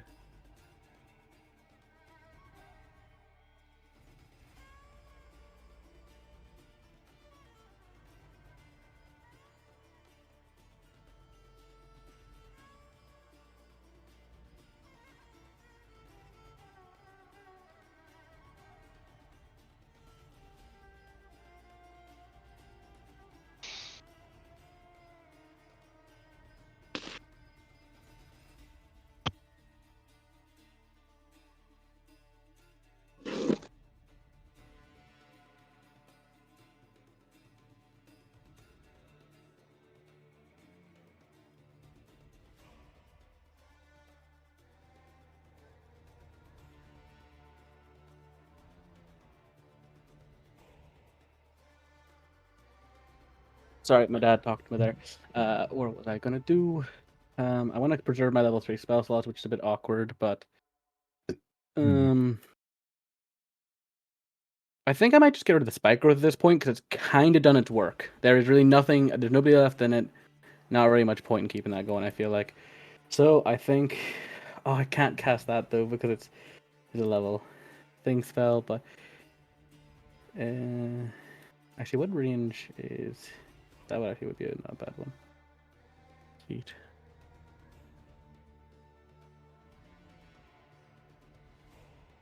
I was really hoping your man would be a bit closer because if I could, I would do heat metal on his armor, but he is a bit in the back at the moment. But then instead of that, a 120 feet, I could use Moonbeam. Each remind you. Oh, cool. Okay.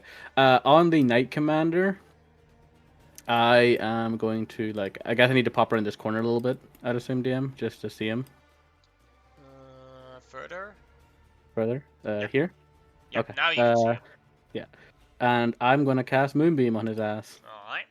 Does I'm that just gonna take place during the start of his turn or immediately? I do not know. I will cast it into the chat, but I will. Yeah. So there you go. So a silvery beam, and when a creature for the first time enters it on. Yeah, and on its turn. So it in the first round it basically triggers twice. Yeah.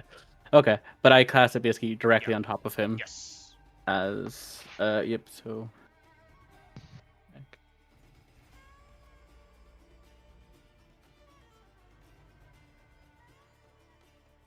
So yeah, I will cast that on him. And that does 2d10. Well, he needs to make me a Constitution saving throw. And he takes half damage if he succeeds. Alright.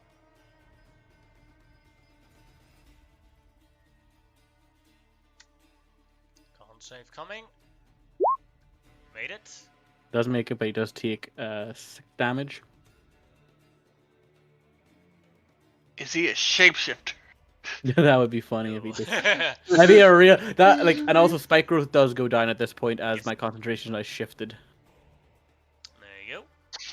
Now there's just a wild elephant flailing in the darkness. Yeah. And then I will move behind a wall again to get out of his line of sight. As there's a good chance he has more flame strikes in his butthole, and I do not want those. Yeah, I'm worried about that too.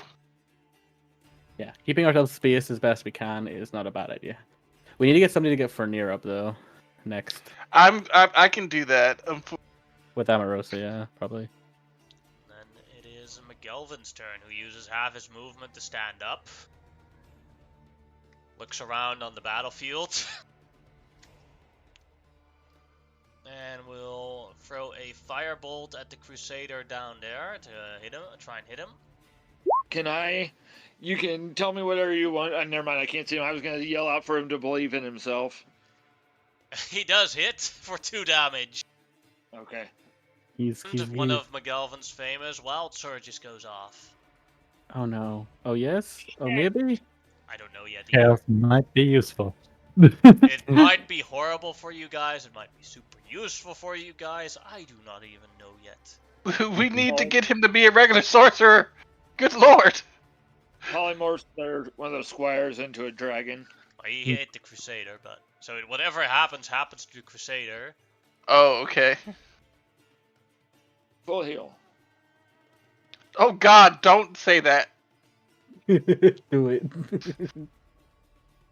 it.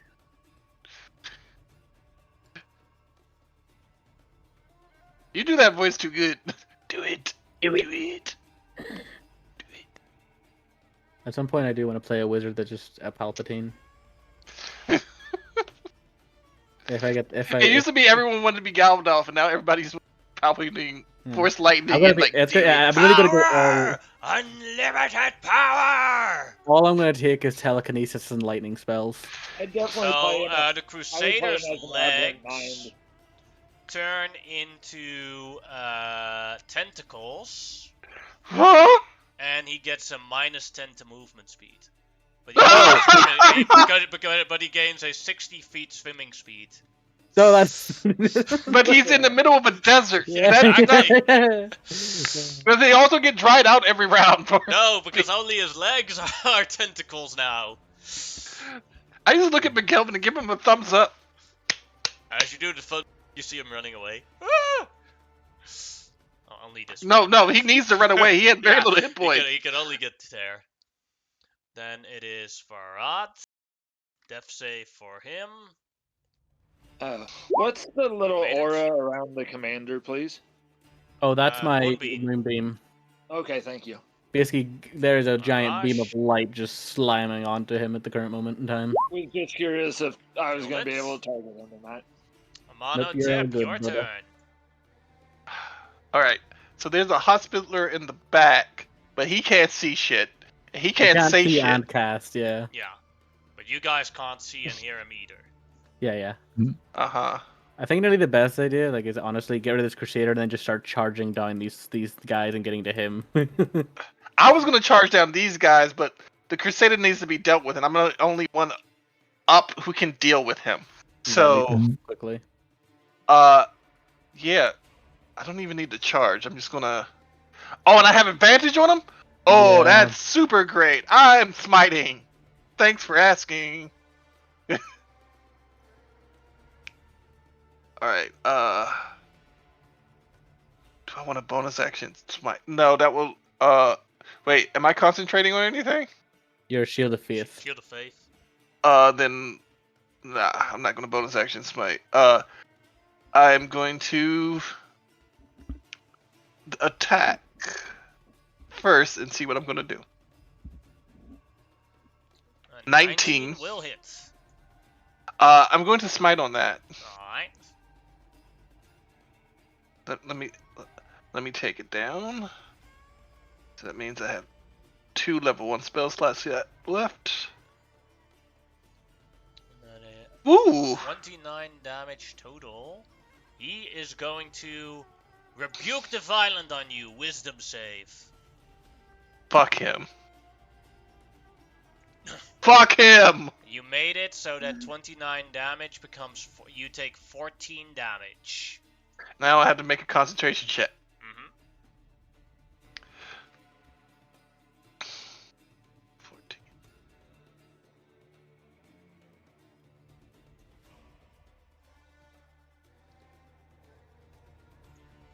Concentration.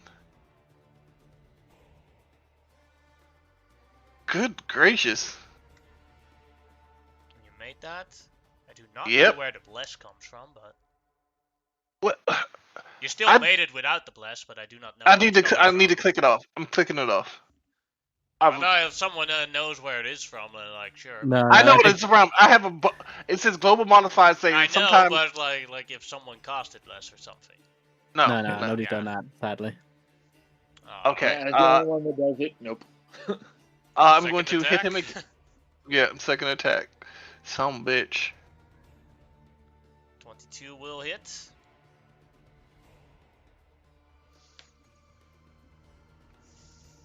$19 damage. How do you want to do this? I hit him with the first. I bring my spear back. It elongates.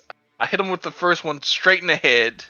He rebukes the violent. Then I hit him again right through his mouth, so he can never rebuke anything again. Mm-hmm. So he rebuked, and then you redo the violent. Yes, I redo the violence. I will not be rebuked by you. Yeah, Alright. about Uh, that. Your rebuttal was denied. Yeah, Only hurt a little bit. 5. Okay, wait.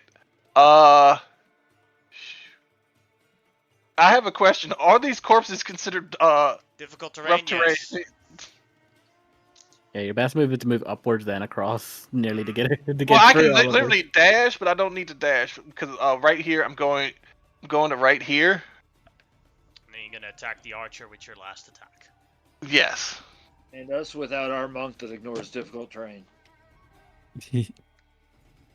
Yeah.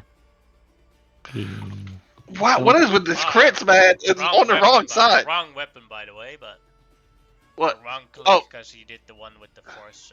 All right, so I'll keep the The 26 you'll 26. keep, but we have to roll again for the damage. Alright, damage. that becomes 7 damage. Which isn't bad. It's not great either. That ends my turn. Alright. Then the one living hospitaler. He also saw the darkness coming towards him, but he is in the silence and he doesn't know where that all works, so you know what? YOLO. He's just gonna run forward. Goes there and then has to dash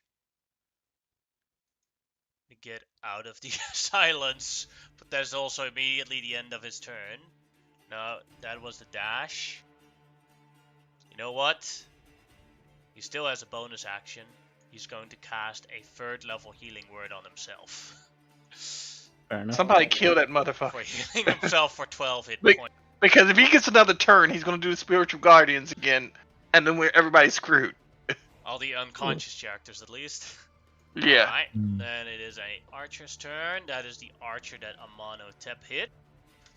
And he is already in its range, so using his longbow is stupid now. So he drops that, runs towards Amonotep, and he will try and stab with his short sword at Amonotep. Hits horribly with a natural 1. He cuts off his own leg. And then the other archer, this one, moves forward. And let's see who he will attack. McGelvin is in a elevated position, so you wouldn't be able to see him. I'm like right on the edge. Yeah, Probably were you human. prone or not? Not this time. Alright, and then he will shoot at you with 2 longbow shots. One of them will probably hit with a 25 for 12 damage, and 13 will horribly miss. Yeah. 25. Yeah. Yeah, that'll hit, but I'll use my reaction to Blade Ward. Making it 6 damage. Yay. And also then a concentration check. Nope. Made it. Concentrating perfectly fine. In fact, the arrow improved my concentration. Oh yeah, something was coming right at me. Yeah, your Violence attention got drawn away by like a improved- small like you seen like a Improved small one mouse like concentration. running around in the sand, and you were looking at it, and then it just arrow hit you, and you're like, yes, battle, gotta focus, battle. yeah. Then it What is the quote? Like, battle focuses the mind. Then Yeah. it is Amarosa's turn. Okay. Oh fuck! There's a hospitaler right there. But So they need to get Fernier up as well. yeah, you can. that's what she's gonna do. She's gonna slide down the mountain.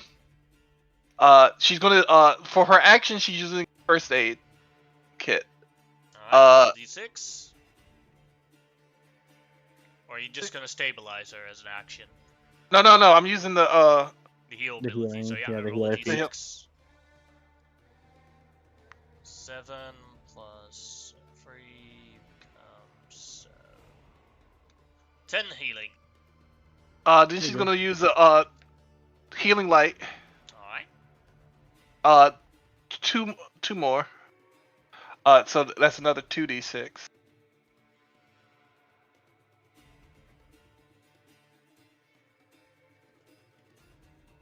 For another 8 hit points for Fernier.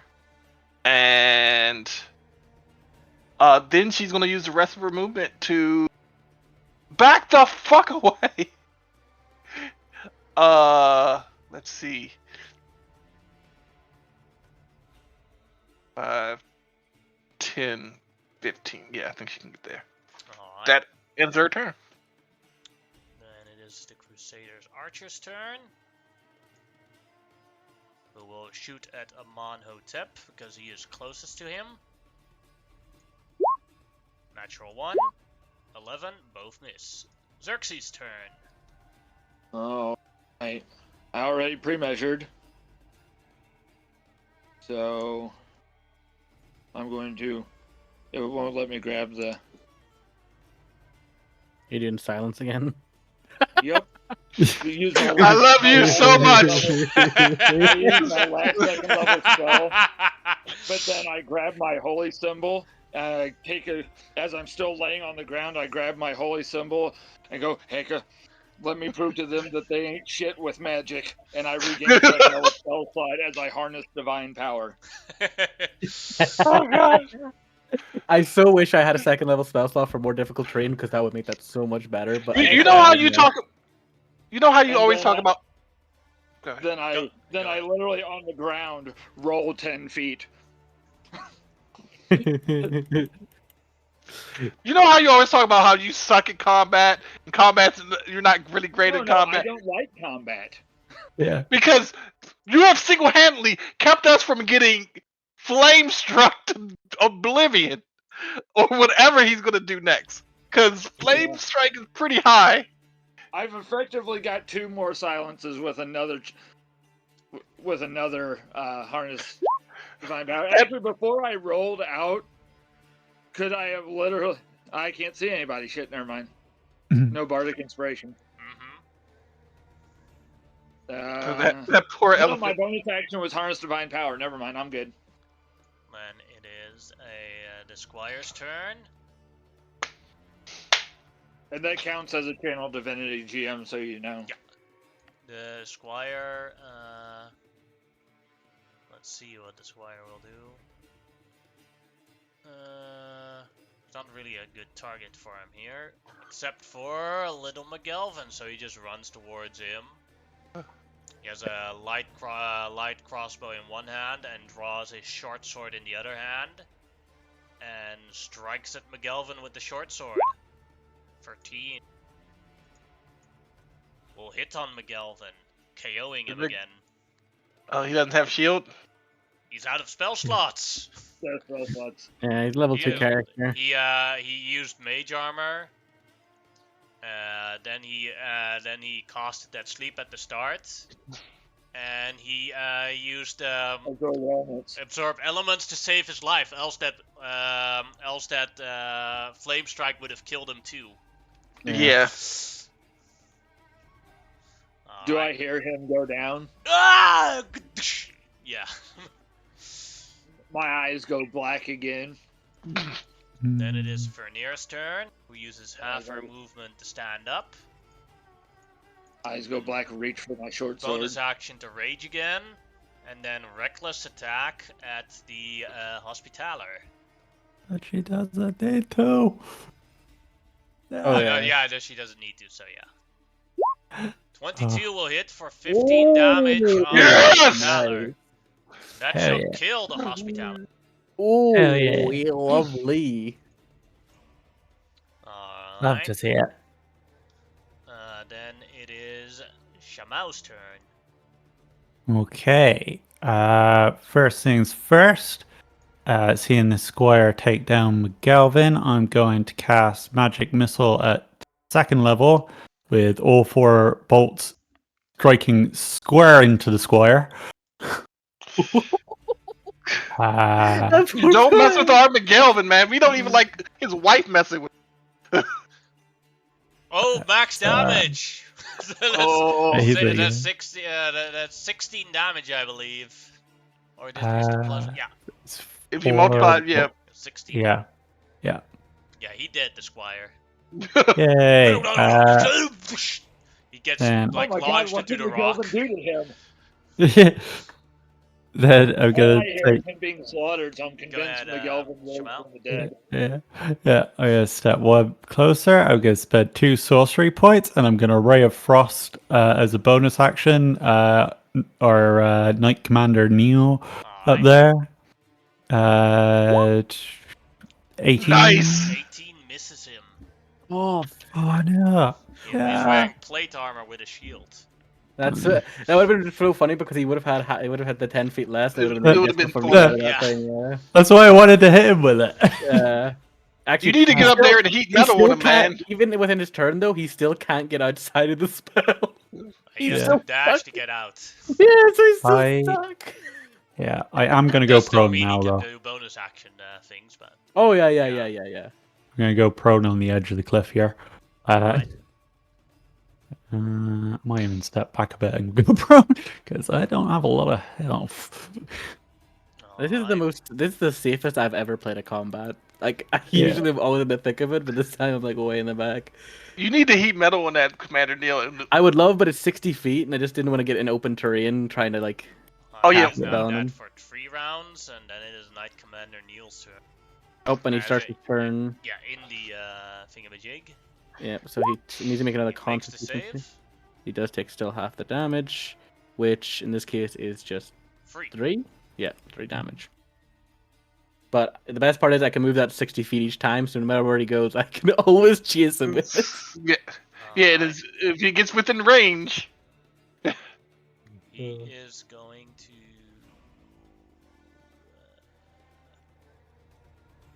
He's going to engage in melee with you guys or run towards you guys.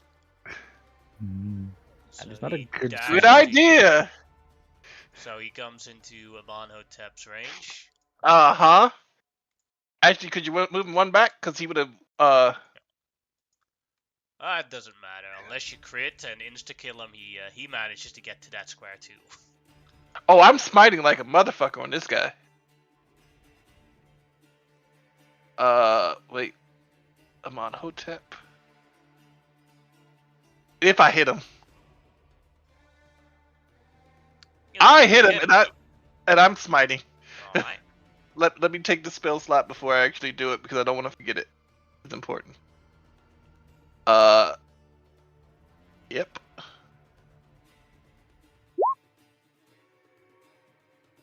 Alright. 18, 28 damage. Tidy. Yeah, he's hurt. Alright. Then he will dash forward.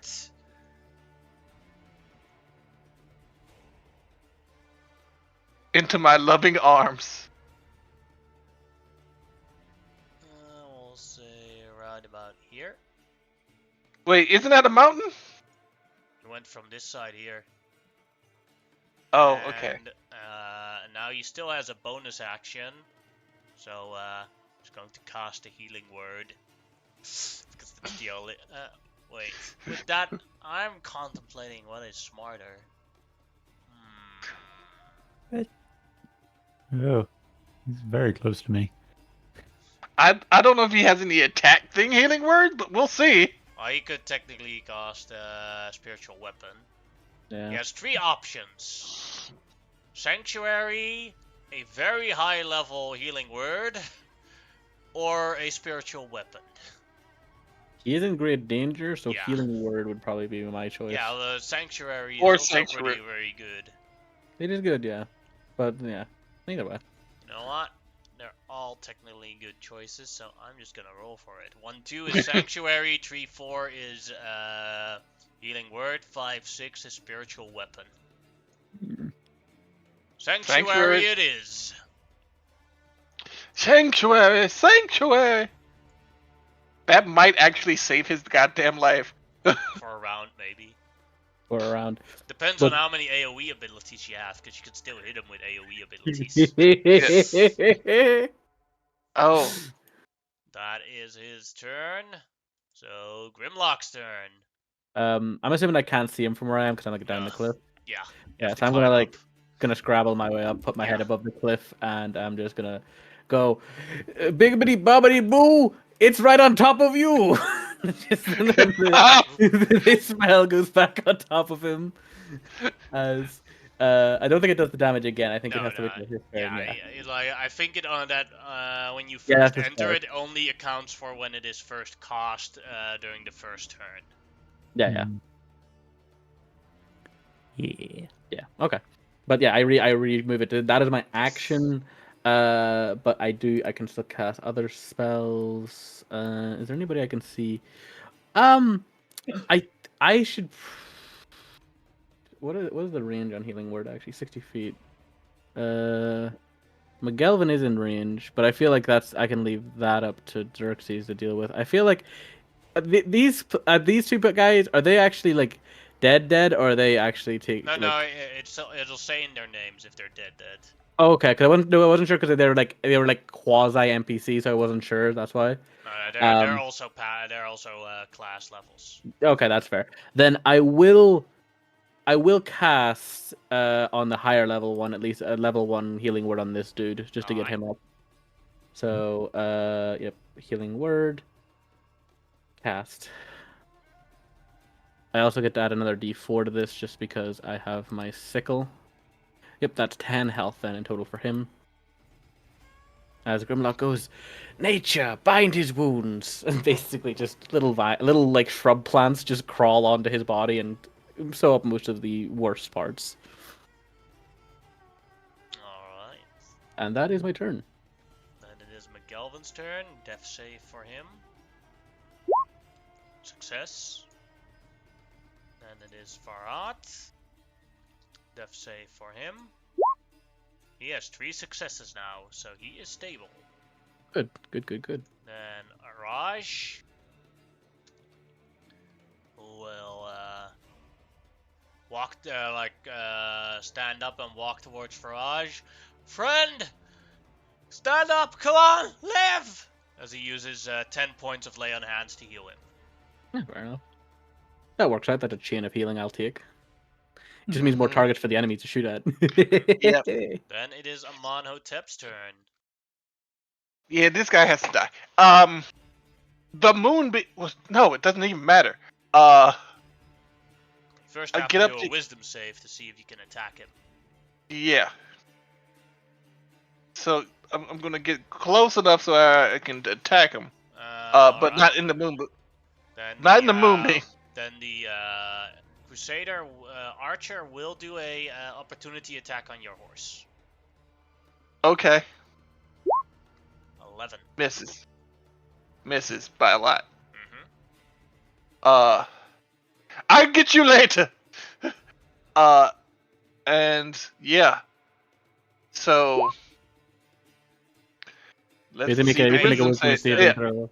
Wisdom save first to see if you even hit. You made it, so you the 21 does go through. I am going to. What kind of damage am I doing? Ooh, that's not great.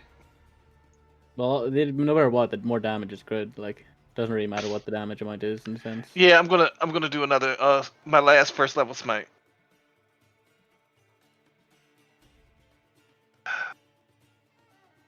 Uh-oh. There we go. Smite. First level. Woo! And you want to do He this? doesn't happen to be a fiend for being a terrible person, does he? Sadly, not how it works. But he I- does go to because he's dying. He does go to a place where he's burning. he just thinks that's heaven. Ohio? Oh boy. Worse yet, He Idaho. said burning, and they've got wildfires right now. Oh, that is true. So, yeah, he dies, and I immediately turn and look at that archer. You tried to kill my horse. I don't even move from where I am. My thing just extends, and You killed That'll my hit. horse. You killed my friends. You killed my McGelvin. 19 damage. yeah, exactly. That is exactly what I say. Is it still alive? Yes. All right. Then I'm going to hit him with the blunt end. Alright. And that'll kill him. Then I'm going to ride over to this guy. The horse will dodge. And I'm just looking straight at him, looking him straight down. That ends my turn. I don't think I could have done better. Alright, then we have this Crusader right here. What will he do? He sees people getting up again, so he's going to shoot a arrow at Araj.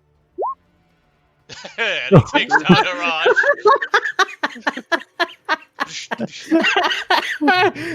please make him put the other one down too. Like, I really. Yeah, but that one's prone, so he has disadvantage on it. I know. So it'd be Uh, a smarter shot at fair. Veneer, Yeah, who's yeah. raging, but like you don't actually know what rage mechanics are. Yeah. You see Yeah, an yeah. angry tiefling. It's That's a about big, it. Yeah. scary barbarian tiefling screaming Yeah. So in you his shoot at direction. Veneer, and that Actually, I always misses. pictured her very silent in her rage because she's got mom anger.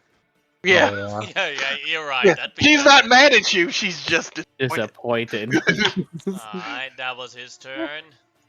Then it is Amarosa's turn. You only have 2 Okay. enemies left. Yeah. She's got one healing thing left, and we need to get McGelvin back up. 2 enemies left. I'm right there, and I got stuff.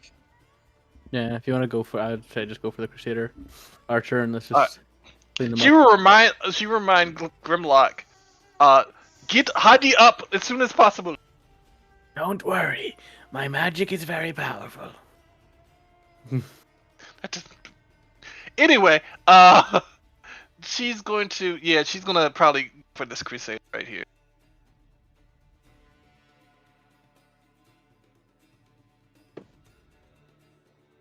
She goes for this Crusader. Whoops, that's Amenhotep's sheet. Eldritch Blast. She doesn't hit him. Nope. He's really been Uh, having like bum luck with that. I'll be honest. Yeah, I know. But she is going to use her last heal to get up because she has first aid kits. To get Arash back up. Alright, roll me a d6.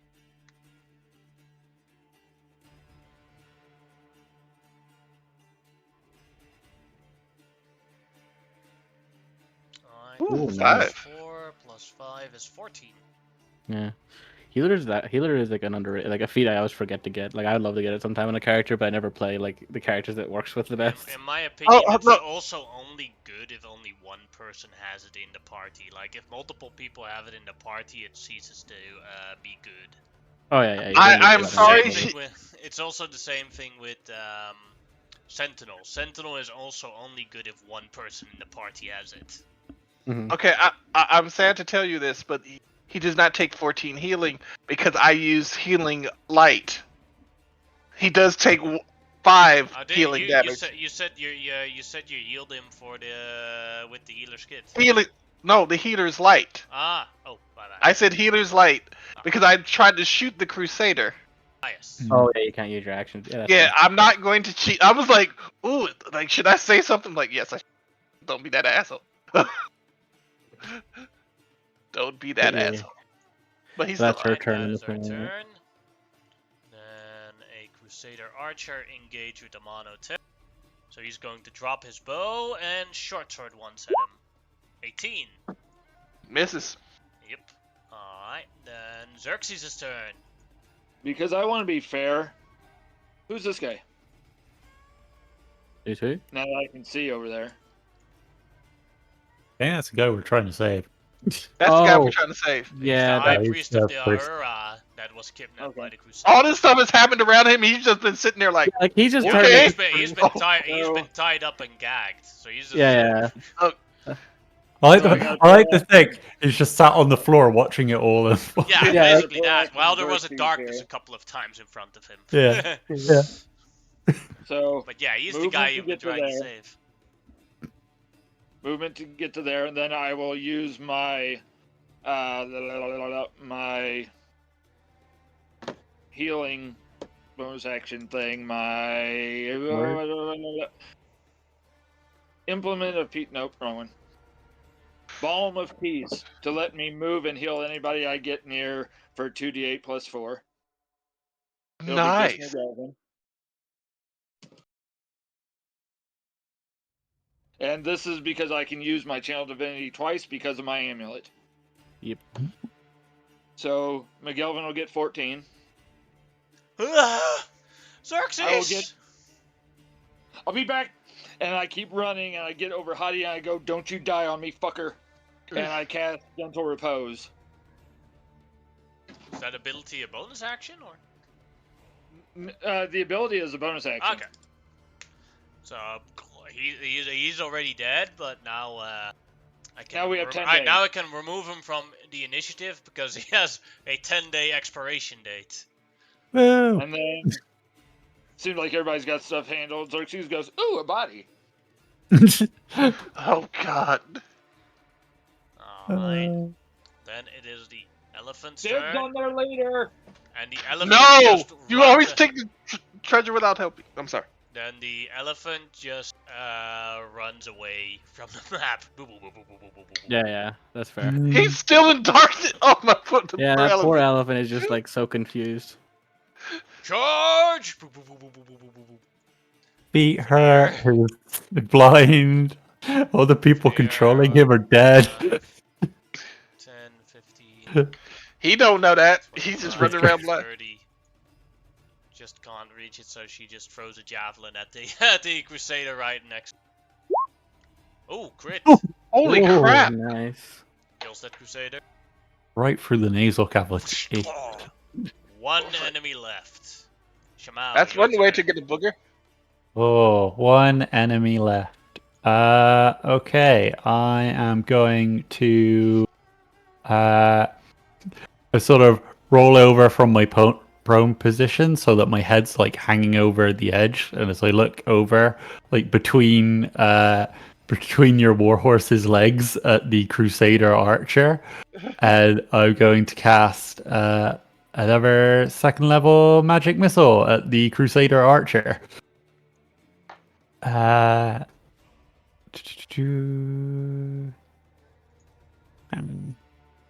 Only Becomes 8, right? 8.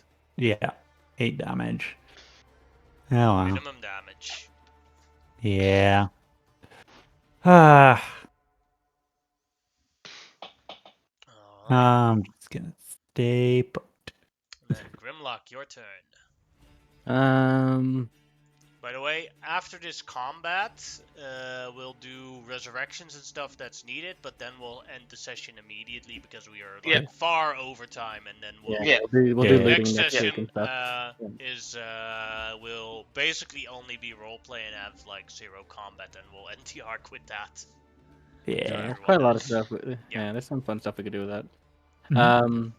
But at least for now, because I'll just move my moonbeam, I guess. I'm not really worried. I'm kind of just to get through the turn because like I'm pretty sure Montep will blast that guy in the next week. That's my turn. 3 natural ones in a row. McGelvin's turn. McGelvin stands up. There's one Crusader there. I'm gonna take him down. Just take a break. He rolls a natural 1 as he hears that. He does You're get right. advantage because it's still very Oh, fire. 17, yeah. Then I'll hit for 1 damage. Yeah, I'm done. Pew! Ding! And then we'll roll the McGelvin Wild Surge. Oh boy. I'm on OTAP, goodbye. Yeah, no. Do you have like a custom table for him, by the Yeah. way? I'm just out of curiosity. Yeah. Like, it's a much more powerful table than the normal. Yeah. No, because I was very curious, because because the normal one's like it's kind of meh. It's like it's fun, but it's not like crazy. I Honestly, can Well, link also, it the to normal you. one you don't roll on every single time they cast a spell. Yeah. We I wouldn't- need I to get wouldn't him do that. trained You wouldn't properly. do that on this one either, but I And just the do it because I Crusader archer turned into a Tarask. dun, dun, dun. All combatants immediately resurrected. Oh my god, no. Don't. Y'all need to stop speaking this stuff because. I'm gonna he gains resistance to psychic damage. Oh, poor baby. Okay. You really did get the shitty end of the stick when it came to that. It's like, I give you a buff that would be useful with almost anything else. Nine, Farad no, stands 45. up, and he's done with this fight, knowing that he was of 0 use except for being a target dump for the enemies. Guys got blitzed pretty hard, honestly. Rush, yeah, that's the same thing. They just look at, stand ready to see Amano. Tap to the last one. Go ahead. Show your dominance. I don't know what you. Yeah, I'm about to beat the fuck out of him. Let those naturals come. You got advantage, buddy. You can't miss this. You can't It's miss. impossible. I can to miss it. this. Shut up. Impossible. 27 will hit, doing 15 damage. He's still alive. In our previous campaign, Tariq was at basically the Olympic Games, and he casted a bunch of spells for the long jump competition. Yeah. And he had like the perfect setup where like even with 0 effort he should have won it, and then he rolled because he had enhance ability, another spell to increase his speed, a spell to increase his jumping distance, like everything you could think of, and then he rolled double natural ones. So we concluded. I still won it. Not that specific part of the competition. That one you lost. Yeah. But he jumped the wrong way. It was really impressive, but he went the entirely wrong way. He got a negative score. Oh, but that 22 will hit. And how do you want to do this? It's like I am just done with this. And you see the spear goes twice, and then the second time it just impales him, like somebody put a pike through him. I look over to the other 2 paladins and I'm like, your expertise was greatly useful. They look Like down even though and Amarosa say- is smirking at them. Amorosa hates them just as much as Amano. Yeah. They're just as responsible. If not more so. So yeah, Amonotep will ride his horse back over and then hop off. Stop. Yeah. Like I said, the combat is over. Grimlock has plenty of time to resurrect Hadi. So, tell me how you resurrect Hadi. Yeah, I'll do a little bit. How your resurrection looks, and then we'll end the session immediately. Yeah. Okay. So Grimlock basically like starts like he still rushes over despite the gentle repose because you're not gonna risk anything longer. And he basically heads on over and takes out one of the diamonds. Let me just make sure I subtract that diamond first. Yeah, we have 5 diamonds in total, so we have quite a lot. We're doing all right on diamonds, so we can spare one for Hottie. And Grimlock basically goes, "Okay, this is gonna work." And he basically just takes his knife and basically cuts a hole in his stomach, or where along the stomach, and basically places the diamond inside. I don't think this is all right to do, all right, isn't it? Like this will still work. Yeah, you can make it look Yeah. Okay, just making sure because I didn't want to open up and he wakes up with his stomach open. He's like, "Oh, I'm dying again." Just failed his death saving throw. Yeah. No, I put the diamond in there. He's like, "Okay," and basically then starts to actually scribble onto his skin with his knife, etching into symbols into him again.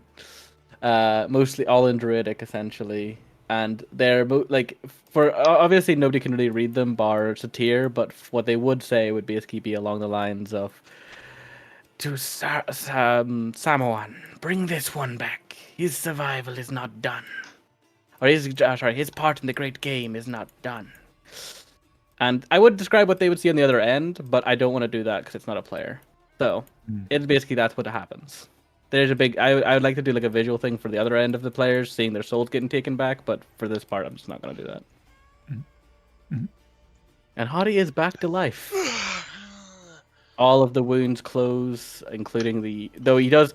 I would say he does. There does the what do you call it? The etched in Druidic symbols would remain for a few days as they would have to heal over properly. But the big wound in the chest, is gone entirely.